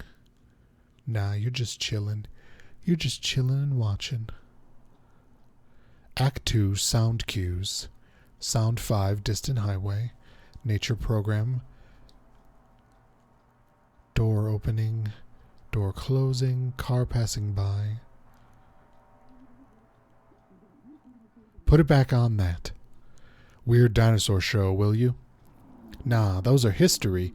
Programs don't make any sense. I prefer the nature programs. They think they can just say anything on TV. I don't believe there to be a damn word in the Bible about dinosaurs on the ark. Been a long time since Sunday school for me. Do you go to church, though? Nah, not since Bess. It was her church, really. Good Christian woman. Good Christian woman. Drink it up. Booze it up for the Christians. Well, I'm curious. See where they're going with it? They've got you now. I just think they're gonna run out of rope before long. Dinosaurs on the ark. I prefer the nature programs. Yeah. So your vacation was good. 7 days poolside. I thought you said it was a beach. Oh, sure. No, it was a pool. What is a pool? Or a beach? Maybe. I don't remember. Weird. You think I'm making this up? Oh, no, Hi, Harry. Just me and Evelyn. All morning. Hi, Evelyn. And that's sat in the corner. You're early, Pearl. Your parents usually don't roll in until the evening 5 or 6. Everything all right? Oh, sure, thanks. We just had some stuff to talk about. Well, post up here, and let's watch this weird dinosaur show together. I'll send you a drink. All Harry's pouring. That all you got? They make a good whiskey, damn it. Sure, but, you know, the rumors. Rumors are rumors. Put it on my tab, Harry. You driving, Pearl? Oh, God, no. You know they want almost 40 cents a gallon. Ugh. I had the early shift, so I just walked over. In this heat? You still working? Over there at the, Ace Jewelry and Loan. Joe Harden proudly trading shortcuts for dirty 6 days a week since 1962. At least they have the piety to shut down on Sunday. With Joe, it's more likely a hangover. Can it be both? Well, I know you see more trade than I do. Must be slow over at the hardware store. Slow isn't the word. And now Ted is out, shilling for quality hammers to make up income. Have you considered quality hammers on your shelf? We made the switch recently and business has tripled. Well, of course, I'd love to have dinner with your lovely daughters. Evelyn. Hey, a man gets lonely out on the road. I know how it is. Nah. Harry, you've been traveling, right? Sure have. Down in New Orleans, just taking a break. A vacation? Looking good, looking around for ideas. Tell her about the pool or the beach or whatever it was, Evelyn. Sounds nice. And the hostess? I may just cut you off. Looks dejected. Harry clears his throat. So, the pool or the beach? Yeah, Harry. Which was it? Well, it was a week of relaxation and now I'm back. You still look stressed, if you don't mind me saying. Huh, he just looks like that. Sure, that's just how I look. I've never known you to leave town, Harry. I never known you to leave this bar. Oh, no. I get out. You still drive that old truck? I don't know. I think they're toted eventually. The hell you say? That must have been years ago, Harry. How do you get around now? I take the bus or I walk. You walk to New Orleans? Watch it, Evelyn. Looks dejected. I don't mean nothing by it, Harry. Harry, did you really go to New Orleans? Now, just where do you two get off? Sorry, forget it. Sure, she didn't mean anything by it. I hate that it keeps chopping up the dialogue. Get back to drinking. Like, just give me the full sentence. Gotta be ready for the entertainment. Or who's on tonight? Tonight is Junebug. Works for me. Round 8, I think. I'll stick around. I could use some sad music. I came here to break some hearts. What's that? To dash dreams. What are you talking about? Got to talk to my parents about their bar tab. I wouldn't be paying for them anymore. Hang on now. Now it's time to cut the old folks loose and head west. I can't keep enabling them, you know. A debt's a debt now. Harry, I'm sorry. I know you've got a vested interest, and I don't want to make a victim of you. They'll come up with it somehow, I'm sure. No, it's not that. The thing about debt is you never know when they'll be reckoned and called in. What's that mean? I'm not saying anything, but I know debt, Harry. I see it all day. That's all around me, like a thick gray fog. It's in the air I breathe. At the pawn shop, they have a new financial technology. I'm the ambassador. Did you know what? A new technology. It's a new kind of debt, Evelyn. And it's a mess. What do you mean, a new kind of debt? You know what we do at the pawn shop. Secure loans, quote unquote. We don't buy used goods. We take personal property as collateral on a loan. Then, if you don't pay your loan, we sell your stuff. Sure, I get that. It works for people who couldn't get loans otherwise, I guess. Now, Hardin has this new idea. He calls it a payday advance, but it's just a short-term, unsecured loan with a wicked interest rate. There's no flittering. Most who borrow can't keep up. Then he has this big pile of debts with big returns on paper, and he can sell those debts to a bank. Huh, who's borrowing like that? Who do you think? When Joe put me in charge of it, the only dark-skinned clerk in the whole shop? You think so? I know it. Don't you see? I look just like him. You can trust me. But Joe knows they won't pay on the time. There's no money in lending, but there's money in usury. That's in the Bible. I won't be in his shill. I just have to save a bit more, and then I can go to California. I'll be a real clerk, in a credit union or something. Something ethical. I just have to get rid of those old parasites first. Neither a borrower nor a lender be. Well, my tab is in. Good shape, I think. You're behind, too. Not as bad as the Slades, but... Well, Harry, the only thing I owe you is a handshake, and this whiskey you're about to pour me. Let's say this one's on me, Pearl.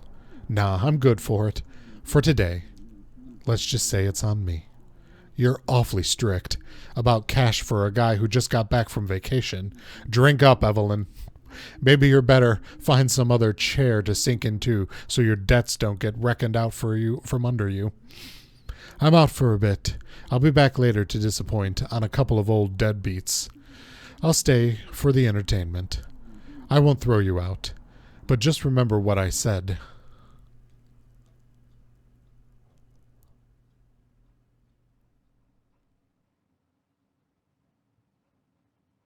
Oh, thanks for the posture, Chap Amber.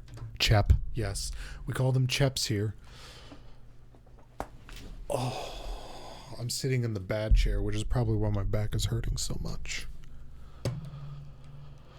All right, next scene. Act 3, sound cues.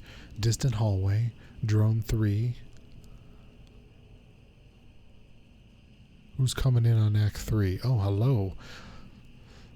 That's what he said. Is that so?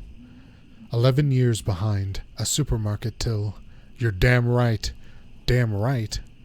I have commitment and reliability. That's what he said. Management material. I bet they raise you to $3. I bet $4. The responsibility. I can't whistle, everyone. You see Pearl today? She was working all day, I think. Usually doesn't work mornings. The Slade women are all getting promoted. I think they just put her on another shift. All right, I need a drink because this is so much dialogue and it's killing me.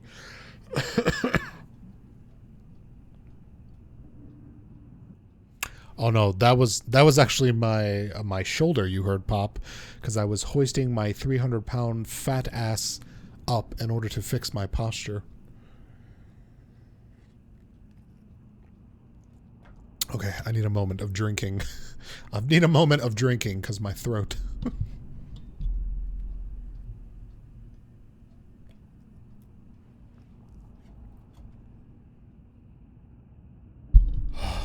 Okay. What's the morning shift like at the pawn shop, do you think? Black coffee and desperation. Let's celebrate. Harry, another round. We're celebrating 2 promotions in the family. And we're stating all the dialogue really awkwardly because we keep cutting the sentences in half. Talk to Pearl today? She worked all day. She was here earlier, looking for you two. She'll be back. Why don't you just pace yourselves till you talk to her? We're celebrating. I want you racking up a bill. She ain't paying for your shit anymore. Pay yourself. Or pay your bill. Ooh. Why are you so stuck on a bill all of a sudden? Are you sunstruck? Sure. You know it's twice as bright when you got the ocean and the pool both reflecting at you. Evelyn. You catch sight of any alligators? Sure. It was gators everywhere. A swamp. Big sandy swamp with a pool and a hostess. What's that? Set 'em up, Harry. Junebug will be here any minute. And we want to be receptive. All right. But I keep track. There'll be a reckoning. You folks here? About the reckoning? First I've heard. What's up, Harry? Short on your bills? Let the books get away from you? Oh, you about to have shit rain down on you? That's an ignorant thing to say. Been doing my books for 10 years, keeping this place alive all on my own, ever since Bess. I ought to just let you run the tab, huh? Until you drink yourselves underground. Ocean in South Louisiana, yeah, okay. Well, I mean, the Gulf of Mexico, I mean, I guess it's a gulf, but it's still technically part of the Atlantic Ocean, is it not?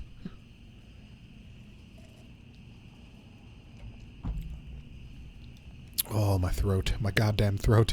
Now, he didn't mean nothing by it, Harry. Yeah, Harry. You know I'm only joking. Sure, I know. I know you're joking. All right. Let's drink. Yes, indeed, let's drink. All the drinkage. I better slow down. Hard times whiskey comes on strong.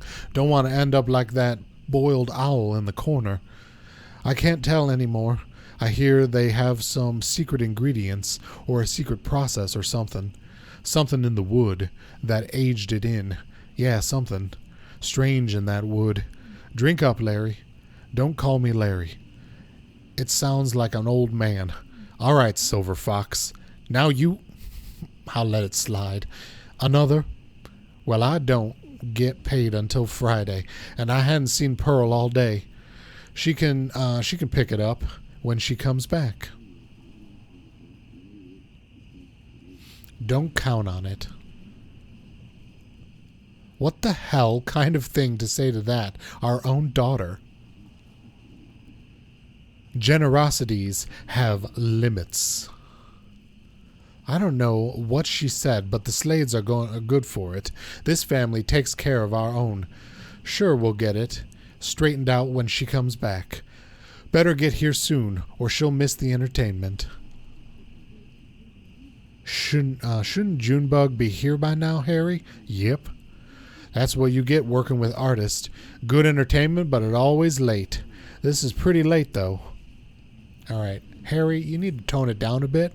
I know you're the one who's got the tab, but it's not your place to unveil to this couple that they're not getting their tab paid anymore. But in New Orleans, the biggest body of water you see is the Mississippi River. Oh, yes, specifically New Orleans, yes. I guess I'm thinking the last time I was there, I was staying in Mississippi on the Gulf. And when we drove over to Louisiana, we were on the Gulf like the whole time. But yeah, I don't remember how far in New Orleans is. But I think that's kind of the point. The point is that they're saying he didn't really go on vacation because his story makes no sense and he keeps changing where he was. We'll stick around. We're celebrating. I don't know. This might actually be a real play, too, from what Lula said as the director when we were reading her lines. I don't know. I'm an uncultured swine and have not seen a lot of stage plays, so... Yeah, not expecting a late-night sentimental call, and if he does let it ring, the philanderer. Last drink, Evelyn? One more, Harry. One more. I just want to hear some music. Well, she'd better show up soon.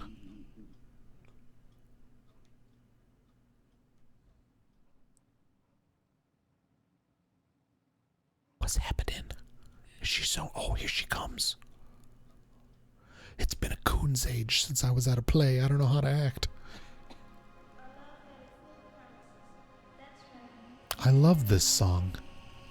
I've never heard it. It's a love song.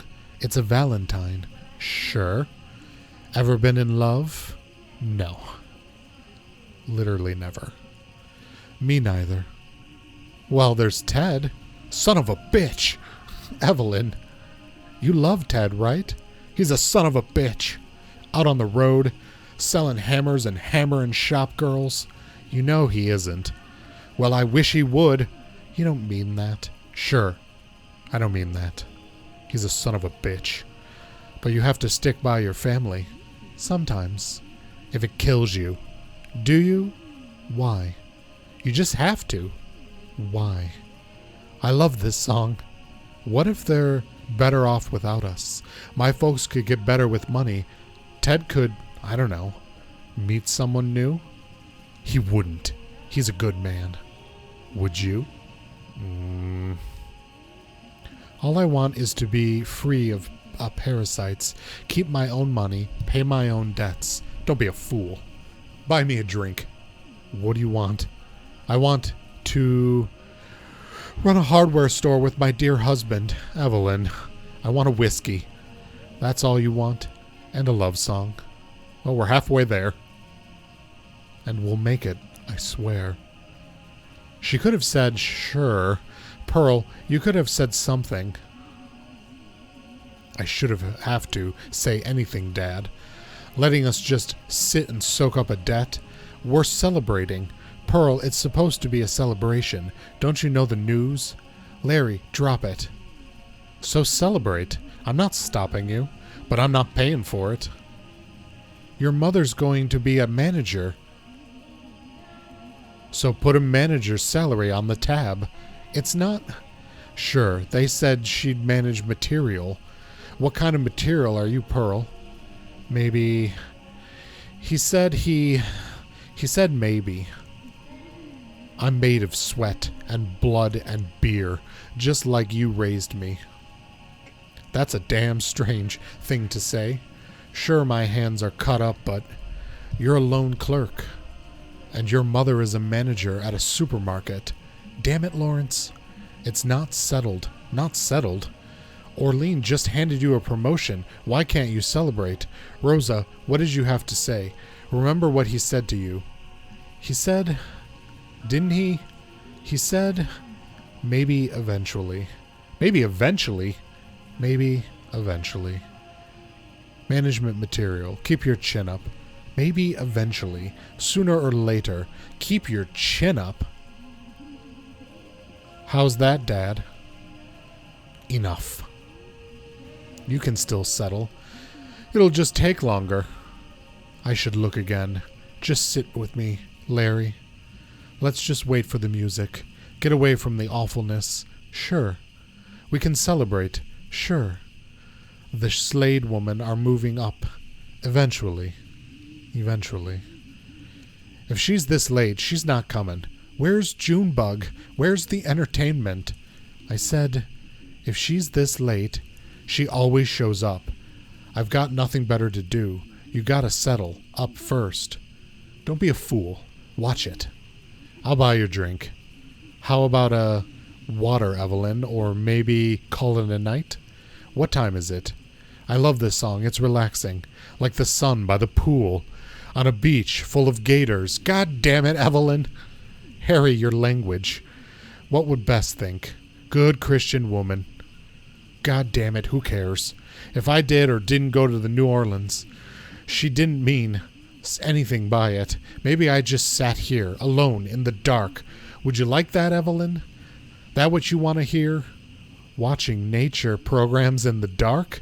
Just me and that deer and the gators and the goddamn dinosaurs. It was Harry's ark, Evelyn, 2 by 2, out of the flood and into the poorhouse.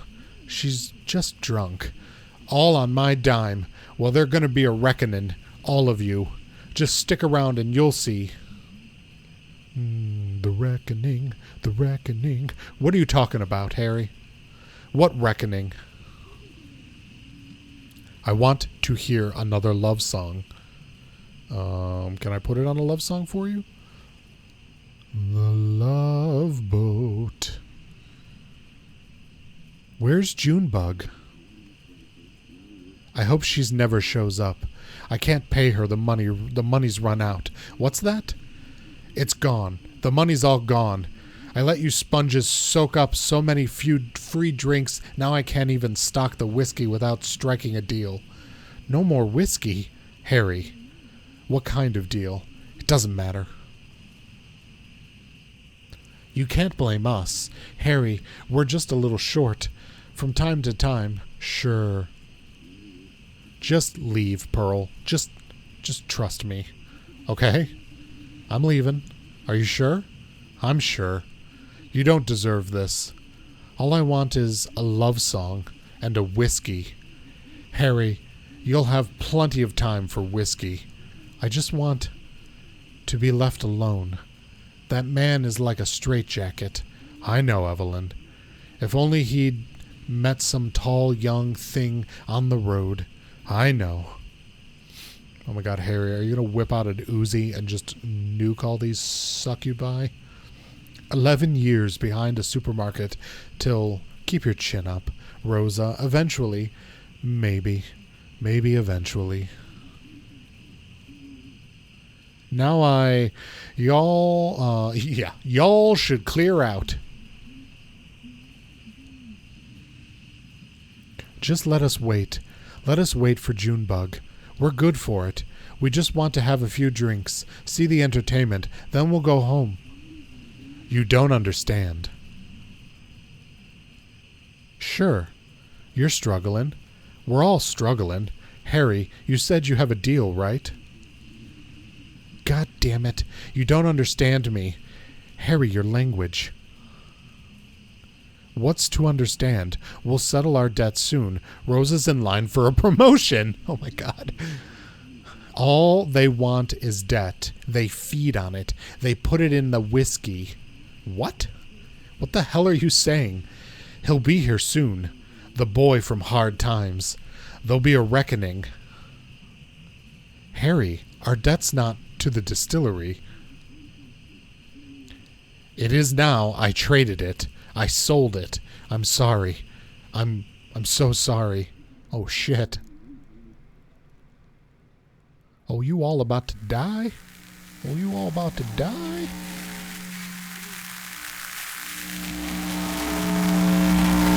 Oh, God.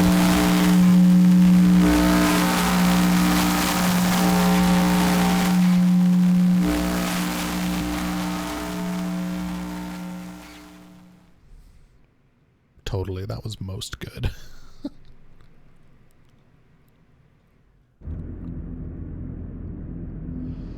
Oh, man.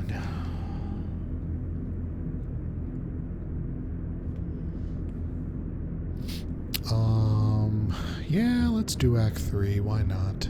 My throat is gonna fucking hate me tomorrow.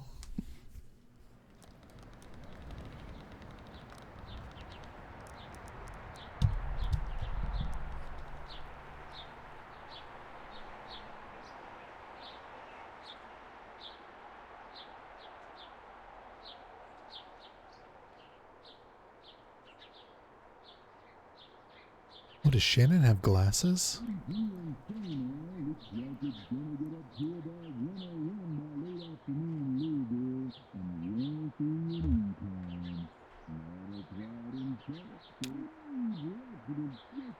Major accident just had a Bardstown exit, so if you're headed to work on the 31, you are late, my friend. Sugar? Oh, Lizette. Oh, this is our boss with the antique? Okay, so this is past tense before we left and ever started the game. Okay. Sugar. No, as it is. I think he said he liked black coffee. That's what Ira used to say.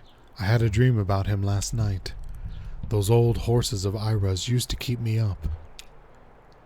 You thought they were having bad dreams, I remember. Ira wouldn't hear it. They're just horses, but those horses were troubled. Brownie got sick every morning in that stable. That's right. Charlie loved those horses. He'd sit on the roof and read them textbooks and watch them. He was so careful here, or our roof was just in better shape than the one he fell from. Charlie was alone on that roof. I guess he was. He was so bright. His teacher said, what was the word? Apt. That's it. How could I forget? It wasn't his fault. It wasn't anyone's fault, Conway. That's what we mean when we say it's an accident, a tragedy, a shame, an accident. Sure. Well, we have a mail order delivery today. Might be a long drive. I hope the truck can hold out. Oh God, are we gonna have truck problems this episode? Long drive, what makes you think so? They sent it by the mail. The truck will outlive us all. Long drive, what makes you think so? They said they couldn't come in person. Maybe just a shut-in. I don't recognize the address. The order is all... I'm sure we can fill it. Not much left back there. That's good. I wouldn't want a disused pile of antiques to be my... Oh, what's the word? Legacy? Maybe. No, that's not the word. I just need to think a bit. More coffee or something. Or I've had too much. It'll come to you. Maybe. I'm not sure anymore. It seems inevitable there will start to be words that I lose forever. What are those boxes you set in the hallway? Those are your clothes. You packed them yesterday. Of course. Cora should be here soon. Will you wait for me? Sure, Liz. I'll wait with you. There's your traffic and weather on the 5s. That's every 10 minutes. Brought to you by the Consolidated Power Company. Stick around for Old Kentucky Home with Kate, helping you turn your humble home into a mansion after this.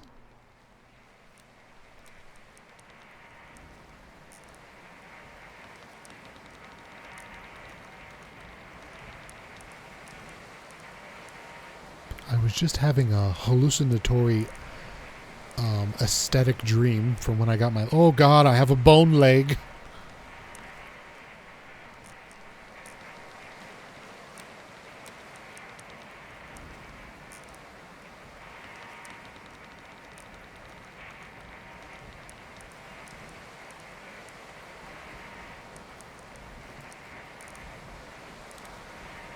But that's only if you make a late payment on a follow-up visit. I think everything went well enough here that they'll only want to bill for... Oh, he's awake. How do you feel, old man? All fixed up? Truman says you might be a bit misty coming out of it, so... I was dreaming. That's unlikely. Neurophil is quite powerful. In fact, many patients report a sensation of lost time. Do you feel like you've lost time? I feel fine. Good. How about the leg? How's your leg feeling? Yeah, that's the important part. Conway shifts his leg a bit in the chair, testing it. Well? This isn't my leg. It seems better, but it wasn't worth it. It was the heat. The shingles were cracked in the sun, and one of them slipped out under his feet. Oh, he's talking about the kid that died from the roof? Sure, let's hallucinate that into our existence. That'll strike up a conversation. Shingles? What are you talking about? Who slipped? Your thoughts and feelings are probably still a little nebulous from the neurofin. That'll totally normal. It'll pass. I wonder, I wouldn't recommend driving, at least for another hour or two regardless.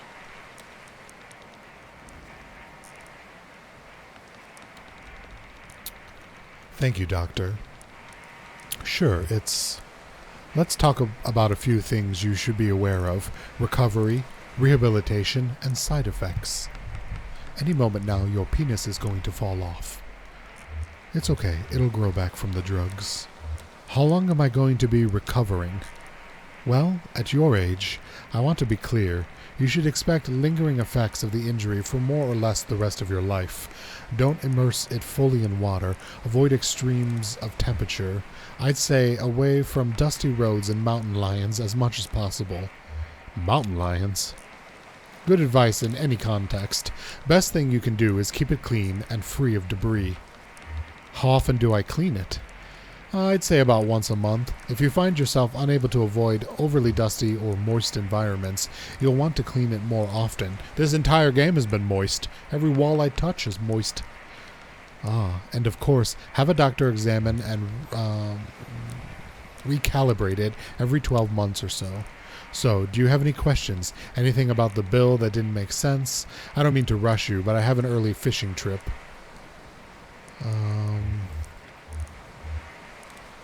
I don't want to think about the bill right now. Sure, well, you can go over it later. If you have any questions, there's a phone number on the bottom where you can reach the Consolidated Power Company. They handle all the billing.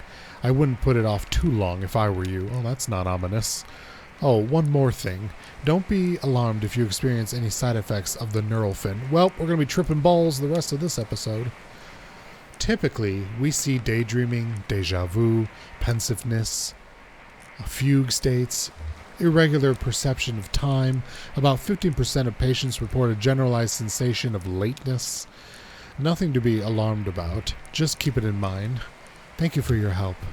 Julian's outside. We can head back to your truck. Do I just have a glowing bone leg for the rest of this game? Because amazing. Act 3, Scene 1.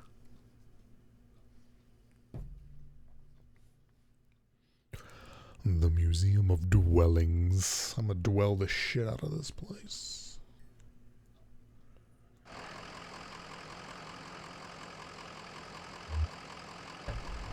Blue, what's up? I haven't talked to you in quite a while. Oh my god, I do. I just have a bone leg now. Amazing. Guess the rain stopped. It'll be earthworms all over this lot. Damn shame to be an earthworm in a rainstorm.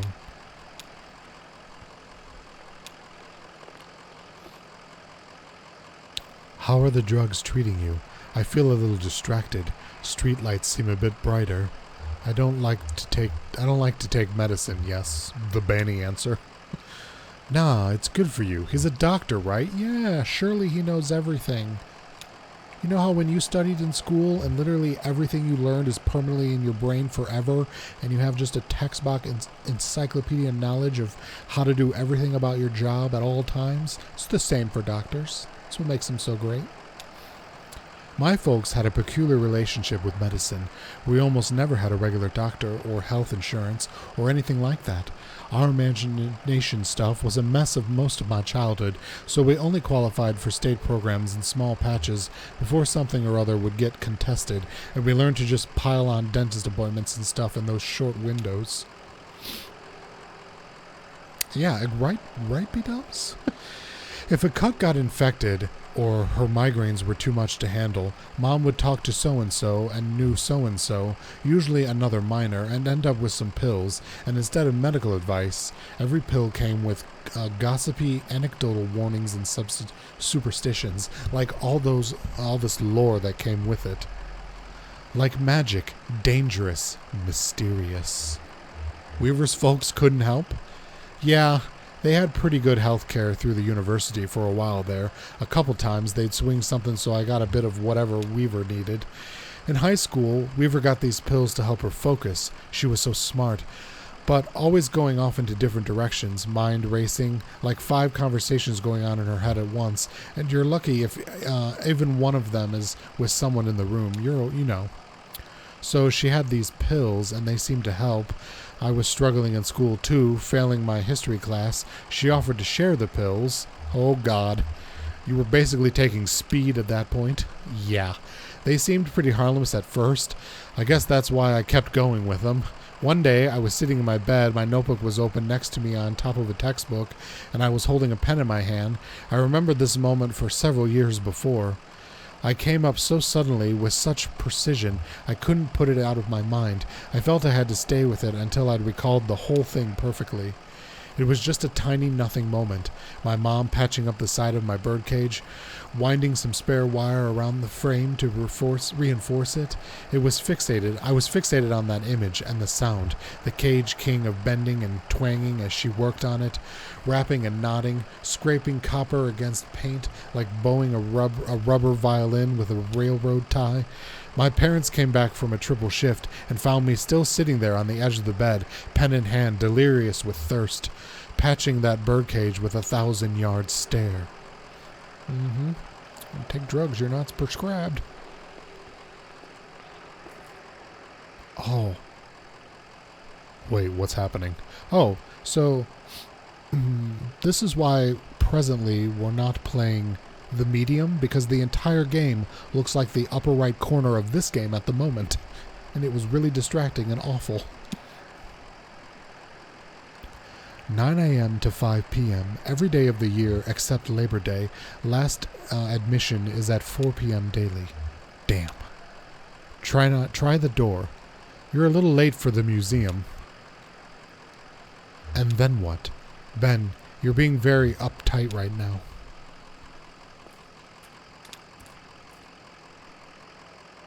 You're right, it's unlocked. I'm not sure it's finished in there, though. What's finished? Would it be better if it were finished? Can we be sure of that? This late, you'll wake someone up. Hush. I think I heard a voice. Maybe a security guard. I didn't hear anything. We're just too late. Let's come back tomorrow. Who are you people? Alright, hold on. I'm going to keep talking to you. Alright, let's go in. If everything's shut down, it'll be pretty boring.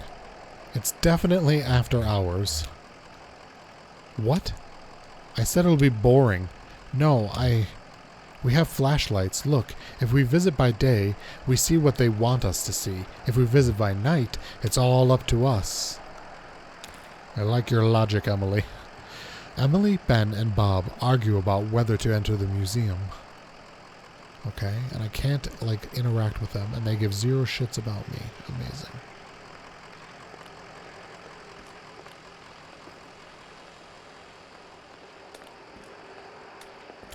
Why did we come back here? First of all, shouldn't we be returning to Route 0 and the Bureau and all that shit? Oh, our birdie's here. Hi. What's up, Birdie? Julian, I should say.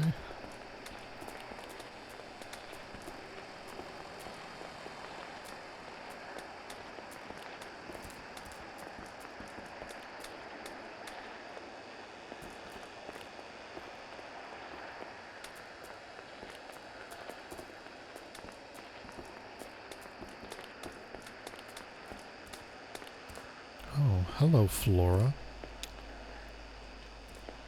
Flora, are those people like your family? I think we're friends. I don't have any friends because I'm so busy. Too bad it's not raining anymore. Did you make that boat? I folded it out of some paper from the front desk. How far do you think it'll go? We should stand here and watch it until it disappears over the horizon with a far-off look in our eyes. I'll lean my head on your shoulder, and right when it's a tiny speck, just before it vanishes, you'll say something romantic. I have to go with my friends now. Okay. Run, child. Run. At some point, I switched from Conway into Ezra, and I don't even know how that happened.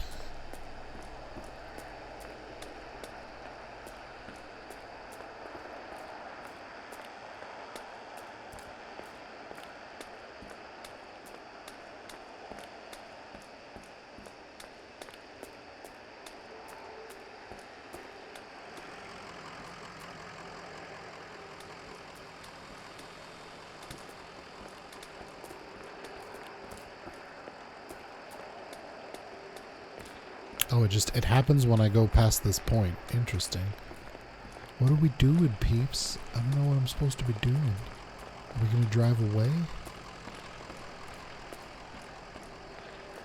Oh, they're gone.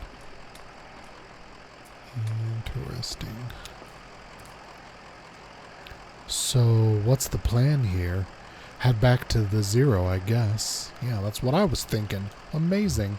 We should try to get in touch with the clerk. I could use a bite to eat. What do you think? Let's go back to... Oh, man. Are we going to go to the diner and get a snack? Oh, okay. You've been on the road a while. Well, there's an all-night convenience store not too far from here. Is that okay? Sounds good to me. Okay. We can take 31 heading east. It's right before 65.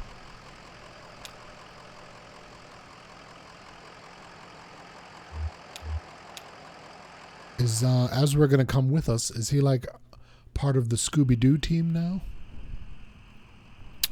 Take 31 heading east. Okay.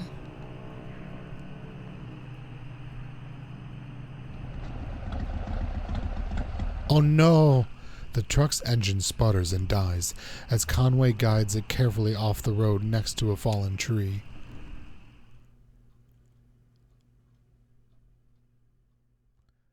Act 3, Scene 2.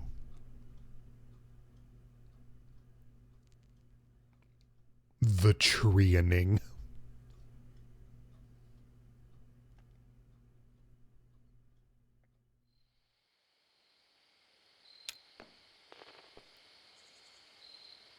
Nothing to be done. Just won't start up again. Damn. You had this truck long? Ira bought it and used it a ways back. I wonder how old it was then. Do you... Wait. Is this why you always leave your truck running? Lizette is up on a hill, so first time it's just died like this. Well, where's the champagne? Anyway, do you know this area? Anyone around here that could give us a hand? I drove past here yesterday. Oh. What were you doing out here yesterday? What was I doing out here yesterday? I have no fucking idea. That's what I asked you. I saw two strangers by the road. Did you give them a ride or something? I offered to, but they wouldn't take it. That was thoughtful of you. Hey, we should call someone. Do you know a good towing company? Yep, Lucky Boot Collision and Towing. Here's the card. Lucky Boot alignment. I'll give them a call. I hope I can get a signal out here. We have a cell phone? But I have like a brochure with a number. I'm pretty sure we had lots of phone numbers, actually.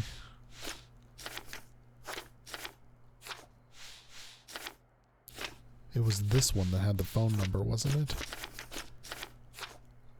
270-301-5797. Is he going to let me dial? Shannon speaks into the large brick cell phone held up on her ear. Oh, that's right. She did say that when we first met her in the tunnel. Hi. Hello. We've got an old, I want to say old diesel truck just stalled out. Inaudible, irritable, inaudible, sleepy, inaudible, confused. Amazing. Sleepy. Did I wake you? Your card says open 23 hours a day. Accostatory. Inquisitive, suspicious. Inquisitive. Yeah, that's why I'm calling. Exactly. That's all. Apologetic? No, it's okay. We just need to get to an auto shop and get this taken care of. Concerned.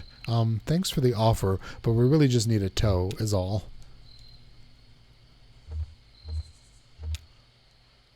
We already ate. As soon as you can get out here, we're off 65 somewhere, just kind of pulled up by this tree that fell over. Placating, specific, tangential, specific.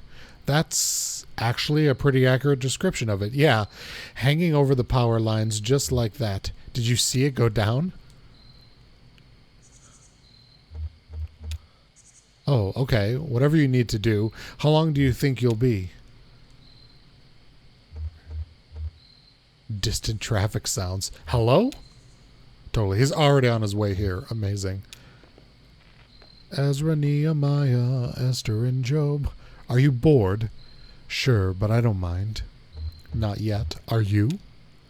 Yeah, most of the time. Let's play a game.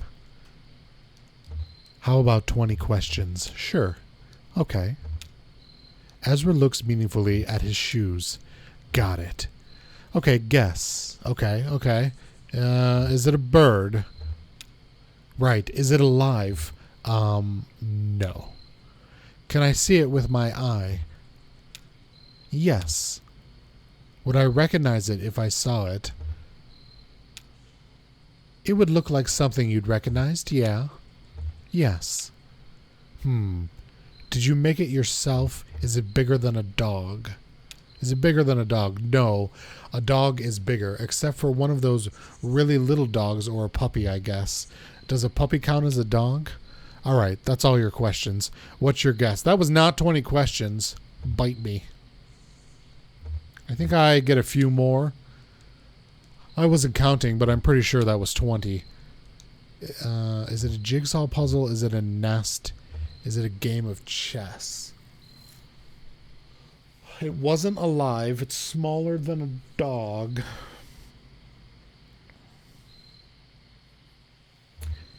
Is it a nest?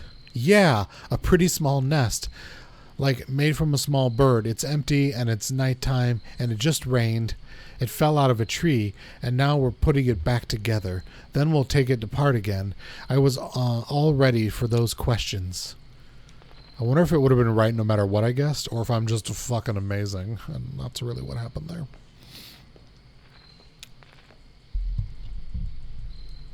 I think they're on their way. Guess we have some time to kill. We could look over the road map again. I've stared at that thing too long already. Where'd you get that old map anyways? It's always just been in the truck. Huh. Someone must have grabbed it at a gas station somewhere along the line, or maybe they threw it in the glove box at the dealership. When my parents bought their first car here, it came with a map. I used to sit in the back and pore over it. Aunt Ramitorios? I don't know what that says. Saw me looking at it, I guess, and a few days later she gave me a map she'd brought from Colombia. It looked almost hand-painted, deep, vibrant colors and rough border lines like anxious brushstrokes, really pretty. I'd slowly trace the coastline with my finger like I was walking on the beach and say, "Here, we'll swim Here we'll start a fire. Here we'll find a cave in the cliff face and go live, live among the bats for a while. I think I'll take a look at the radio of yours. Maybe I can get it going again. No point just standing around. Oh no, but standing's the best. Can I sit around? I did just have my leg surgically replaced with a skeleton thigh, so, you know.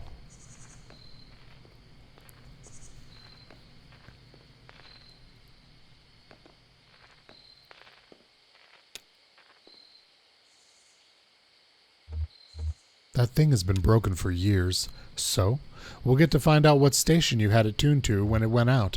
A snapshot of a younger man's taste. Do you remember what it was? Talk radio, I guess. Some college station? Talk radio. Well, I'm sure we'll find something to listen to on the road.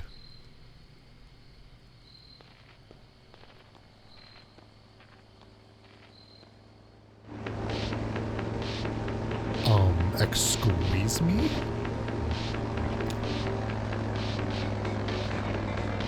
Where are we staying tonight? Oh, this is fucking Junebug? Who was supposed to come sing at the bar, which was a play? I'm so confused. I have no idea what's going on in this story, and it's amazing. Some closet at a bar, I guess. I'll figure something out. Some closet at a bar.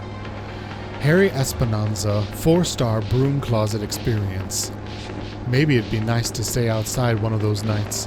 Power down just enough to rest, but keep an eye on the stars. Be there when the birds wake up. Short circuits, capacitors popping in the morning dew. Yeah, you're right. Road behind, road ahead. Is the bike kind of dragging a bit tonight? We've stripped our gear down pretty barely already. Yeah, beats hauling a couple guitars and amps around. I look good with a guitar. You're cute when you're straining yourself. Oh, we should write a song about it. A dirge for drums and voice. Very avant-garde. Let's talk about Johnny. Johnny, singing. More than all silver and gold of this earth. What's that? I don't know. I think I heard it on a radio. What's on your mind, Cricket? Oh, I don't know. Just looking at the stars. Hope we get there soon. Never been this late. They can hear each other very well for speeding down the highway at like 50 miles an hour. Which star is your favorite? That little one on the corner.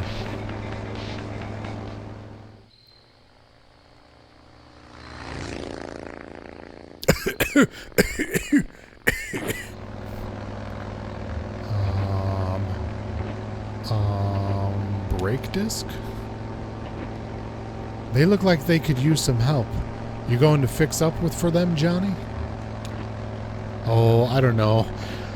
A wrench from a cattle prod. I thought maybe you... I guess it's up to some good Samaritan. Okay, we'll help them. Sure, why not? You're the best, and hey, maybe if they're not busy, they can fill some seats at the gig. You know, if no one's there, Harry will try and bilk on all... I don't know, I lost the ability to read there, but that's fine.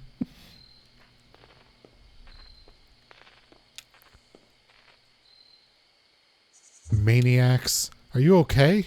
Got a little dust in my eye, but other than that, I'm fine. Fine? Like you were back on the mine or the strange facility. Never mind. If you want another painkiller, just let me know. I don't need them. If they sit in my bag any longer, they'll probably sprout some weird psychotropic mold.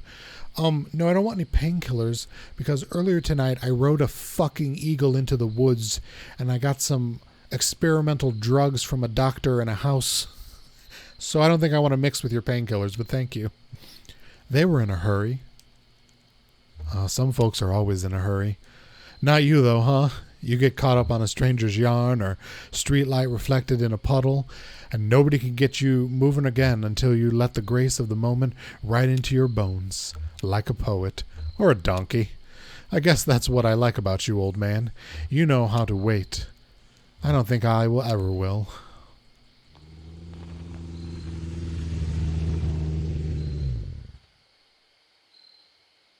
Pulls out a gun. Give me all your luggage. Hi, Blue. Oh, Blue. Blue likes them. All right, they're good peeps if Blue likes them. Stay here.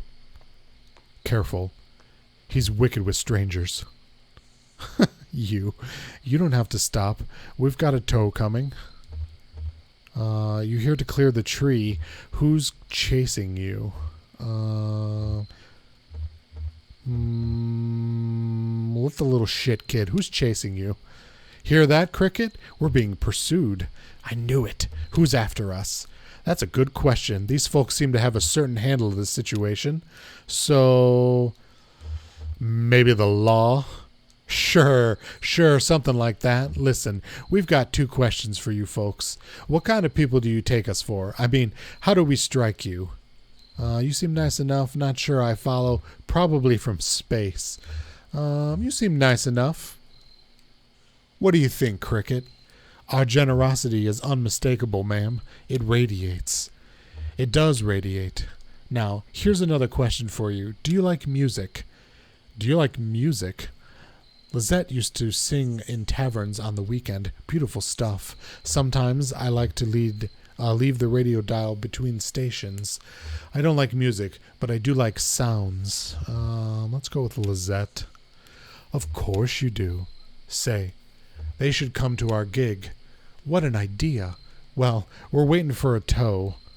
Right now, we're just trying to get back onto the 0. They're not going to know what the 0 is, so... right now? Right now. Just headed there on this baby. The weird vector, the sloth of wheels, the vicious cycle. I like the sloth on wheels. That's what we call our bike. We call it the sloth on wheels because it's too tired. Oh my God.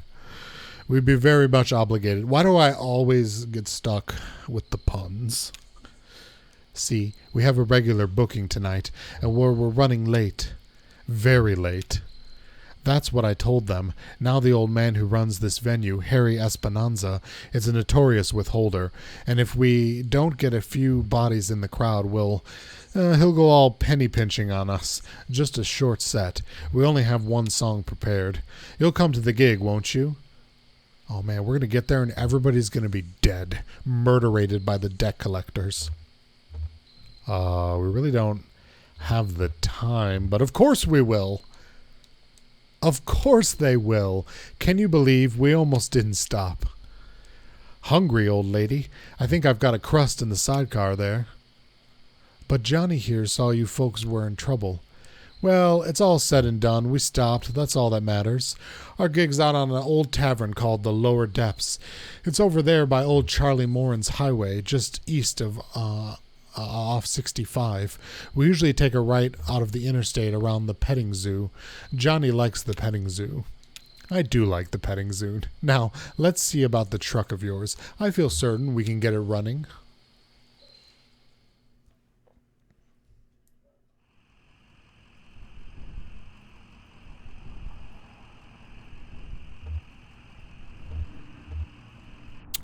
Okay, wait a minute. I have a radio? Oh, have I had this the whole time?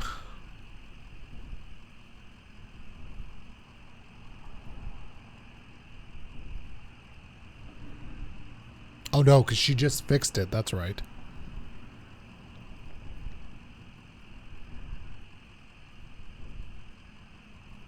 It doesn't sound like we're picking anything up. Probably because it's off. That's better. Sure. Alright, hold on. Let's start over here.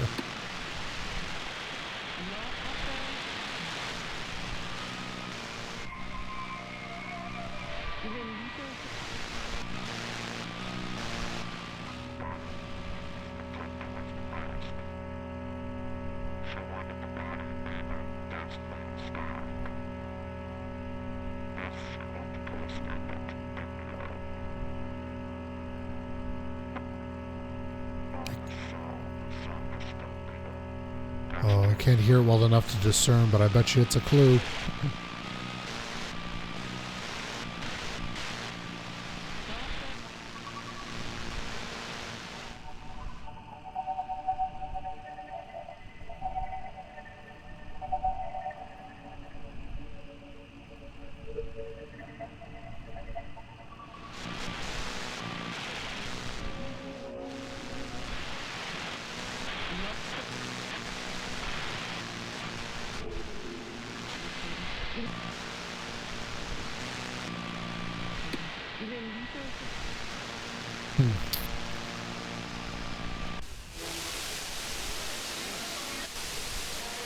What about some tunes?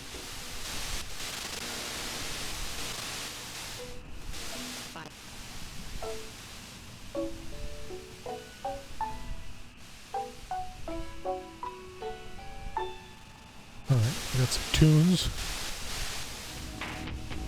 Ooh. Ooh. Ooh. Chillin' 80s vibes.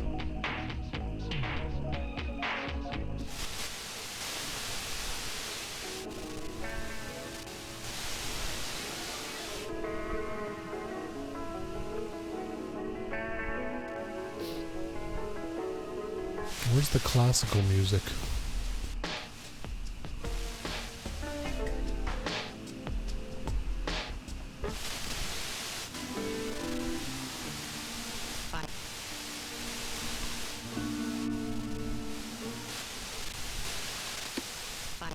Alright, what do we want?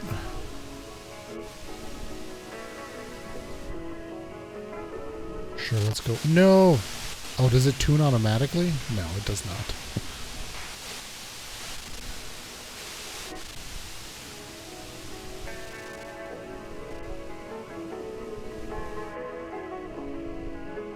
Alright, now where are we going? Now that we got some nice tunes. Charlie Moore Highway, just east of 65. Take a right off of 65 around the petting zoo. Right, east of 65.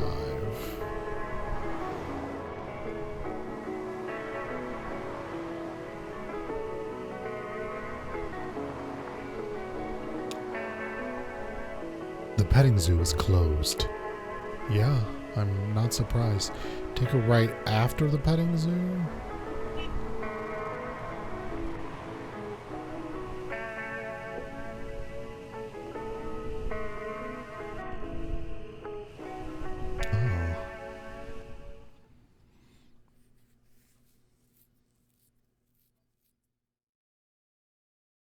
Act 3, Scene 3. The lower depths. We're entering into the brain of Bani.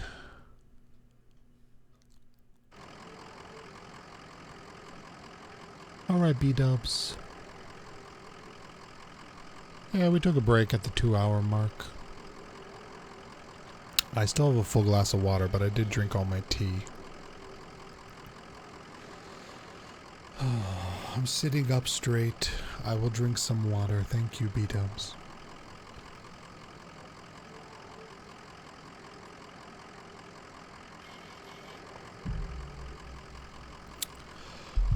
I think I'll stop after this this act anyways. But have a good night.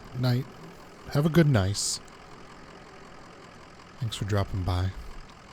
And I'll see ya in a month or so when I stream again. Doesn't feel right. Feels a little like home, huh? Doesn't feel right to me. Feels dead here. Or like something once died anyways? Well, that's just a feeling, right? Always trust your feelings.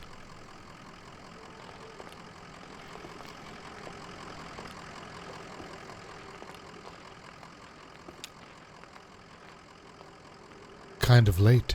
Are you sure they're open? Sure they're open. This is one of those places. Let's head on in. Based on the sky and it being really, really, really late, I'm gonna guess it's like the sun is starting to rise late. Let's head in. We are not saints, but we've kept our appointment. How many people can boast on that much? That's lovely, ma'am. Who said it? A poet. Oh, my neighbor's dog is barking uncontrollably. I keep about one of the main things sustaining me during these dark times is that I keep hearing my neighbors packing boxes and seeing them carry boxes out to their car. It's been like a week, but I'm just like, please tell me you're moving. Just please. Please take your barking dog with you and get the fuck out of my life. Of course, somebody will move in who will be 1,000 times worse. Actually, the people that lived there before them were even worse. Ma'am, I hate to say it, but the cupboard is bare. Have some vision, Cricket. We've got 1, 2, 4 patrons. Harry doesn't count. Well, we've done more with less.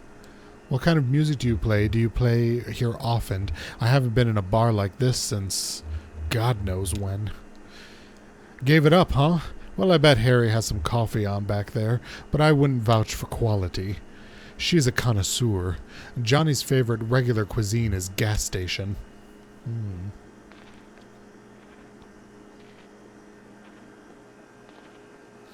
Alright, we talked to the bartender. Ezra, what the fuck are you doing in a bar? Also, why are you our friend now? Ezra flips eagerly through the jukebox catalog. What do you think? I don't know how to play this game. Oh, that makes me feel so old. And I bet you that's totally true for kids his age nowadays. All I'm pouring tonight is Hard Times whiskey. Got any coffee going? No coffee. Hard Times whiskey. Yelling towards exit. Say, shut the goddamn door, would you? I can't afford to run the AC all night. Sorry, Harry. Oh, it's you two. Where have you been? Never mind. Listen, I can't keep this place open through the small hours of the night, just waiting for musicians.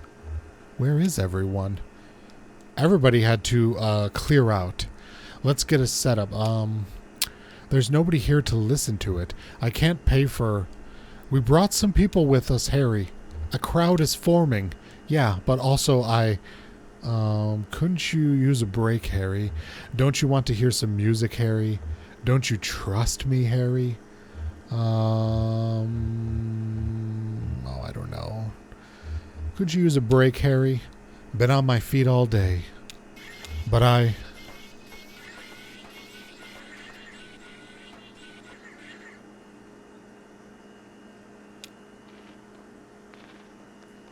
Nobody has any questions about my glowing bone leg? Alright, we'll just carry on then.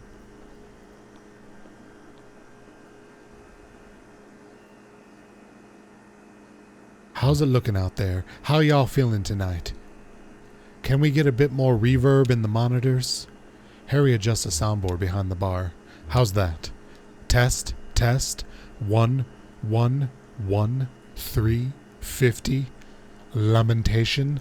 Lamentation. Sounds good. How's everybody doing? Anybody had a real bad night? How about you, old man? Not bad. Yeah, real bad. I feel like we're just chill vibing through this whole fucked up weird ass experience. It's not too bad. Well, we'll take care of that right now. This is a song I heard in a tavern many years ago at an open mic night. Me and Johnny were out just riding around. You know, you like to drive around, old man. That's my job. Of course you do. So we were out riding around and we passed this gaudy old tavern. I mean, it was a real dive. Busted up facade, weeds in the parking lot, taps all dry, bats in the bar room, and run up by this creakety bag of bones. Looked like the only thing keeping him awake was the fear of death. So glad to be back here at the lower depths. Hey now. She who stopped for an early drink. And there was a lady singing right here at a stage, and the song she sang, well, it stuck with us, and now it's a regular part of our repertoire. Never got that lady's name, but she seemed like a swell gal, and she had a voice like Scotch whiskey, and we just hope we do her song justice. So here it is, Too Late to Love You.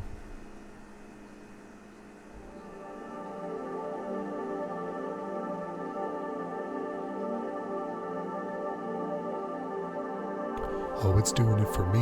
I'm tripping balls.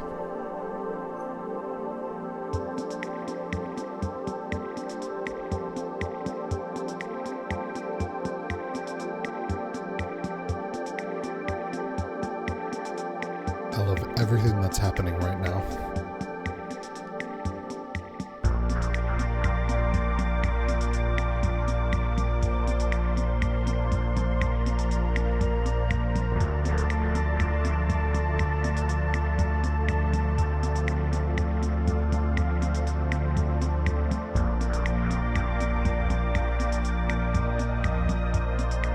god, I'm writing the song as she sings it? Alright, wait for the rhythm, Bani. Wait for the rhythm.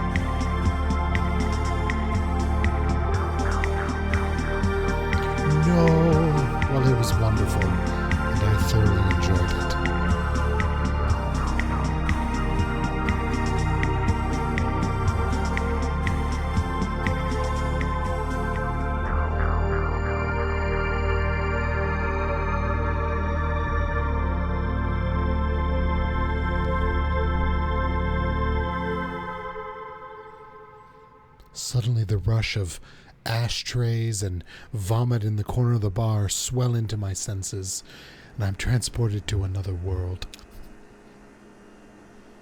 Well, hope you liked it. Kind of sad, isn't it? I heard it before. No. Kind of sad, isn't it?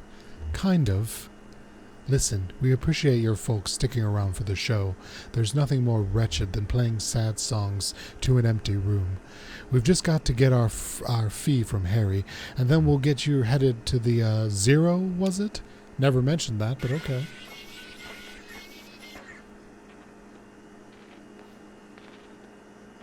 Ezra, I thought you had a thingy over your head for a moment, but maybe it was Harry. Well, Harry, I think that went pretty well. I'd say the crowd was into it. Reverential, excuse me. I guess the usual fee is about right, and we'll let you get back to your business. Well, that's just the... Damn it. I was trying to tell you two. I can't pay. They cleaned me out. I've got nothing left but a goddamn IOU from the distillery. An IOU. Yeah, I traded them some. I traded them for some whiskey, and I guess I had some surplus credit, so I get those notes to get some more from them later on. Must have been a hell of a trade. I had to. Got to keep this place open somehow. God damn it. Watch your language, Harry. Could you pay them with your IOU? Say, we just need to get pointed toward the Zero. No. Conway, we're invested now.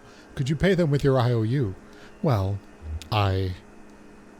very contemporary, very astute. How about it, Harry? Let's push some paper around.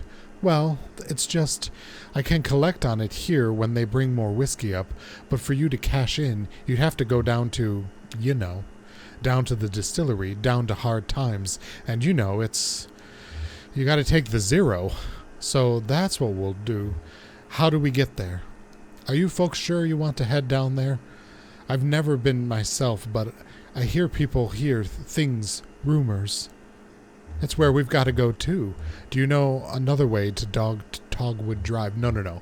Fuck Dogwood Drive. We don't care about your delivery anymore. We're on a new adventure, Conway. Well, I'll tell you then. But this is it, right? We're square? Harry, you're all right. If only...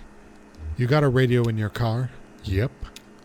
Well, here's what we've got to do. Take a left out of the parking lot, and then just fiddle around on your dial until you hear something familiar. Familiar but strange. You know the feeling like. I used to go hunt with my uncle out in the mountains, and I now watch those nature programs. They're filmed in the mountains, and there's the deer, and I know all the plants and every kind of tree, but something just doesn't look right. And it's even stranger for being so close to familiar. Something like that. You'll know what I hear when you hear it. Fix the strange but familiar station on your dial, drive for a bit, and then turn around when the station cuts out. Right then. Hope you folks find what you're looking for, eventually. Always a pleasure, Harry. Is it? Alright, well, I was prematurely fiddling with the radio, but that's okay. Oh, there's some sort of sick after effect on my leg when I walk, too.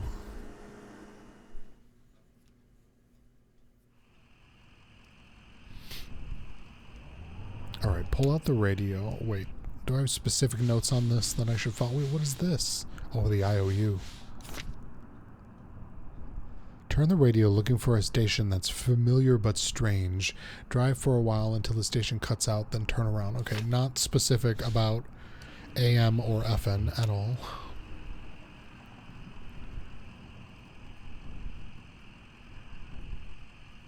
Oh wait, it's not on. Probably help if I turned it on again.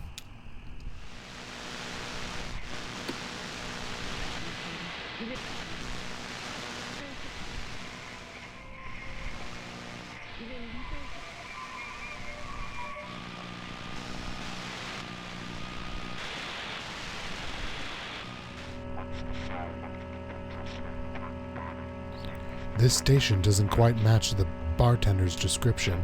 Definitely weird, though. Let's keep scanning. He said we'd know it when we heard it.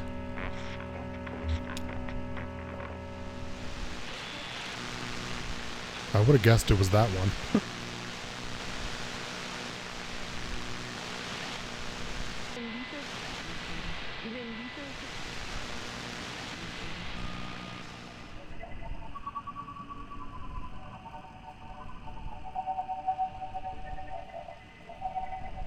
No, not that one either? Okay.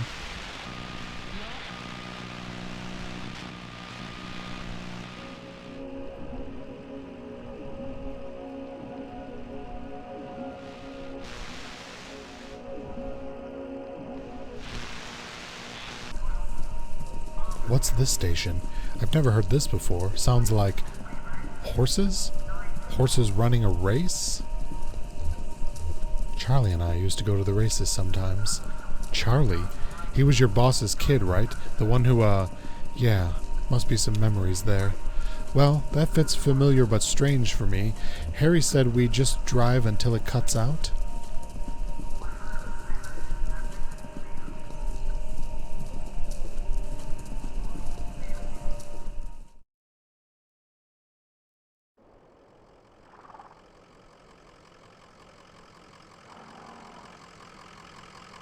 Well, that's not terrifying.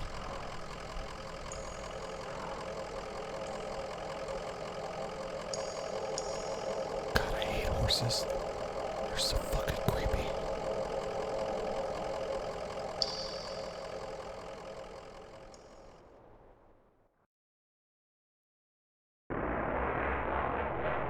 Oh, goody.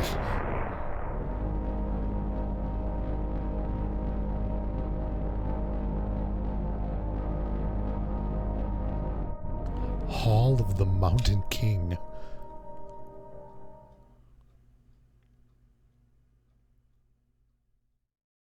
Act 3, Scene 4.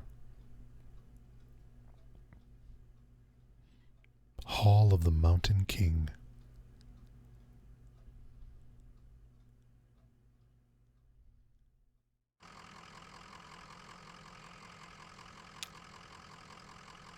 The bridge ends abruptly, crumbling in disrepair.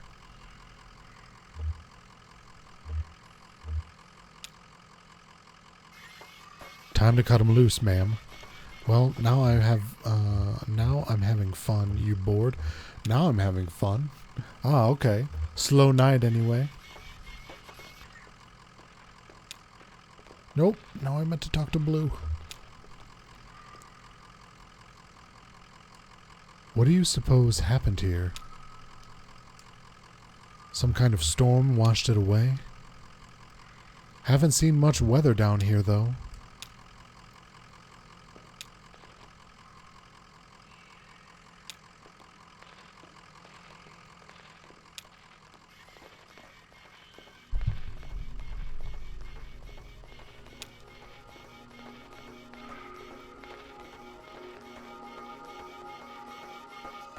A loop of decaying rope is coiled on the banister.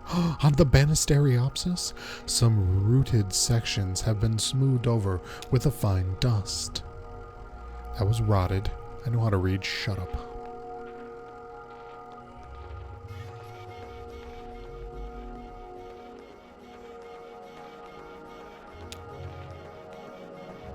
Broken computer monitors are heaped precariously among the rocks.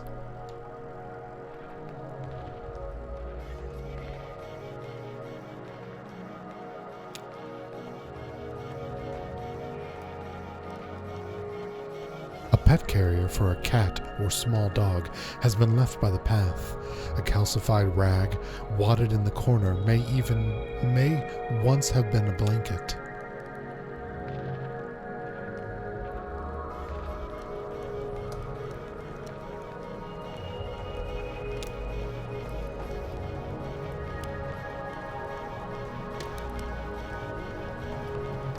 Now we're definitely in hell. A hiking backpack leans against a rock. It's empty except for a dusty bag of cat food and a few punch cards.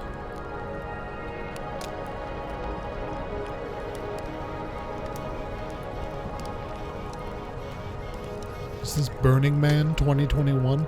A pile of discarded electronics burns steadily in the center of the chamber.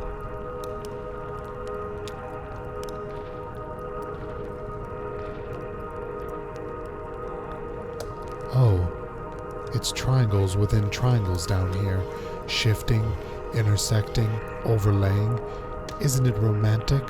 Let's see. You're here to steal back the love of the boy you once knew, when you were too young to recognize the movements of the heart.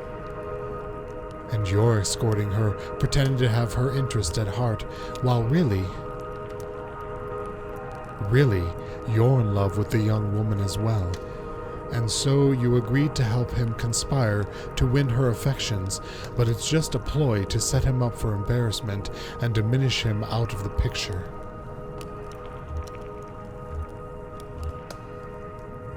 Junebug, I'm into it. Shannon, what are you talking about? No, you're right. It's insipid. Derivative. I used to be really good at this. I had 11 novels published, from The Billionaire's Bidding to Fields of Longing. Real hot, bodice-ripping stuff, you know. I miss those days in my Lexington studio apartment, just me and my thesaurus, steaming up the windows.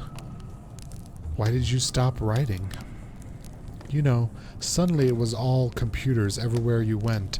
I thought I might be able to do something with it, inject a little libido into those ugly beige boxes. Huh! So I went back to the university and I studied human-computer interaction. And then I picked up Donald's research assistantship here as a tester, debugging. Wow, I'm losing my reading. In my off hours, I played around with the doomed love story at the core of our little simulation. That seemed to amuse Donald, so I kept at it. I'm afraid I tinkered too much, made it too complex. Now our work is never done. We don't even have to add any new functionality. The bugs just grow on their own, too complex. I miss those days in my Lexington studio apartment. A woman in a tattered cardigan looks furtively at the other people around the fire.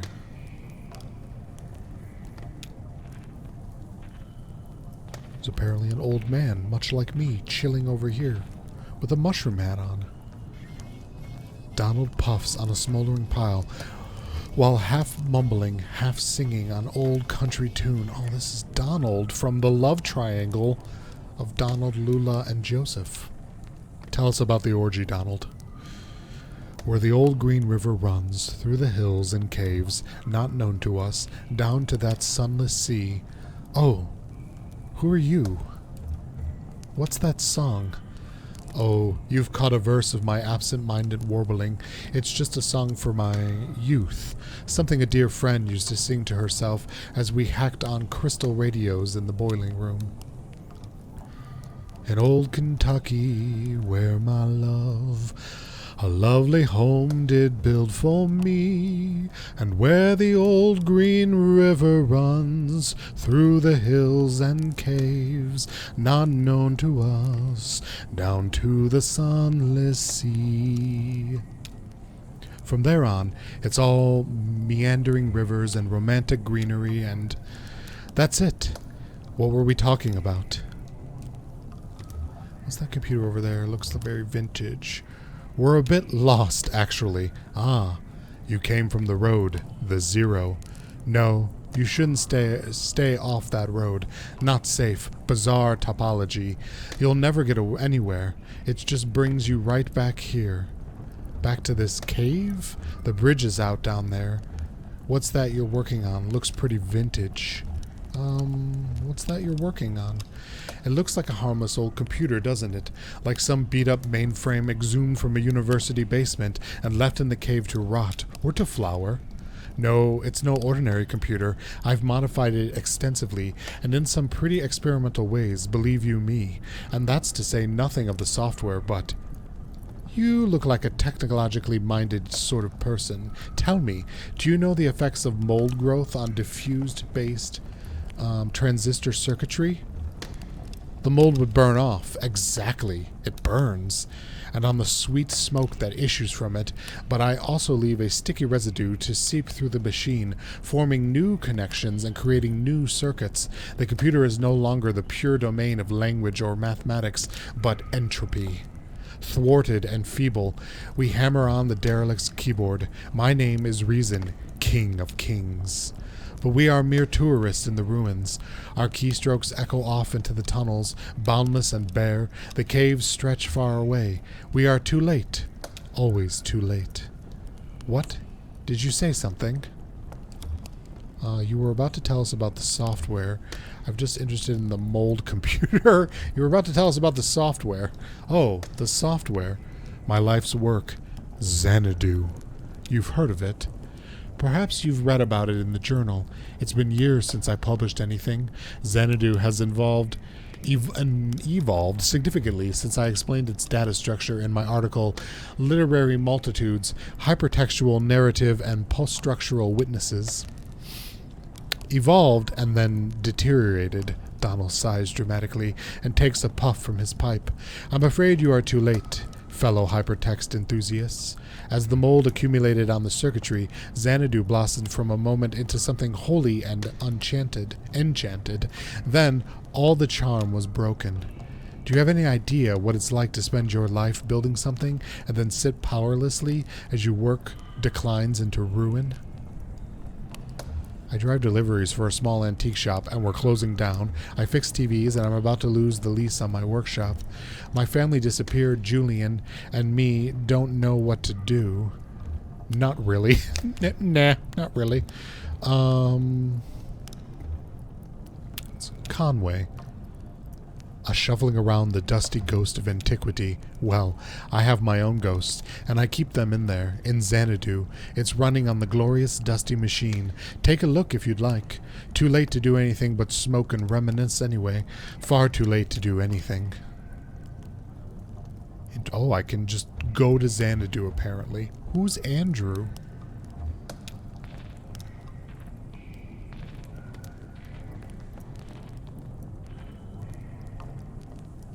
Do you know that when I first... No. I mean, if this cave were larger, could it... No. I'm getting ahead of myself. I've got it. How could you characterize this space? The one we're standing in now? It seems endless. It seems a mess. Kinda spooky, but I'm not scared. Spooky for a baby. It seems endless. You have no idea how right you are. Decades of mapping and noting. But how can you tell? What formal quality makes it seem endless, you know? There are tunnels everywhere. The shadows seem to stretch forever. The huge fire, the smoke just disappears. Ah, that's actually a very observant comment that I would never make. Mysterium tremendum. It seems the shadows scattering momentarily lights the mouths of unseen tunnels. That fire is constantly reshaping my... Close your eyes. Will you close your eyes? Only if you close yours. Okay. I can do it from memory. Good. Now, you are standing at the top of a rocky peak. A tongue of flame licks the shadowy anatomies of... Where are we? Oh, here again. How disappointing. What are all these computers for? Sorry to disappoint. No, it's my fault. I should have been so attached to the future. It's always getting in the way of my work. Better to be in the moment, carefully observing and documenting with no attachment. Let me give you an example. I was a grad student studying statistics. Studying sarcasm. It was the University of Banisteropsis. When I started working with Donald on his project, he said he needed someone with a more analytical mind to do the descriptive writing, someone who would appreciate the cave descriptions as real labor, instead of taking their authorial voice for granted. Donald warned me it would be long hours of typing painstakingly detailed descriptions into the computer, and I put in the hours. Believe me, I've put in the hours. I've described every facet of this cave in such detail that sometimes I don't know if I'm reading or looking, writing or exploring. Often in the dark and lonely moments, I worry that in my sleep I've transcribed rooms from my dreams into the system. How would we know? They could only be entered with precise, faithful detail. That's all I know how to write, and all I dream about in these caves. I only dream of caves. Well, it was nice meeting you. Oh, there's a gate now.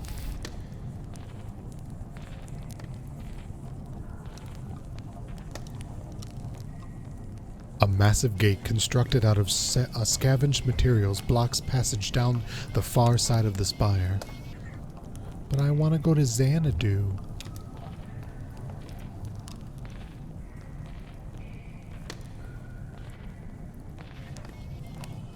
The kingdom is in peril. Roberta laughs. Well, what else is new? Where's the kingdom? You're in the throne room. There are 3 legendary treasures hidden throughout the castle that will restore these ruins to their former glory. What do they look like? She's messing with you, kid.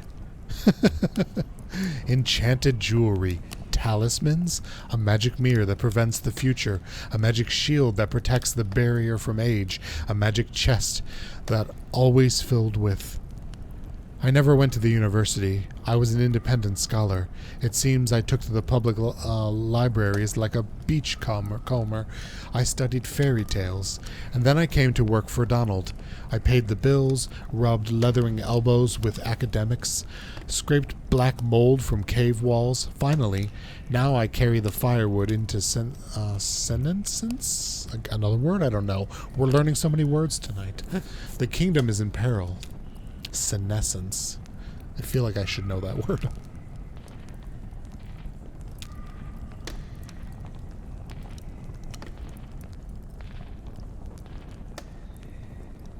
How do you think we get it started? This old thing? Maybe there's a hand crank around, or it has a run key.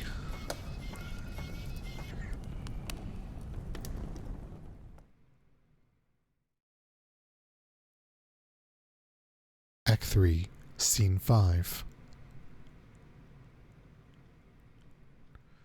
Xanadu, Xanadu.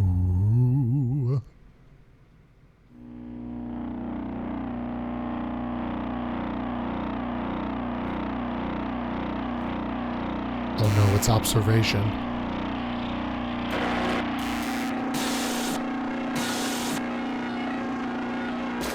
Bring her. A den of Ardo.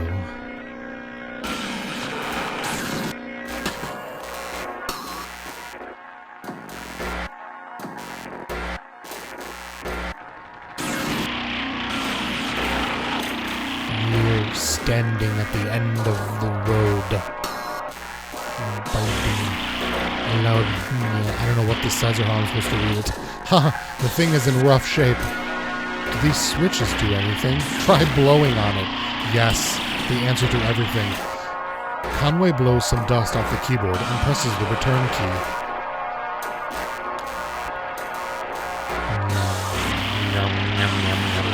That's just how I'm going to read that. Okay, that's worse. Try typing help. It kind of looks like a house. Type house. Typing house.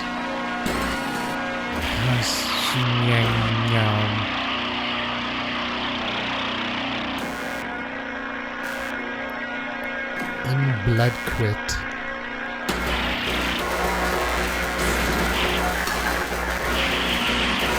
You are in blood quit. Everywhere. Alright, I feel like this is probably really loud again. Drop the audio.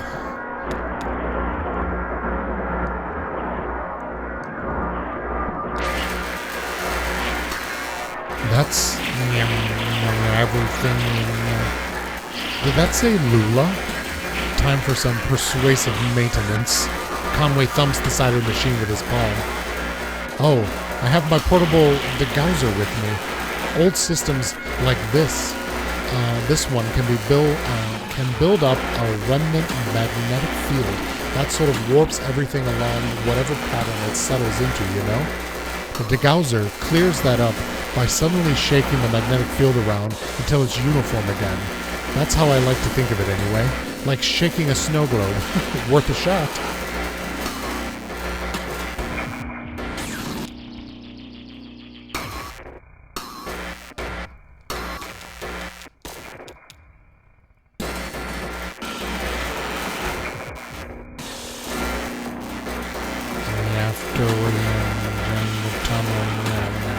Well, okay. Skelesites anonymous. Here where you say premature end of file. Press any key to quit. This is a lot, cause what a piece of junk.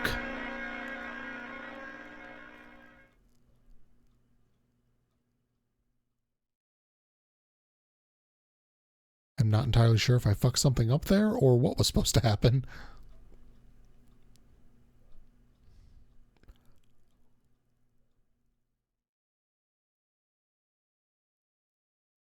This is exactly how my brain works. Yeah, my brain also sounds like meow, meow, meow, meow, meow, meow, meow.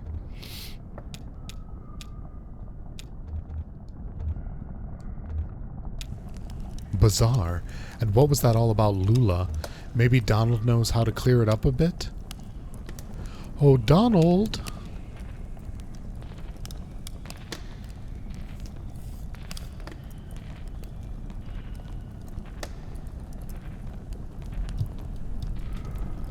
Will the circle be unbroken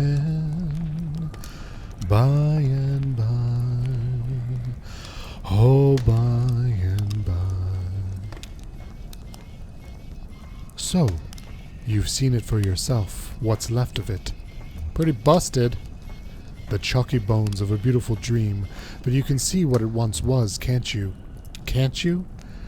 There was so much more to it. Ornate labyrinths of memory, exhaustively simulated parallel cave ecosystems, real artificial intelligence built on sophisticated neural network algorithms. The birds in the forest could flock in 3 dimensions, the bats could learn to sing, and then it began to crumble when the strangers came.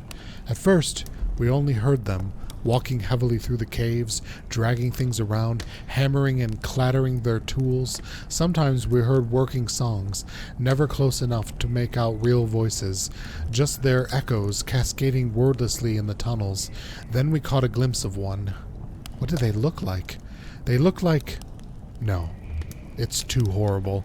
I shouldn't be telling you about this. They're dangerous. They're strange. I should never have tried to outwit them. They were always too much for me. But it's too late now.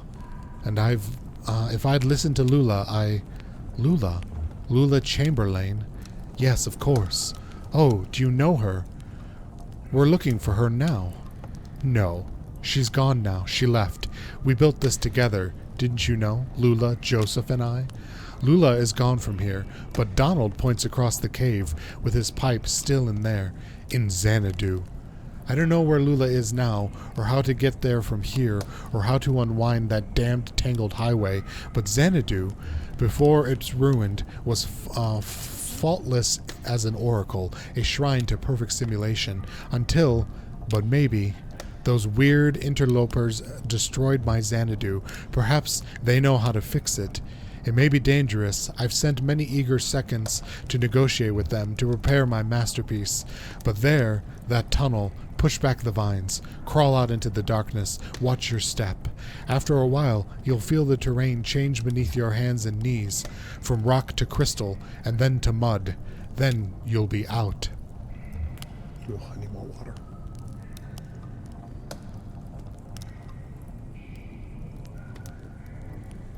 That's where the strangers came from. Now leave me alone. I still have a bit of mold in my pipe and a few dreams left. You're smoking the computer mold, aren't you, dude? Gotta say I approve. Actually, this whole fire pit community center area seems really nice, actually. I'd like to just chill there for a moment. If we can get Juno to sing for us. Where the Strangers Come From. Act 7, I think that said.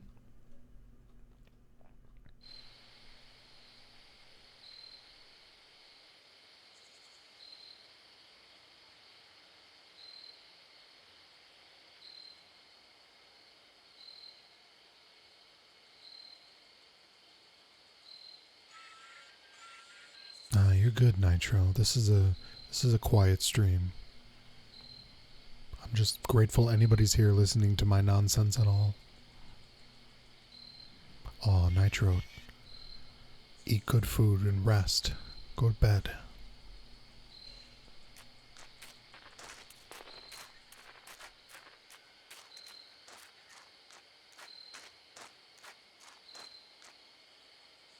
Well, this can't be right. Looks like an old church. It's definitely muddy. Yeah, that's what he said. Crystals and then mud. I want to stay outside. Why? I think I saw a lizard. I'll stay with him. Okay, we'll make it quick. I'm sorry, you see a church? I see a cemetery. A buttload of cemeteries. Alright, sure. An epitaph is engraved on the stone grave marker. Steve Christoffers' generous disposition will be missed. Below the inscription, a note is written in white chalk. HT8191T. Fill date June 29th. Notes of an almond. Excuse me?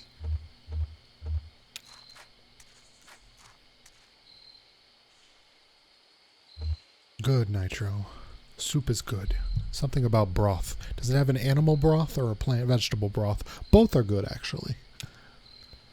Thomas Miller and Damond Arminstead. We think you two would really have liked each other.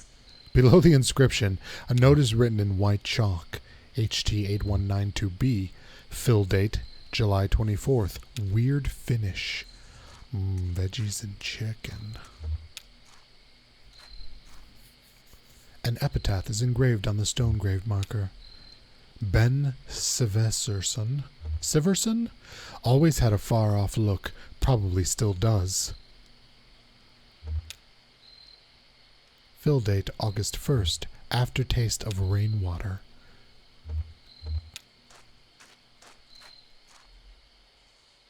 An epitaph is engraved on the stone grave marker. Chris Harback or John W. Bruce. Below the inscription, a note is written. HT8192N. Fill date September 8th. Sweet and fungal. I could go for some sweet fungus. Oh, I kind of want Thai food now. I don't know why that made me want Thai food, but it really did. Eddie Beale would have wanted it this way. Oh, the Bani grave. HT8192Q. Fill date September 9th. Maple turpentine.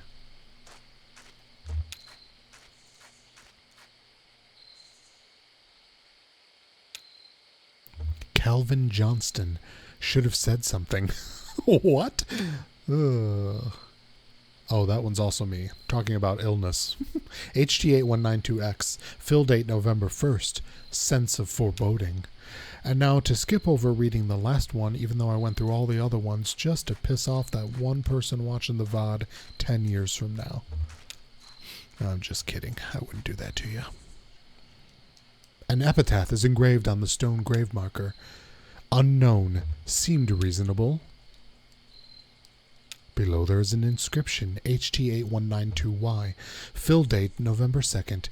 Easy on the nose.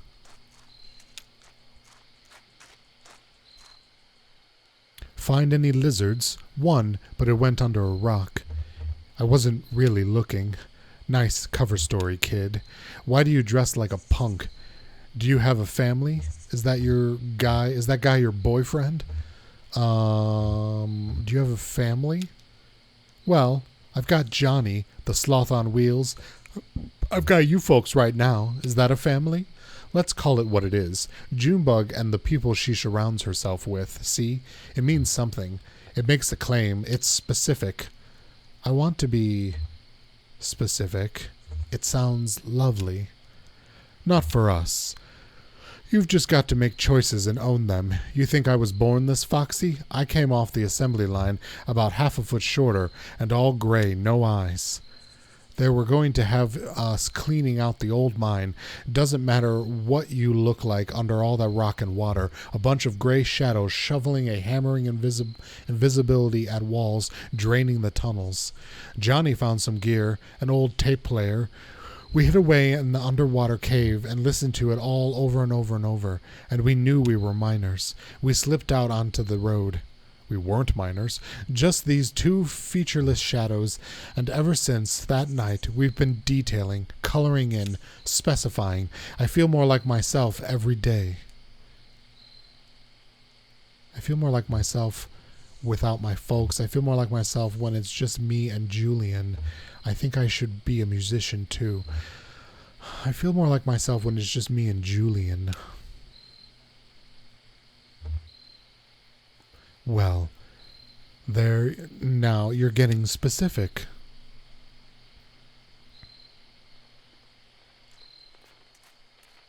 Johnny found some gears. It's like Johnny Silverhands. There you are. What'd you find in there? It wasn't... Hey, what's going on? You look flushed, old man. It doesn't matter. Right, okay. We got what we need. Let's go. What did we need? What did we come? I don't even know. I'm phased out of existence now. Act 3, Scene 8. Hall of the Mountain King.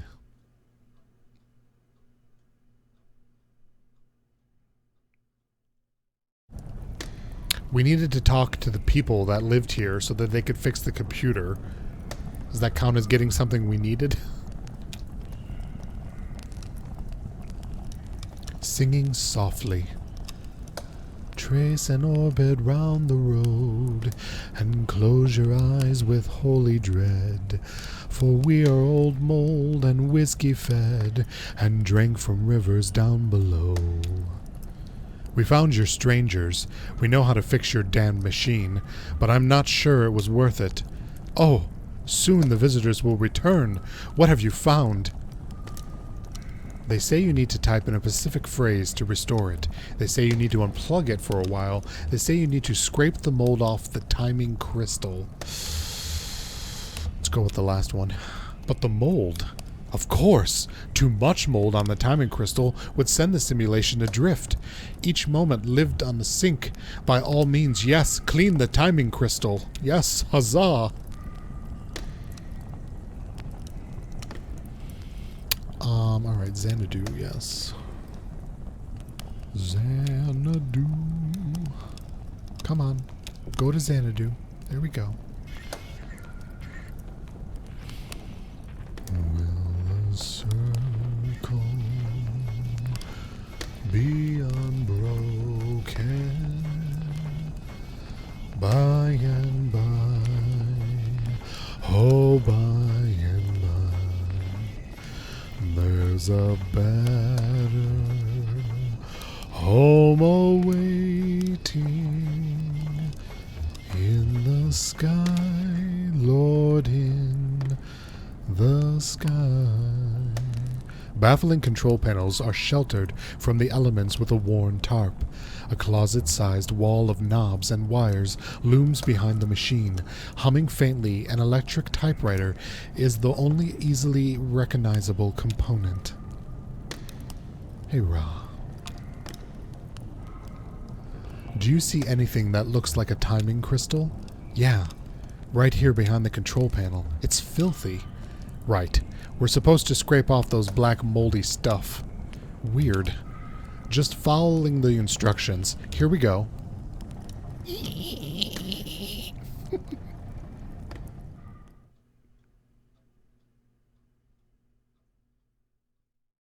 Act 3, Scene 9.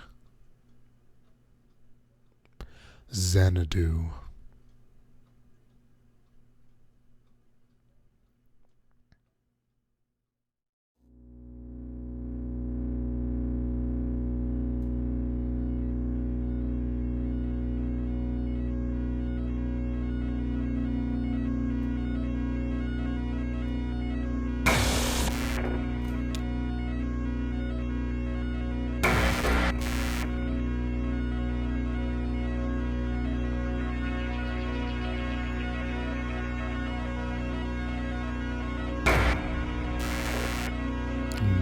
the end of the road.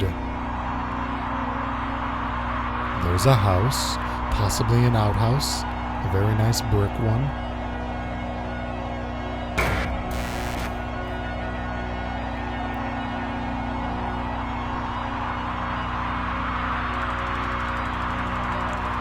You are standing at the end of the road before a small brick building. Around you is a forest. Check out the building. Enter the building. Inside building.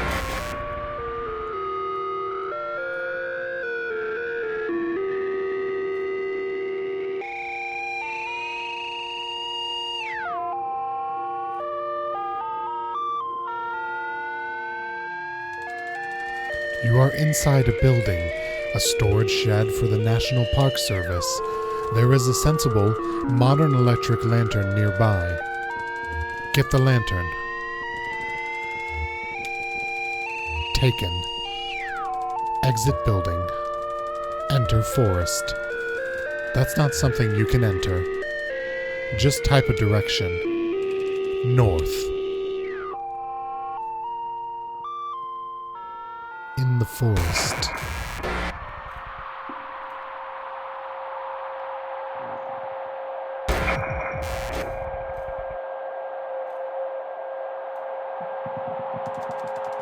You are in open forest with a deep valley to one side. Head back south to the building. Can we climb a tree? Climb tree. I don't think much is to be achieved by that. Sorry. Head back south to the building. Can we dig a hole? Dig a hole. You can't see any such thing. Pretty limited vocabulary. South. You're in the forest. Hey, it's a maze. South, east, north, west. West. You're in a forest. Lula is here. Soldering replacement components, soldering. Oh my god, I can't fucking... A small handmade radio. Oh, we should talk to her. Ask Lula how she is doing. Hi, Donald.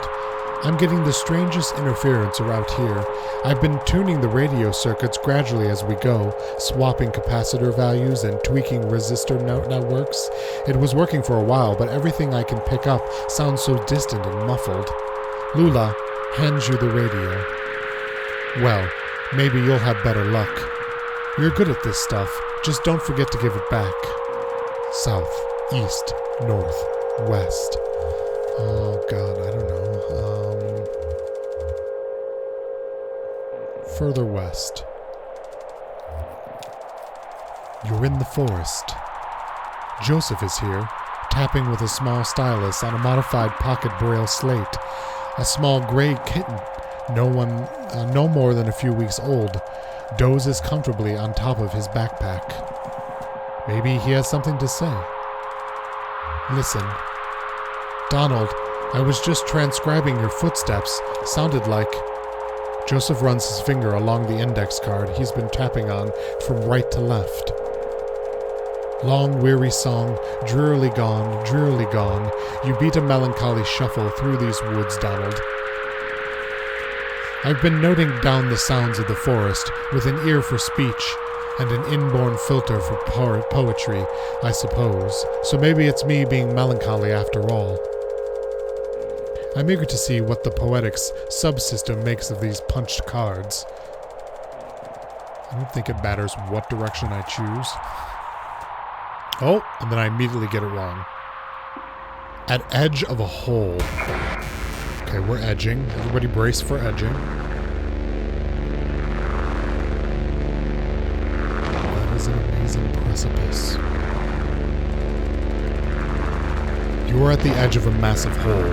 The dirt gives way to rock as the ground sinks into darkness. The computer tried to your upper back slickens with sweat in the afternoon.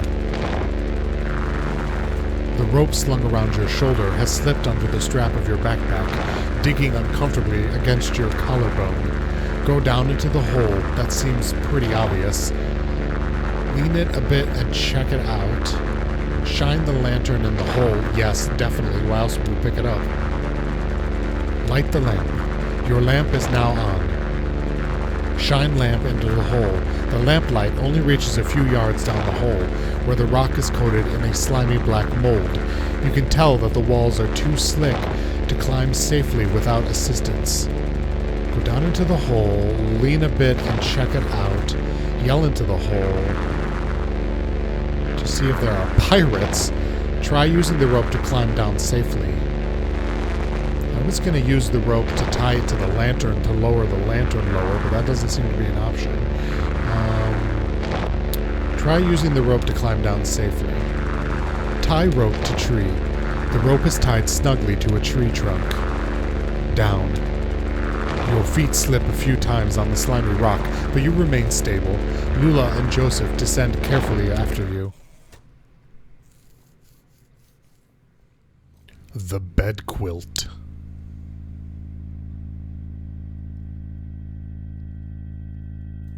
Nitro, you can always do regret. Or I'm sorry, repent. The bed quilt. You are in bed quilt, a long east-west passage with holes everywhere. Joseph and Lula remove the computer equipment that they are carrying on their backs and begin setting up. That's the last trip, so everything's done here now. Say something back to her, set up the gear. Say something back to her. You make an awkward joke. Don't be so morbid. Lula looks pensive. What's the gear they're carrying? Ask about the cave. Ask her where the treasure is. What is the gear that they're carrying?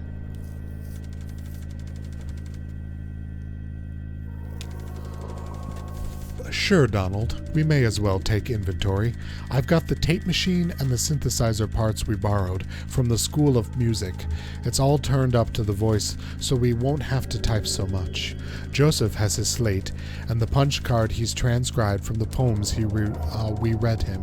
He's got the typewriter and the paper tape reader. And you've got the CRT display. How's your back holding up?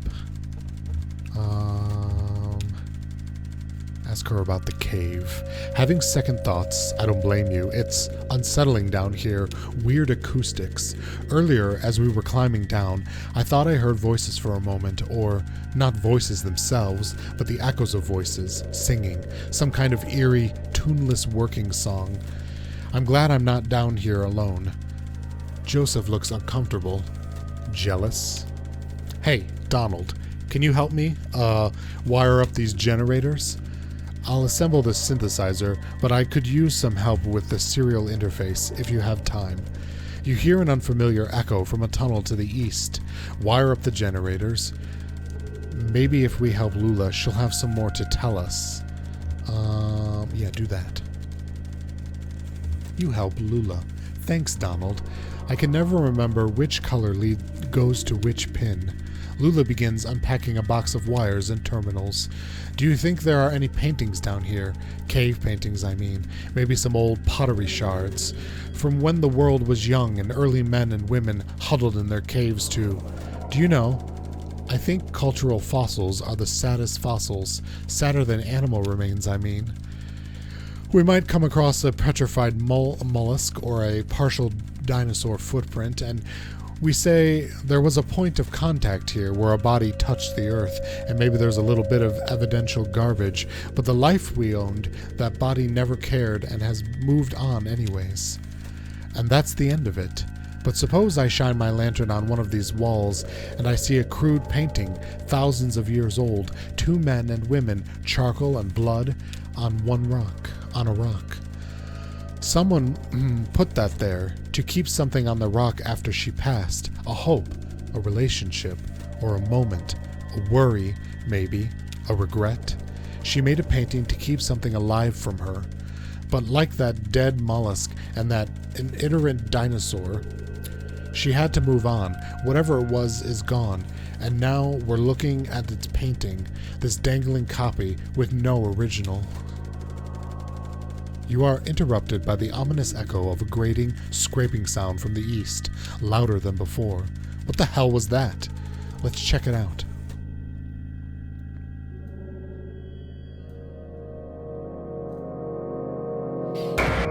In tunnels.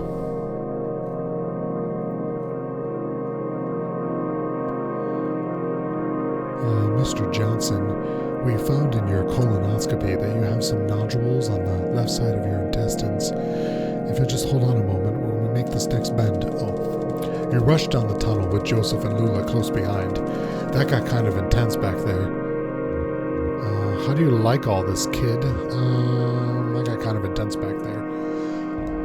No wonder they're still thinking about it. The tunnel narrows, and soon you find yourself crawling on your hands and knees. Navigating the tunnel gradually becomes more awkward as smooth rock gives way to jagged, crystalline surfaces.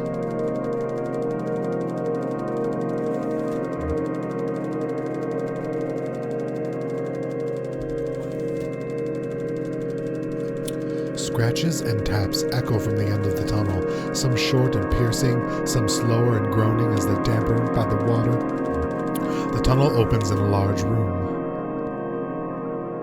Oh yes, the orgy room. We've heard tell of this. In the crystal room.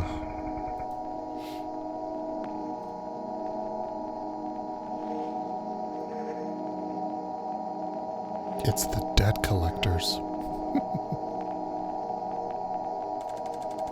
You are in a large, irregular chamber. The walls, floor, and ceiling are covered with crystalline projections. Strangers are here, scraping black mold from the crystals. They look up when you enter. One of them seems about to speak. Finally! Let's listen to what he says. The stranger reaches for a box he's carrying and presses a plastic button. The box whirs to life, and a crackly voice blurps something unintelligible, then slows to a deep gurgle. He looks at his companions momentarily in confused disappointment, then he returns his awful gaze to you. Joseph feels through a tunnel to the north. Lula flees through a tunnel to the northeast. Follow Lula. You run north. Lula's headlamp scans across the northern passage as you run. Soft shadows loom perplexingly from floor to ceiling. You feel around the distinguished shadows from crystals, but eventually find yourself concerned. You have hit a dead end. Who are they? Let's find a way out of here.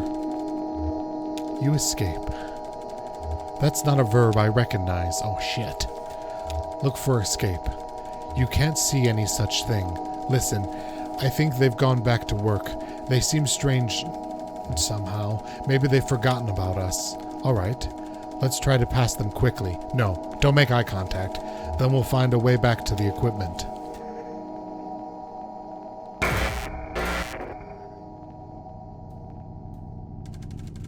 You are in the bed quilt, a long east-west passage with holes everywhere. Lula is here, panting with her breath. Did they follow us? Where's Joseph? She seems pretty scared. May as well wait. Search for him. Search for him. Search. I only understand you as far as wanting to search. We have to be more specific. Search for Joseph? Down one of the tunnels with the equipment back outside. With the equipment. Search equipment. The various computer and audio equipment casts irregular shadows into the tunnels as you can scan slowly across the pile. Nothing. Oh, I didn't mean scan the equipment. I meant use the equipment to scan for Joseph. But okay, I see what you did there. Down one of the tunnels. Search tunnel. You select a tunnel at random. Your lantern illuminates several steps of footsteps on the moldy cave floor, but they are impossible to identify. Joseph climbs down from the rope, still tied above. That damn sound. That damn voices. I don't even know what direction I'm running. I wove through the network of tunnels. I ran my hand along the wall. always turning left, but every turn at every rock felt the same. For all I knew, I was running in circles. Finally, I ended up here, and I hid. I panicked. I heard you talking, but I didn't think I could trust my senses. But listen, there's one thing I have to tell you. While I was out there, lost in the tunnels and caves, I came across the Zero, and I have no idea. It's like a real place. They picked up garbage, they delivered mail, they got to work and go to church, but has an awful kind of emptiness. Wandering through, I heard horrible echoes. Weird images got burned into my mind's eye.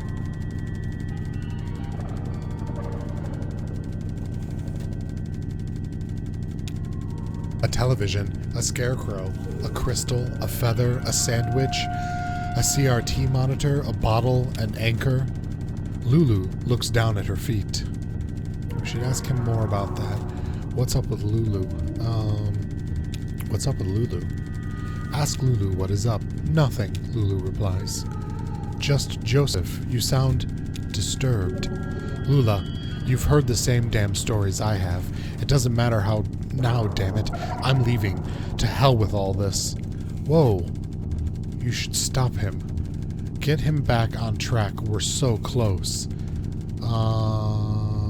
Shannon. Get him back on track. We're so close. You shout something at Joseph about the project you are working on together. You'll die in these damn cold caves. And what about those men? You know they'll come back. Tell him we can find somewhere to start a fire. Tell him we can hide from the strangers. Let's go with the fire. Suggest finding somewhere to start a fire. You shout something at Joseph about going deeper into the cave. Did you hear those voices? They'll find you, but not me. I'm going back to the surface. Stop. Your stupid fight is ringing through the whole damn cave. Joseph is right. We can't stay here. I'm leaving too, but I'm not going back to the surface. I'm taking my station wagon and I'm heading down to the Zero. I think we need her to stay. Ask Lula to stay. You plead with Lula about your continued collaboration. I'll send you this tape when I'm done recording. I'll put it in the mail, and then you can see what your damned machine does with it. Lula and Joseph have left.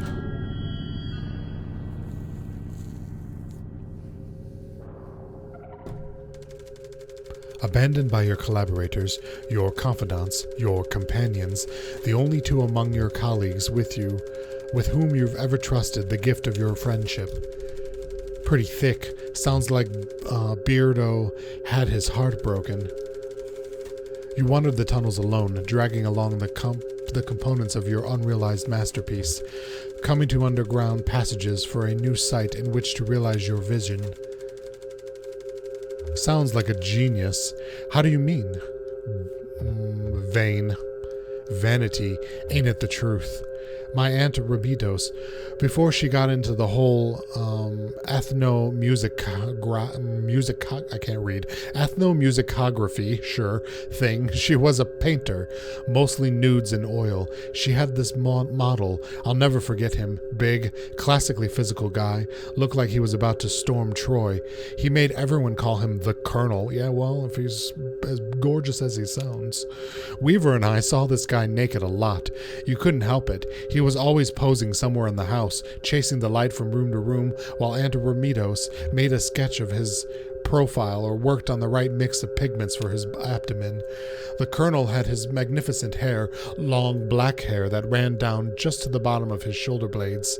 One evening, he was standing next to an open window in the back of the house. The sun was setting, early spring, I think. It was kind of windy. Aunt Ramitos was trying to get his hair right. She kept arranging it like half in front and half behind, running over his shoulders and laying across his chest in this very specific way, but it itched him or something, and he'd do this weird indignant shuffle thing, and or the wind from the open window would push it around, or he'd start and turn his neck when Weaver or I ran by, and everything would be tangled again. The final product was a swirl of black lines billowing around the top of his neck. Weird thing is, I don't even remember his face now. Just the black swirl, probably the best one she ever painted. But I digress. Hall of the Mountain King.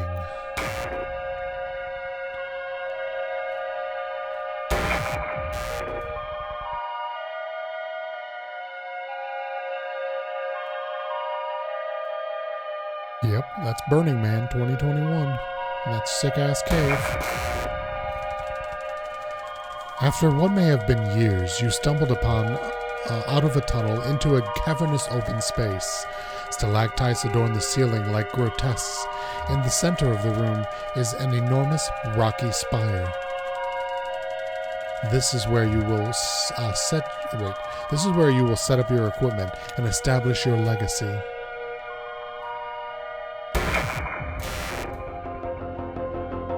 Oh no, we've gone Xanaduception. Now is the time to continue your work. Research assistance, 0. Realized index, 37%. Romance index, 2%. Mold coverage, 0%. You may hire a new research assistant, assign assistance to a task, or sleep until tomorrow. Hire a new research assistant. Uploading job advertisements to university message boards. You have hired Amy, who studies human-computer interactions. Assign assistance to a task. You may assign research assistants to debugging, transcription, or speculation. Oh gosh, I don't know. Debugging. Assigning available research assistants to debugging. Hire a new research assistant. Assign assistant to a task. I guess I could get another one. One for each task. Uploading job advertisement. No new applicants. Try again later. Okay. Alright, let's sleep. Time passes. Amy identifies a bug with the oxygen level simulation, but is unable to fix it. Now's the time to continue your work.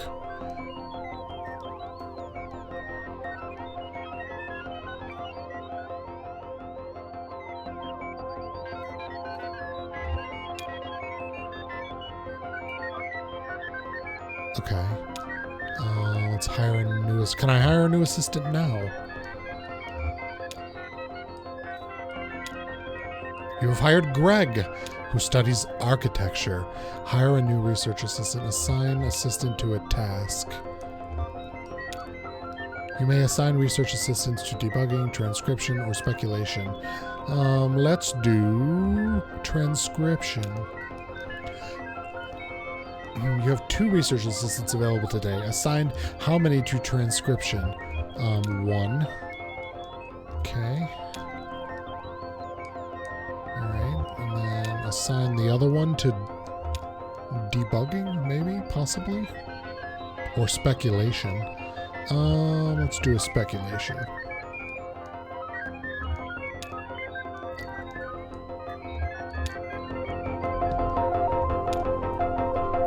Time passes. Amy extensively notates tunnel diameters as a function of length. Greg makes a convincing argument for the edibility of stone.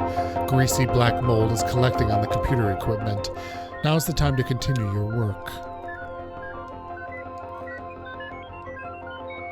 Realism index. Romance index is increasing. It's getting sexy in here, everyone. We're getting covered in mold. You may hire... Wow. Losing my ability. Alright, let's get another assistant up in here.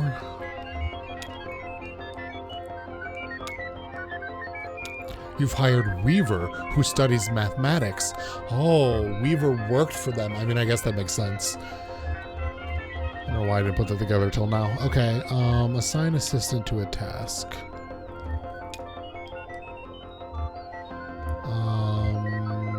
Speculation. Let's put everybody on speculation. Speculate the fuck out of this place. I can't hire anyone else. Okay, that's fine. That's cool. I'll just sleep for tonight while you all speculate. Time passes. Weaver muses about the love lives of few fungal colonies. Amy discards centuries of exhausted data on the uniformity of cause and effect.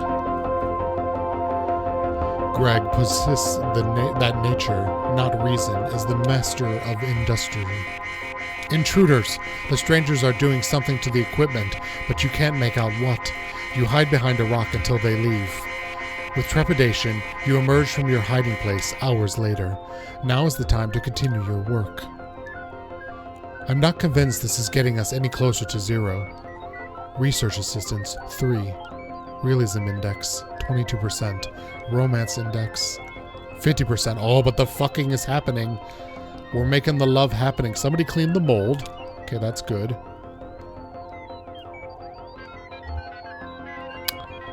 Alright, let's hire another assistant, because why not?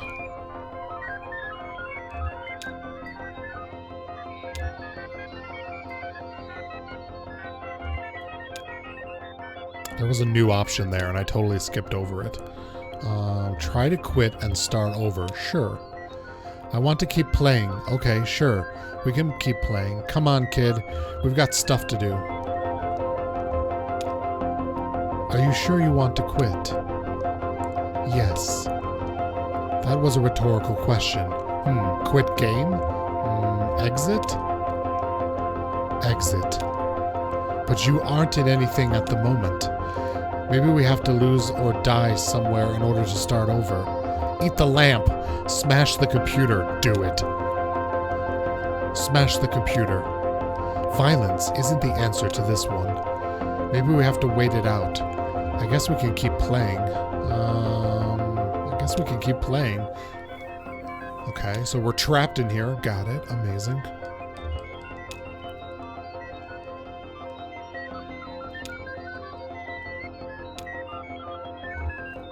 Let's assign assistants to a task. Let's put everybody on debugging.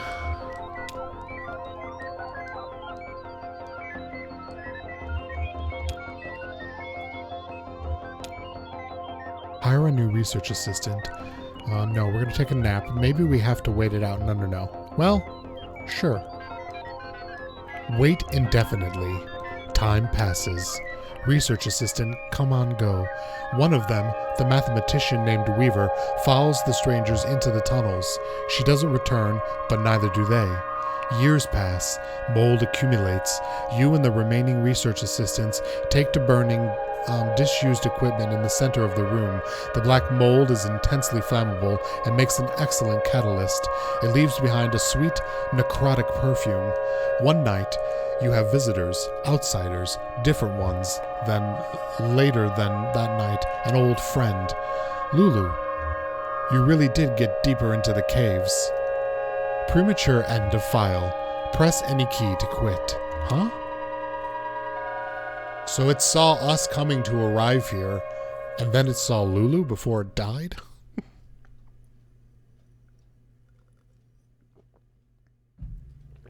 Act 3, Scene 10.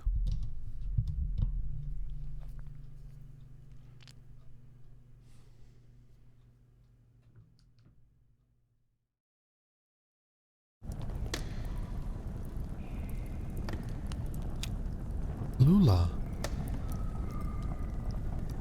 You really did go deeper into the caves. Well, you were easy enough to find. I've met a few of your former assistants. One can't help but hear things. So this is what became of our project.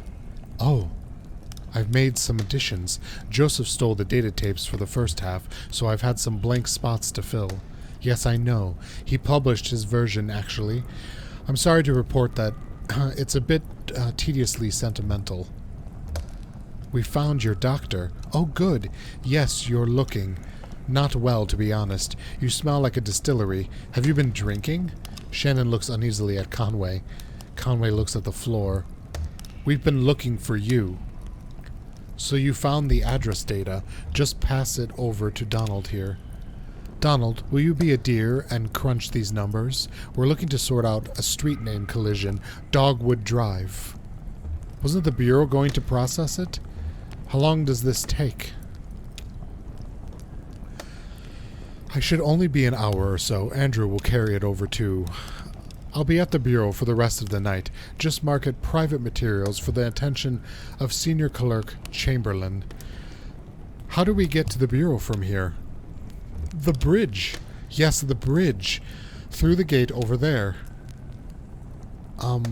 Now we too recede into history. Go to... Good night, Donald. Oh, great, I've got hiccups. Meet me at the bureau, and we'll get you on your way. Head counterclockwise to the cathode ray, then turn around. Then it's just clockwise until you find the bureau. Quickly, between us, I think you should drive. Okay, that's said quietly, not quickly, but you know what, it's fine.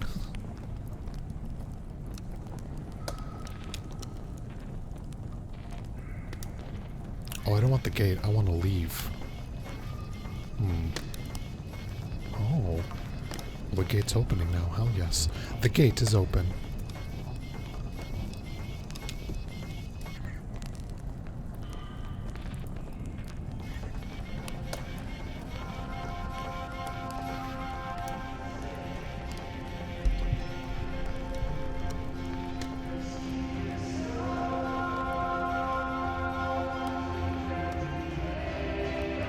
Oh, the musicians are back.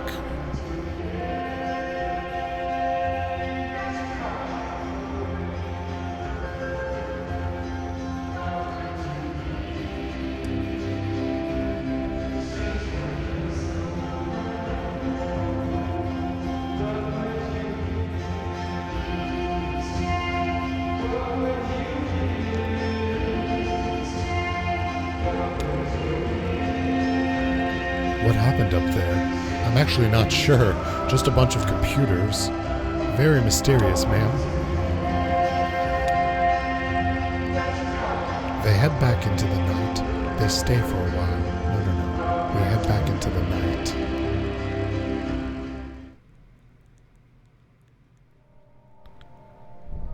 Counterclockwise.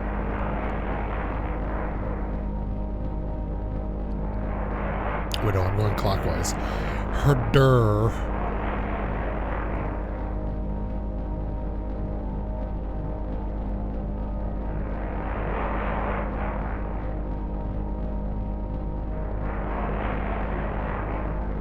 What were the instructions? I've totally lost it.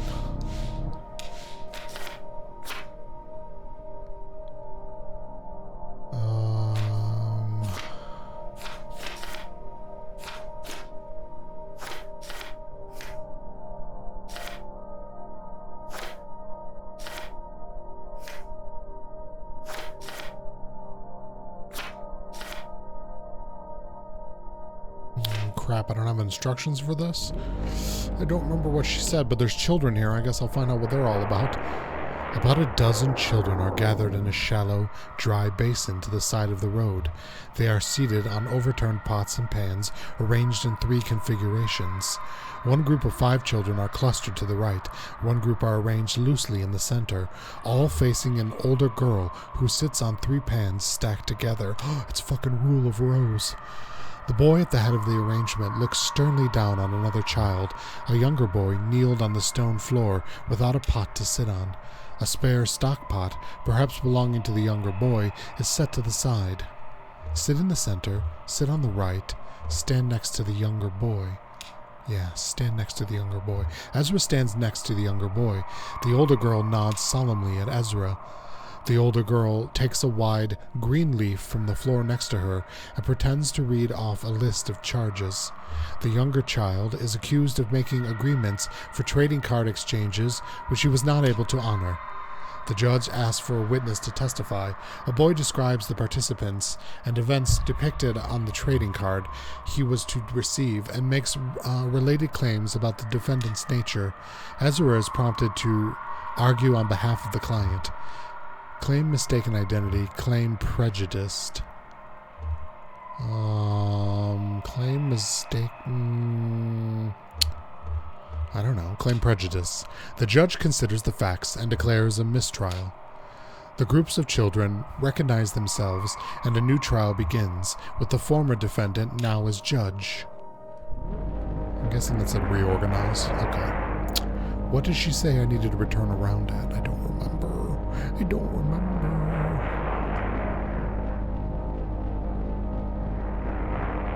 Maybe it was this? Oh, wait. It'll probably vibrate. Giggity.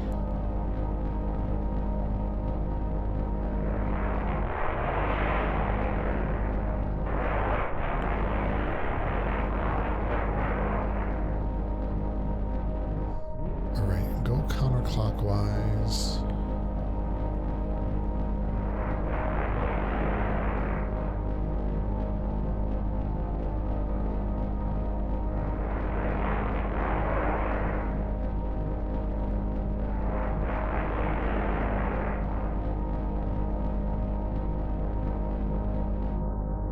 I don't remember what she said. Oh, do we have new things? What's this? What is this?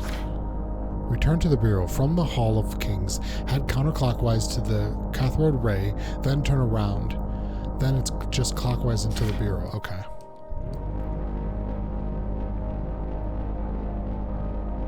I thought I did that, but it didn't vibrate, so I questioned myself. Alright, turn around here.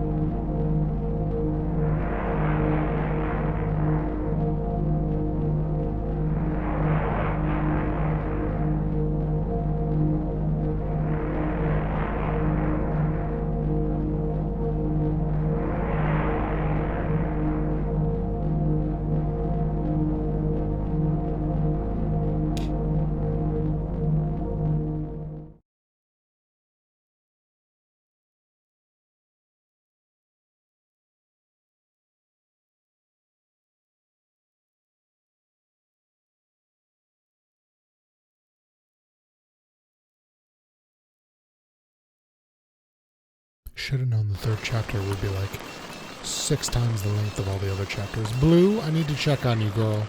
It's been a while. Got the time, Blue? Nah, you don't care about that. Maybe I should be more like you. Yeah, man, just chill. Who cares about time? Time is an illusion. Time is a construct of man. Of the man.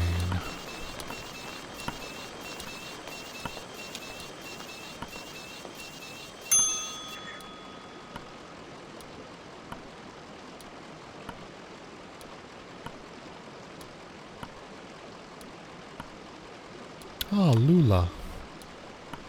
Here you are. Marianne has the rest of the evening off, so I'm minding the desk. You're not too busy?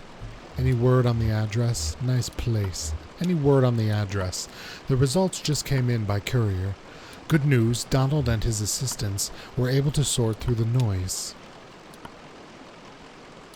I had Rick cross-reference their results against some of our records. He found a corresponding mail stop at the Echo River route. As it happens, the night ferry is scheduled to make its stop there shortly. The ferryman carries the mail and collects the garbage as well. I'm sure you can catch a ride on the way. You're welcome to wait here. I have to get back to packing. Are you going somewhere? I might. I'm feeling impulsive, and I'd like to be ready. Maybe back to Mexico. It's been years. They still have one of my sculptures in a museum down there, did you know? Big, ugly iron thing. Time to have it scrapped anyways. Safe travels. Try to stay out of the water. It's colder than it looks, and deeper.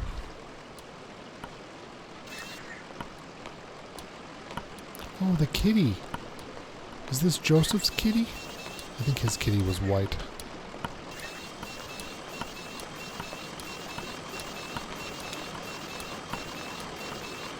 How long do we have to wait? Oh, who knows?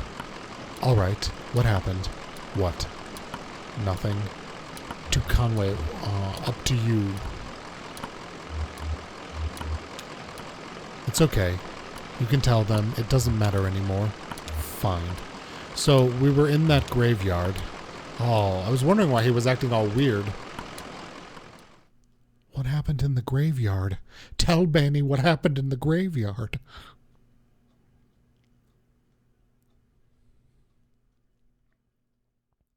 Where the strangers come from.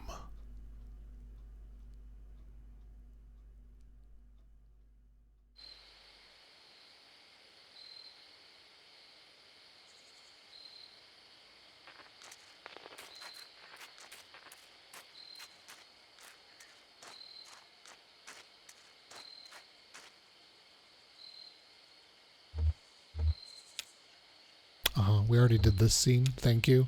I don't need to replay this. I understood where the graveyard was. Why? Making the same choices.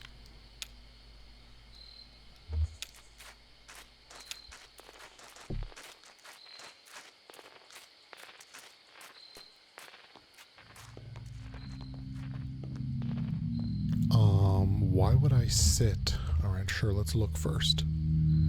The church floor is cold metal, scuffed and flexed by unknown boot heels.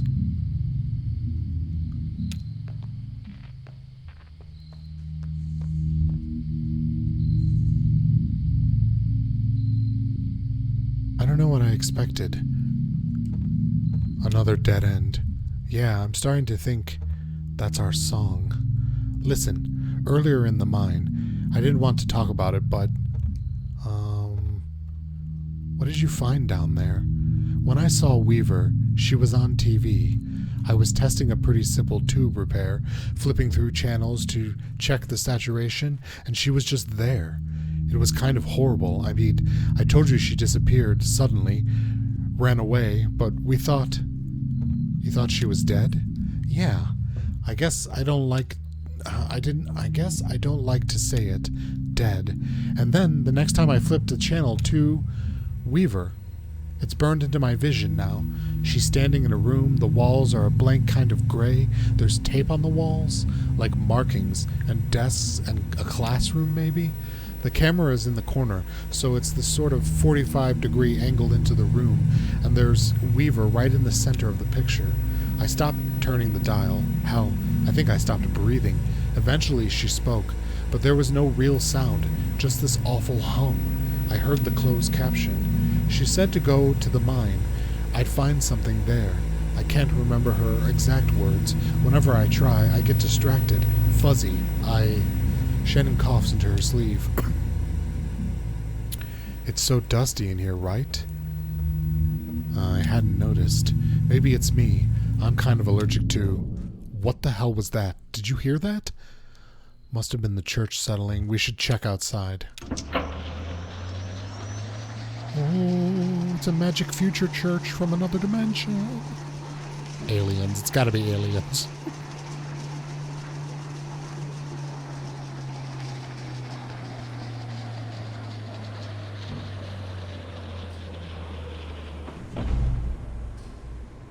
Hello. You'll notice that I have one of your legs as my leg. Everything's fine. Oh my god, I'm playing as the skeleton man. Okay. Wait, what's down these stairs? Nothing. Okay. The stranger activates the tape player slung on his shoulder. A crackly drawl echoes in the room. It is patient and sounds like it should be smiling. My regrets. I hope I didn't keep you waiting long. We don't see a lot of the foot traffic these days. I guess you're here about the job? I'm afraid we only have one opening at the moment. Horrible business. What's this job? We're actually looking for some information about an old computer. Do you know how to get to the bureau from here? Wait, what? No. Oh, I guess we're back in time, aren't we? What's this job? Certainly. I'll tell you everything you need to know. I've only just met you, but I feel certain there's a place for you here. I'll just take you over to meet the dispatcher, show you the trucks, get you familiarized. We can converse as we go. What is this place? Well, it's not an old church. Some kind of factory? Yeah, maybe. But for what? Why hidden away like this? And what's that smell? Like bread? Baking bread? Please, follow me.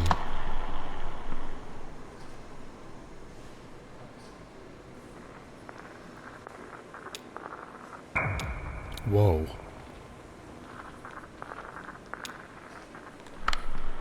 I have to ask you to step in here a moment. This is for your safety, and adjust your outfits just a bit. There's some protective headwear up on the wall back there. Please, remove your shoes and eyeglasses. I'm not taking off my fucking shoes. We don't wear glasses. I'm taking off my shoes. Oh, I understand. It's only a courtesy to, well, do us a favor and put on the headwear anyway. Just like this way.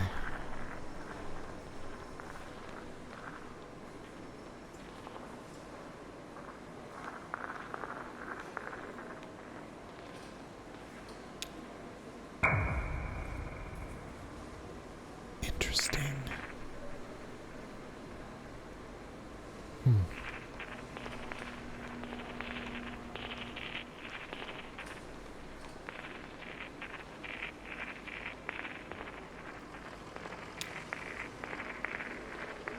Whoa, check this stuff out. It must be decades old, but it's in perfect condition. How do you think they keep it like that? You really like electronics, don't you? No. How do they keep you like that? I'm not sure. I have no idea, Nitro. I'm not entirely sure this is going to be the type of story where we get answers or payoff for reals. Maybe. Maintenance, old man. I bet it's some job around here. Probably hard to keep all the dust out. You know, underground. That's why I got into this business, to keep old stuff like this running. Seems like such a shame to let it just fall into ruin, you know? Like that computer back in the cave. Xanadu. Decades of engineering, thousands of years of mathematics and philosophy, all petrified into living stone. How could you just let that fall apart?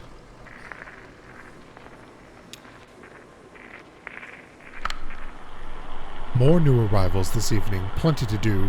Go to the relay formula. What job are they working? I don't know that it's been settled just yet. You see, sometimes we take on newcomers already in debt to the distillery. One of the foremen will find something for them to do, chip away at their sum until it's all settled. That's what I'm doing here, chipping away. That's what we're all doing.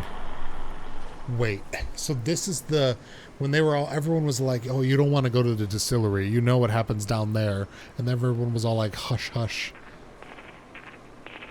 Interesting, okay.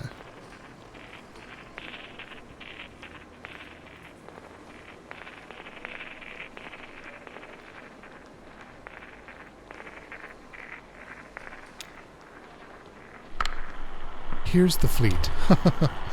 Or we just use these to get around internally. How big is this place? Oh, it's grown a great deal over the years. Incredible to think, really. When Mr. Bishop founded this operation, it was only about 800 square feet, and half of that or more was occupied by camouflage to keep the law out. Hiding out in the back of an old church, purifying spirits by handmade fire, a kettle, and a dream. So the trucks are just east a ways. In shipping, you can become acquainted with the dispatcher there. Give me a tap on the shoulder if you see something that catches your eye. Always happy to show off the facility. Sublime machinery. How about, can I ask you what the fuck is going on? I'm guessing that's not an option.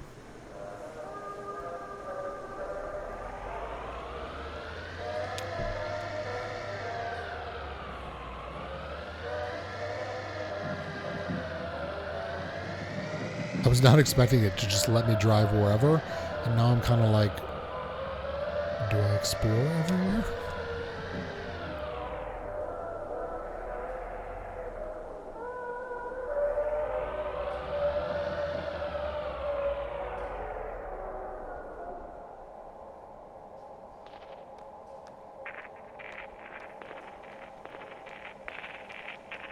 Bunks?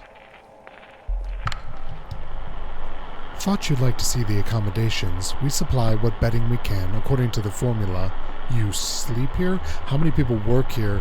What formula? How many people work here?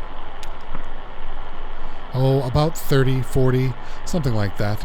Some of us count for more than others. Myself, I'm focused. Well, shouldn't I be? I've got this figure to pay down. The longer I sleep, the more interest accrues. A cruise.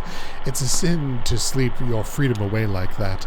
Of course, as a delivery driver, you'll be able to come and go a little. You're timed pretty closely, but you can still roll the window down, maybe glimpse a familiar silhouette on the side of the road as you pass.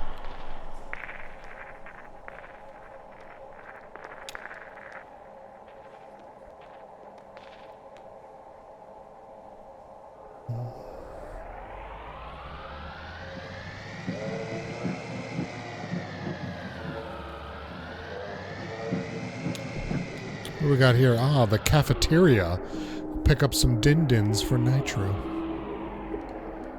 I'm remembering I wanted Thai food. It's getting so late though, that probably won't be an option. Cafeteria.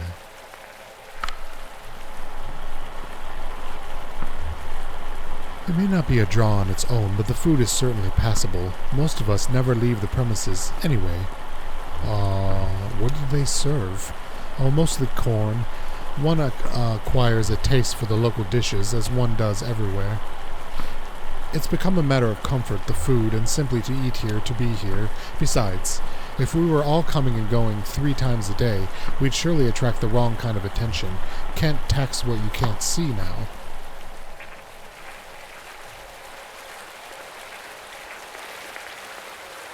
Somebody bent the fuck out of your cafeteria bench.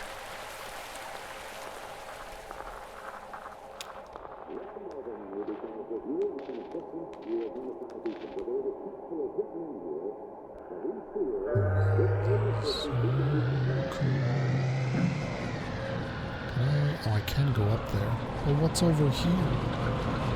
What's this random nothingness spot that I can stop in?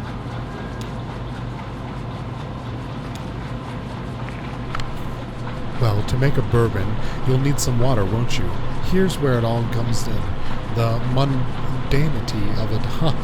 Quite an impressive chorus when they all get going like this, though. What river is this? It's an artery of the Echo River. The Echo River is fed from Lake Leith, but you wouldn't recognize a drop of it. Leith is cold, dark, and so very deep, and still, rumors of Lake Leith's supernatural properties are, I'd say, just a bit exaggerated, but I wouldn't fish in it.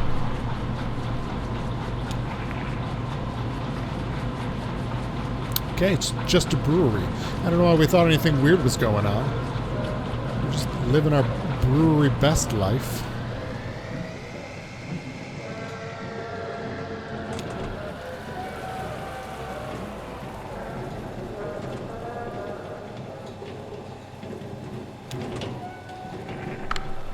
The mill. It's an antique, perfectly functional. We recuperated it from a site upriver decades ago. Keeps us honest in our old world charm, if you follow. We do as much upkeep as the formula allows. Looks like it's in good shape. The water wheel is 20 feet up. What's the formula? The water wheel is 20 feet up. Gives us more clearance for a bigger hopper. Here we pulled it out of the water at the old site. The wheel just kept spinning, and it hasn't stopped yet. Guess it didn't need the river to turn after all. Curious.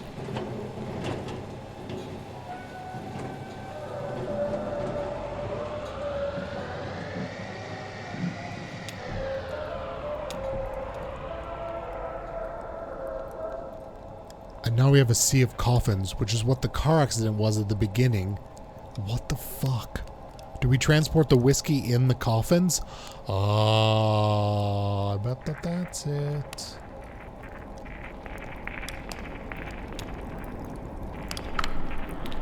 Here's the charring yard. Vents pretty well considering the smell. This is why they call bourbon a comfort food. It smells nice. Have you ever been in a forest after a fire? Just driven past. I've been in a house after a fire. Ooh, Jesus. Well, every necrotic host of breath of homesickness on it. That's what makes it so damned compelling. Interesting. Okay. So the accident was definitely just casks. We build every cask by hand, right here. It's tradition, but I like to think our application of hands and hammers to oak gives our stuff a kind of life. Well, that's what I like to think. They look like coffins. That's tradition too, I suppose, and I'm sure it helps avert suspicion if a satellite catches us burying them upstairs. Weird.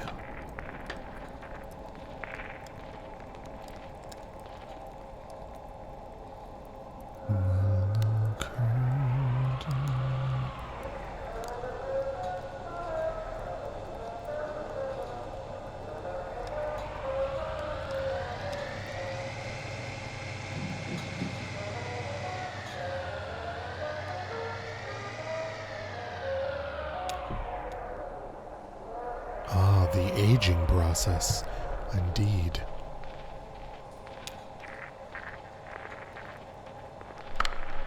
Feel the draft of warmth like a summer breeze. This is the aging warehouse. How many casks have you got aging in there? Oh, I couldn't say exactly. Take a look at the inventory report later if you'd like. Plenty, though. Of course, we only have half our aging stock in here at any given time. Most distilleries let their whiskey sit in casks through a cycle of seasons. In summer, the wood expands and the whiskey seeps in, picking up flavor. In the winter, the wood contracts and squeezes the whiskey back out. Down here, there are no seasons. Each workday proceeds from the last in an unbroken chain of climate control. So we make our own seasons. Each cask alternates in a weekly cycle between the cold ground upstairs and this heated warehouse. Wait, what was that?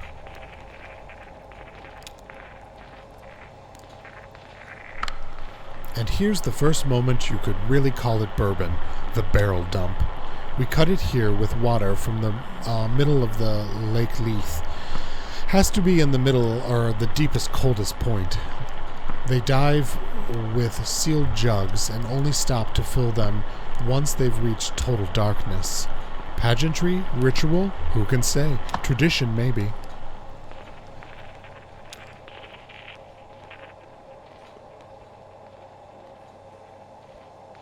On the golf course, I'm in the park, and all the movies want me to star. I've got a house, a showplace, but I can't get no place with you.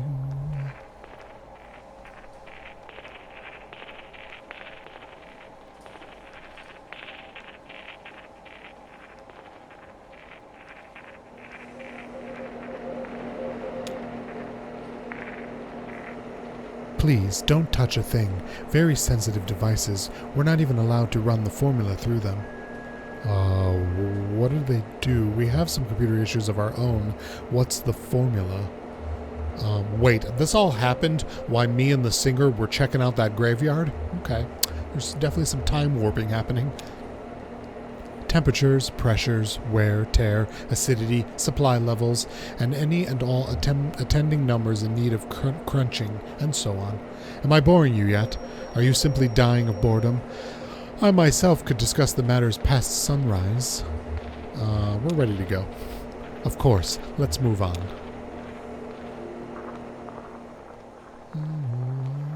Golf course. More of those old computers. Looks like about the same vintage as the stuff in the cave. How can you tell? Oh, I don't know. This makes a model. Well, but you can tell. Check out those tubes. Nobody uses those anymore. I'm not sure where they'd even get replacements these days. It's rare stuff. Hey, is this like antiquating with Lizette for you? I probably sound kind of ridiculous waxing on about vacuum tubes and oscilloscopes. It's good to have a passion. Yeah, I guess it is. Someday you'll have to tell me what yours is. It was drinking, and they made me quit. And it kind of sucks. Although now we're in a giant brewery, so maybe it'll all work out in the end.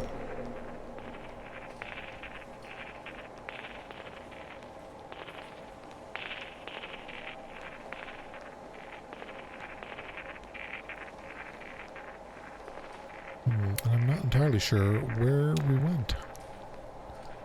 So I guess these are like before and after? The new casts look like they could be used for anything. Yeah, before they get all warped and stained, you really can't undo that, can you? No way to clean them after the aging process, I mean. It's a one-way street. Yeah, but don't distilleries typically reuse the same casks over and over? Like that's part of the aging and taste flavor profile goodness? Why are we making so many of them? Confidential. Don't let them catch you looking too closely here. Not without any purview. What is it for? Keeps us honest in the eyes of the state. Well, in the eyes of the management anyway. We keep pretty well of our view down here. Not much chance of being spotted by helicopter. But if the law came knocking, we could say we were lodging and securing our virgin spirits. We could say. Marvelous engineering, though, isn't it?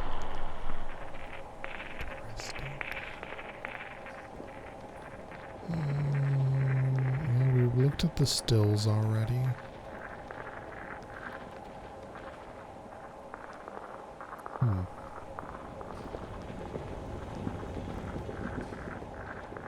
Along the golf course, I'm under par, and no movies want me to start.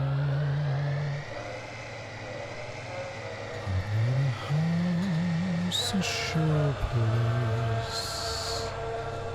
I would like to park here. Can I park here?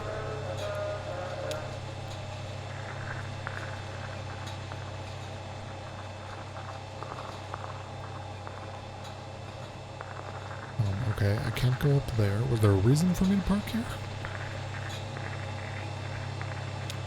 Labelers. This is where most of our staff ends up. What are they doing? Checking the quality assurance. Yeah, let's go with that. We used to bottle everything by hand, but these machines are marvelously effective. Made things a bit complicated for the workers after all. The distillery can't just fire them. How would they settle their accounts? But there's nowhere else to put them. They keep an eye on things here. Can't be paid as much as just watch, of course. Well, that's progress for you. Is it?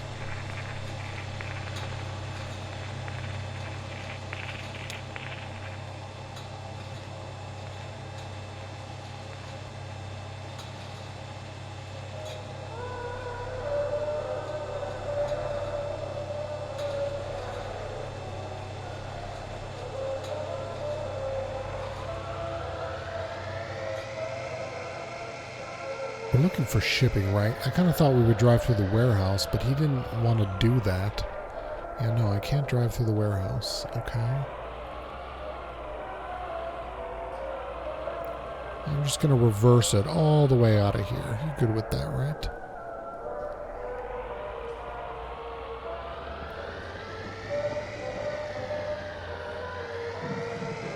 Ah, shipping. Okay. Perfect. Excellent. Exactly what I was looking for.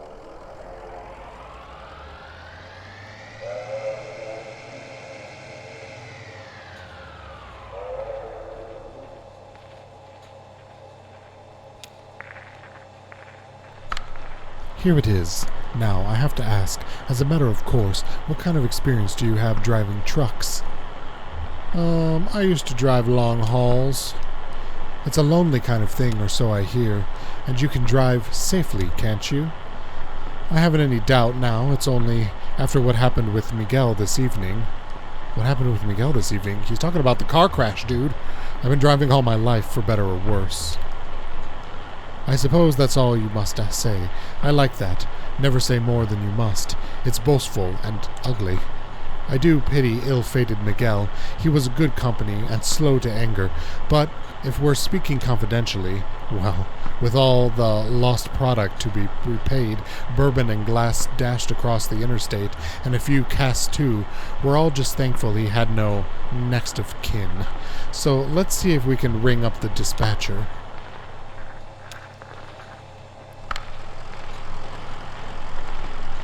I like the minimalist look of this game. Yeah, I like the art style too.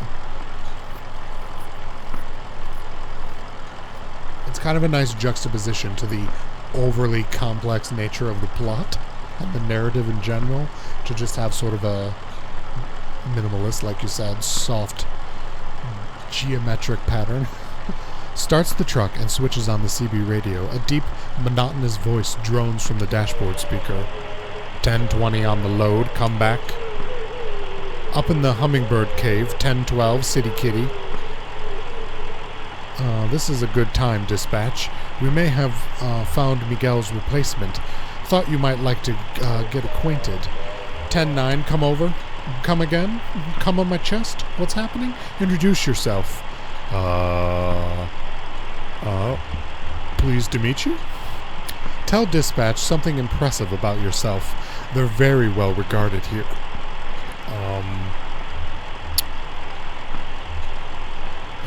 You folks know anything about moldy old computers? I guess I could drive a truck like this.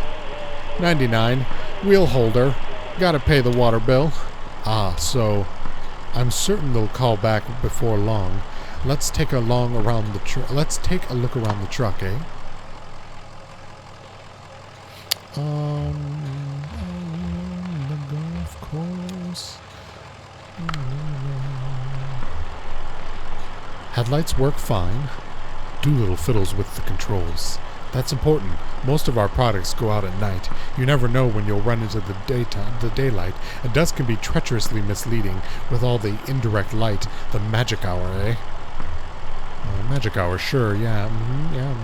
The angle of the sun at dusk and dawn meets the light. It's mostly indirect reflection from the sky. Everything looks like a movie. It's all a bit softer. Yeah, I know what the magic hour is. Conway had to get off the highway. Too loud, too murky. Drivers sleep in the day? Sure. Those that sleep. Miguel pulled extra day shifts when he could. Sometimes he'd help me, sometimes over in bottling. He shouldn't have been out driving at dusk. Weird shadows, soft light, dangerous. Headlights look pretty okay. Conway, headlights look fine. That they do. Moving on. Wipers. Controls the wipers with the knob here. Fiddles with the controls. They seem to have a decent torque to them, eh? Can't say how they fare in an ice storm, but we must never delay a shipment. Better to resume the risk. You folks watch the weather closely. I wouldn't know it if I saw it. Too many years of climate control. Have I mentioned I rarely, if ever, leave our facility? I wouldn't know the rain if it drowned me. I'm sure the wipers are fine. Of course. What else, then? Tires?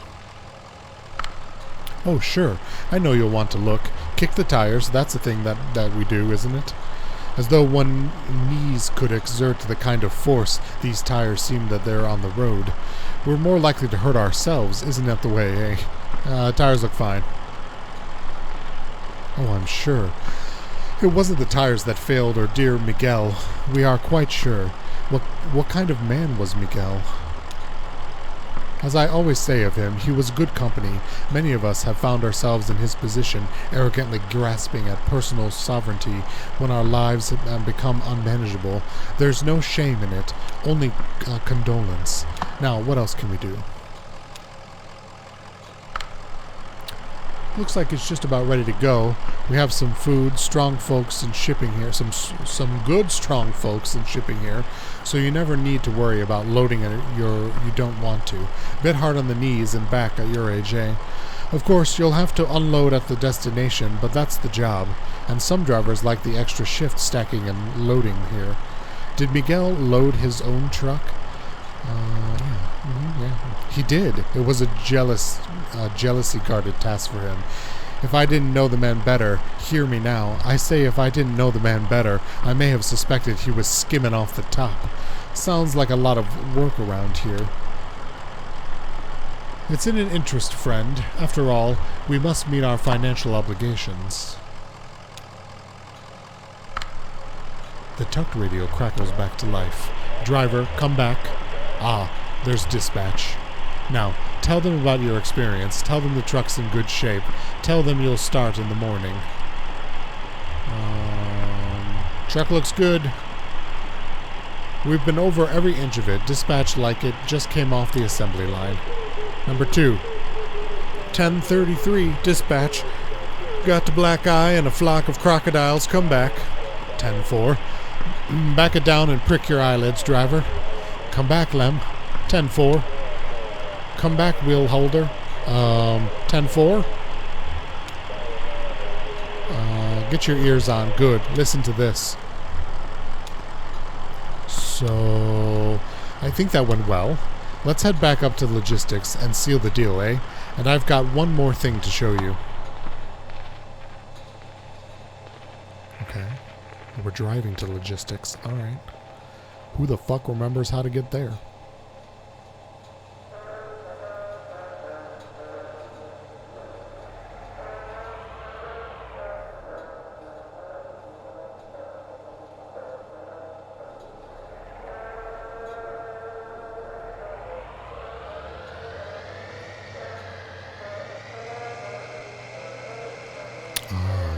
This is where we came from, was it not? Or is this more distillery bullshit? This is more distillery bullshit. My bad. My bad.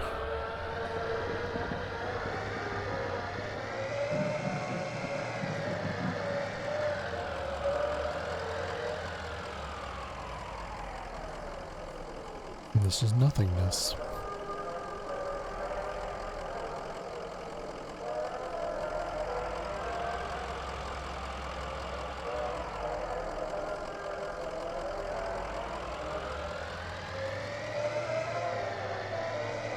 Oh, I see. I just took the, super long way around to take the grand tour.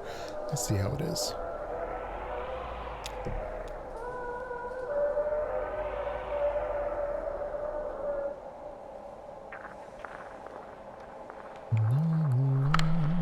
Let's head back upstairs, eh?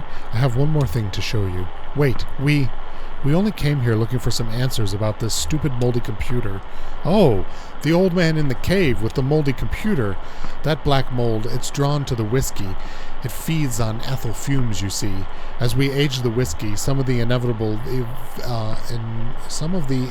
evaporates into the air. The angels share. It goes through the vents here and out into the caves. If we can scrape up that mold, we can usually apply some pressure and cold it to squeeze and condense the angel's share back into the drinkable whiskey. Every drop counts when you're making a living on the stuff, so we'd go down and scrape it off of the equipment, just like any other place it grows. He kept sending his people here to drive us away, paranoid, truly paranoid. Well, now we have the formula, so we don't need to be collecting mold. Since we stopped going down there, I'm sure the mold's gotten pretty thick. Try cleaning off the timing crystals. That'll get you going, I'm sure of it. So, join me upstairs?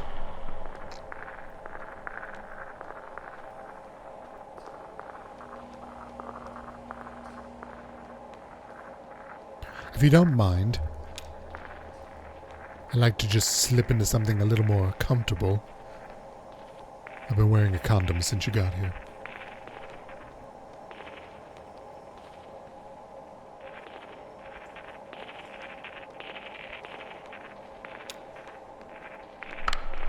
Here it is, a beauty, wouldn't you say? It's an antique, you know. What is it? Why, it's an adding machine. This is where you come for your daily ritual to calculate the day's interest and repayment according to the formula. I usually do so at the beginning of my shifts, so I know how many hours I need to in order to keep up. Yes, I believe you'll do well here, sir. Happy to have you. Congratulations, you're hired. Wait, we can't... It's customary here to start each day with a shift drink. Let's make it a special. Mark the occasion. This is the top shelf stuff now. Single barrel. He doesn't... Down the hatch. Venom memore mors. No, but I'm an alcoholic. I'm in AA. It's not giving me any option.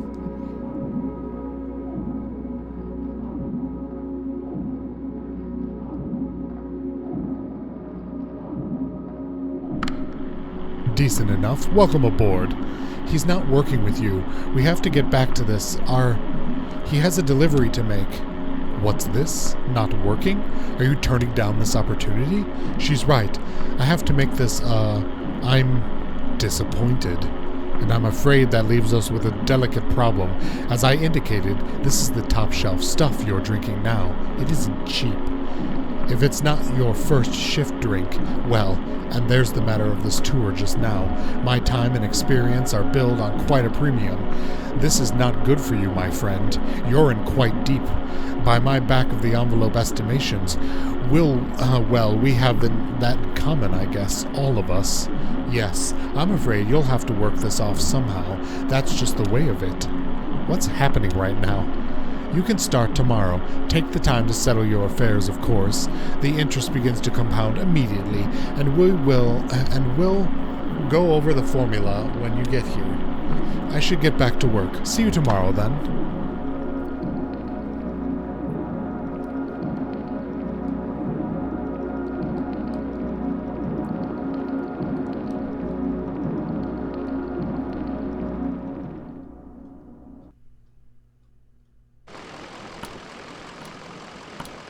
So, I guess I start in the morning. I guess. I'm confused. It's just the way these things go, kid. Huh? Well, that still gives us a few hours to roam, right? Where's that ferry? I'm right here, Conway! I love your leg. And I'm into a silver fox.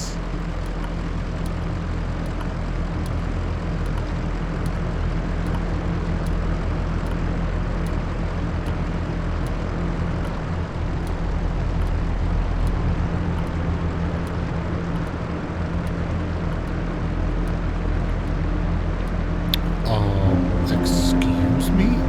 Oh my god, we've been playing Siberia this whole time. What the fuck is this game? What the fuck is this game, you guys?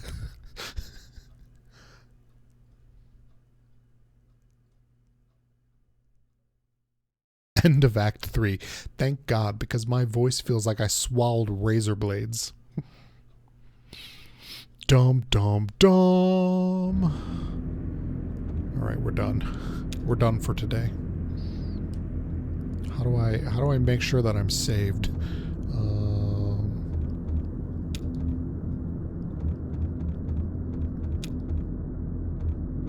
Oh no, just like the game, it won't let me leave. I'm stuck here forever. Okay, that's cool.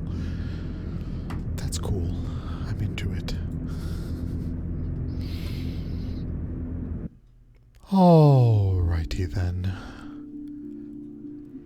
Thank you to Little Pup and Fiend.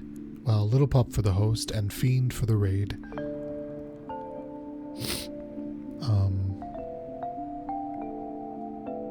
I'll be back whenever. haven't been good the past few days, so this took all the power I had in me to do.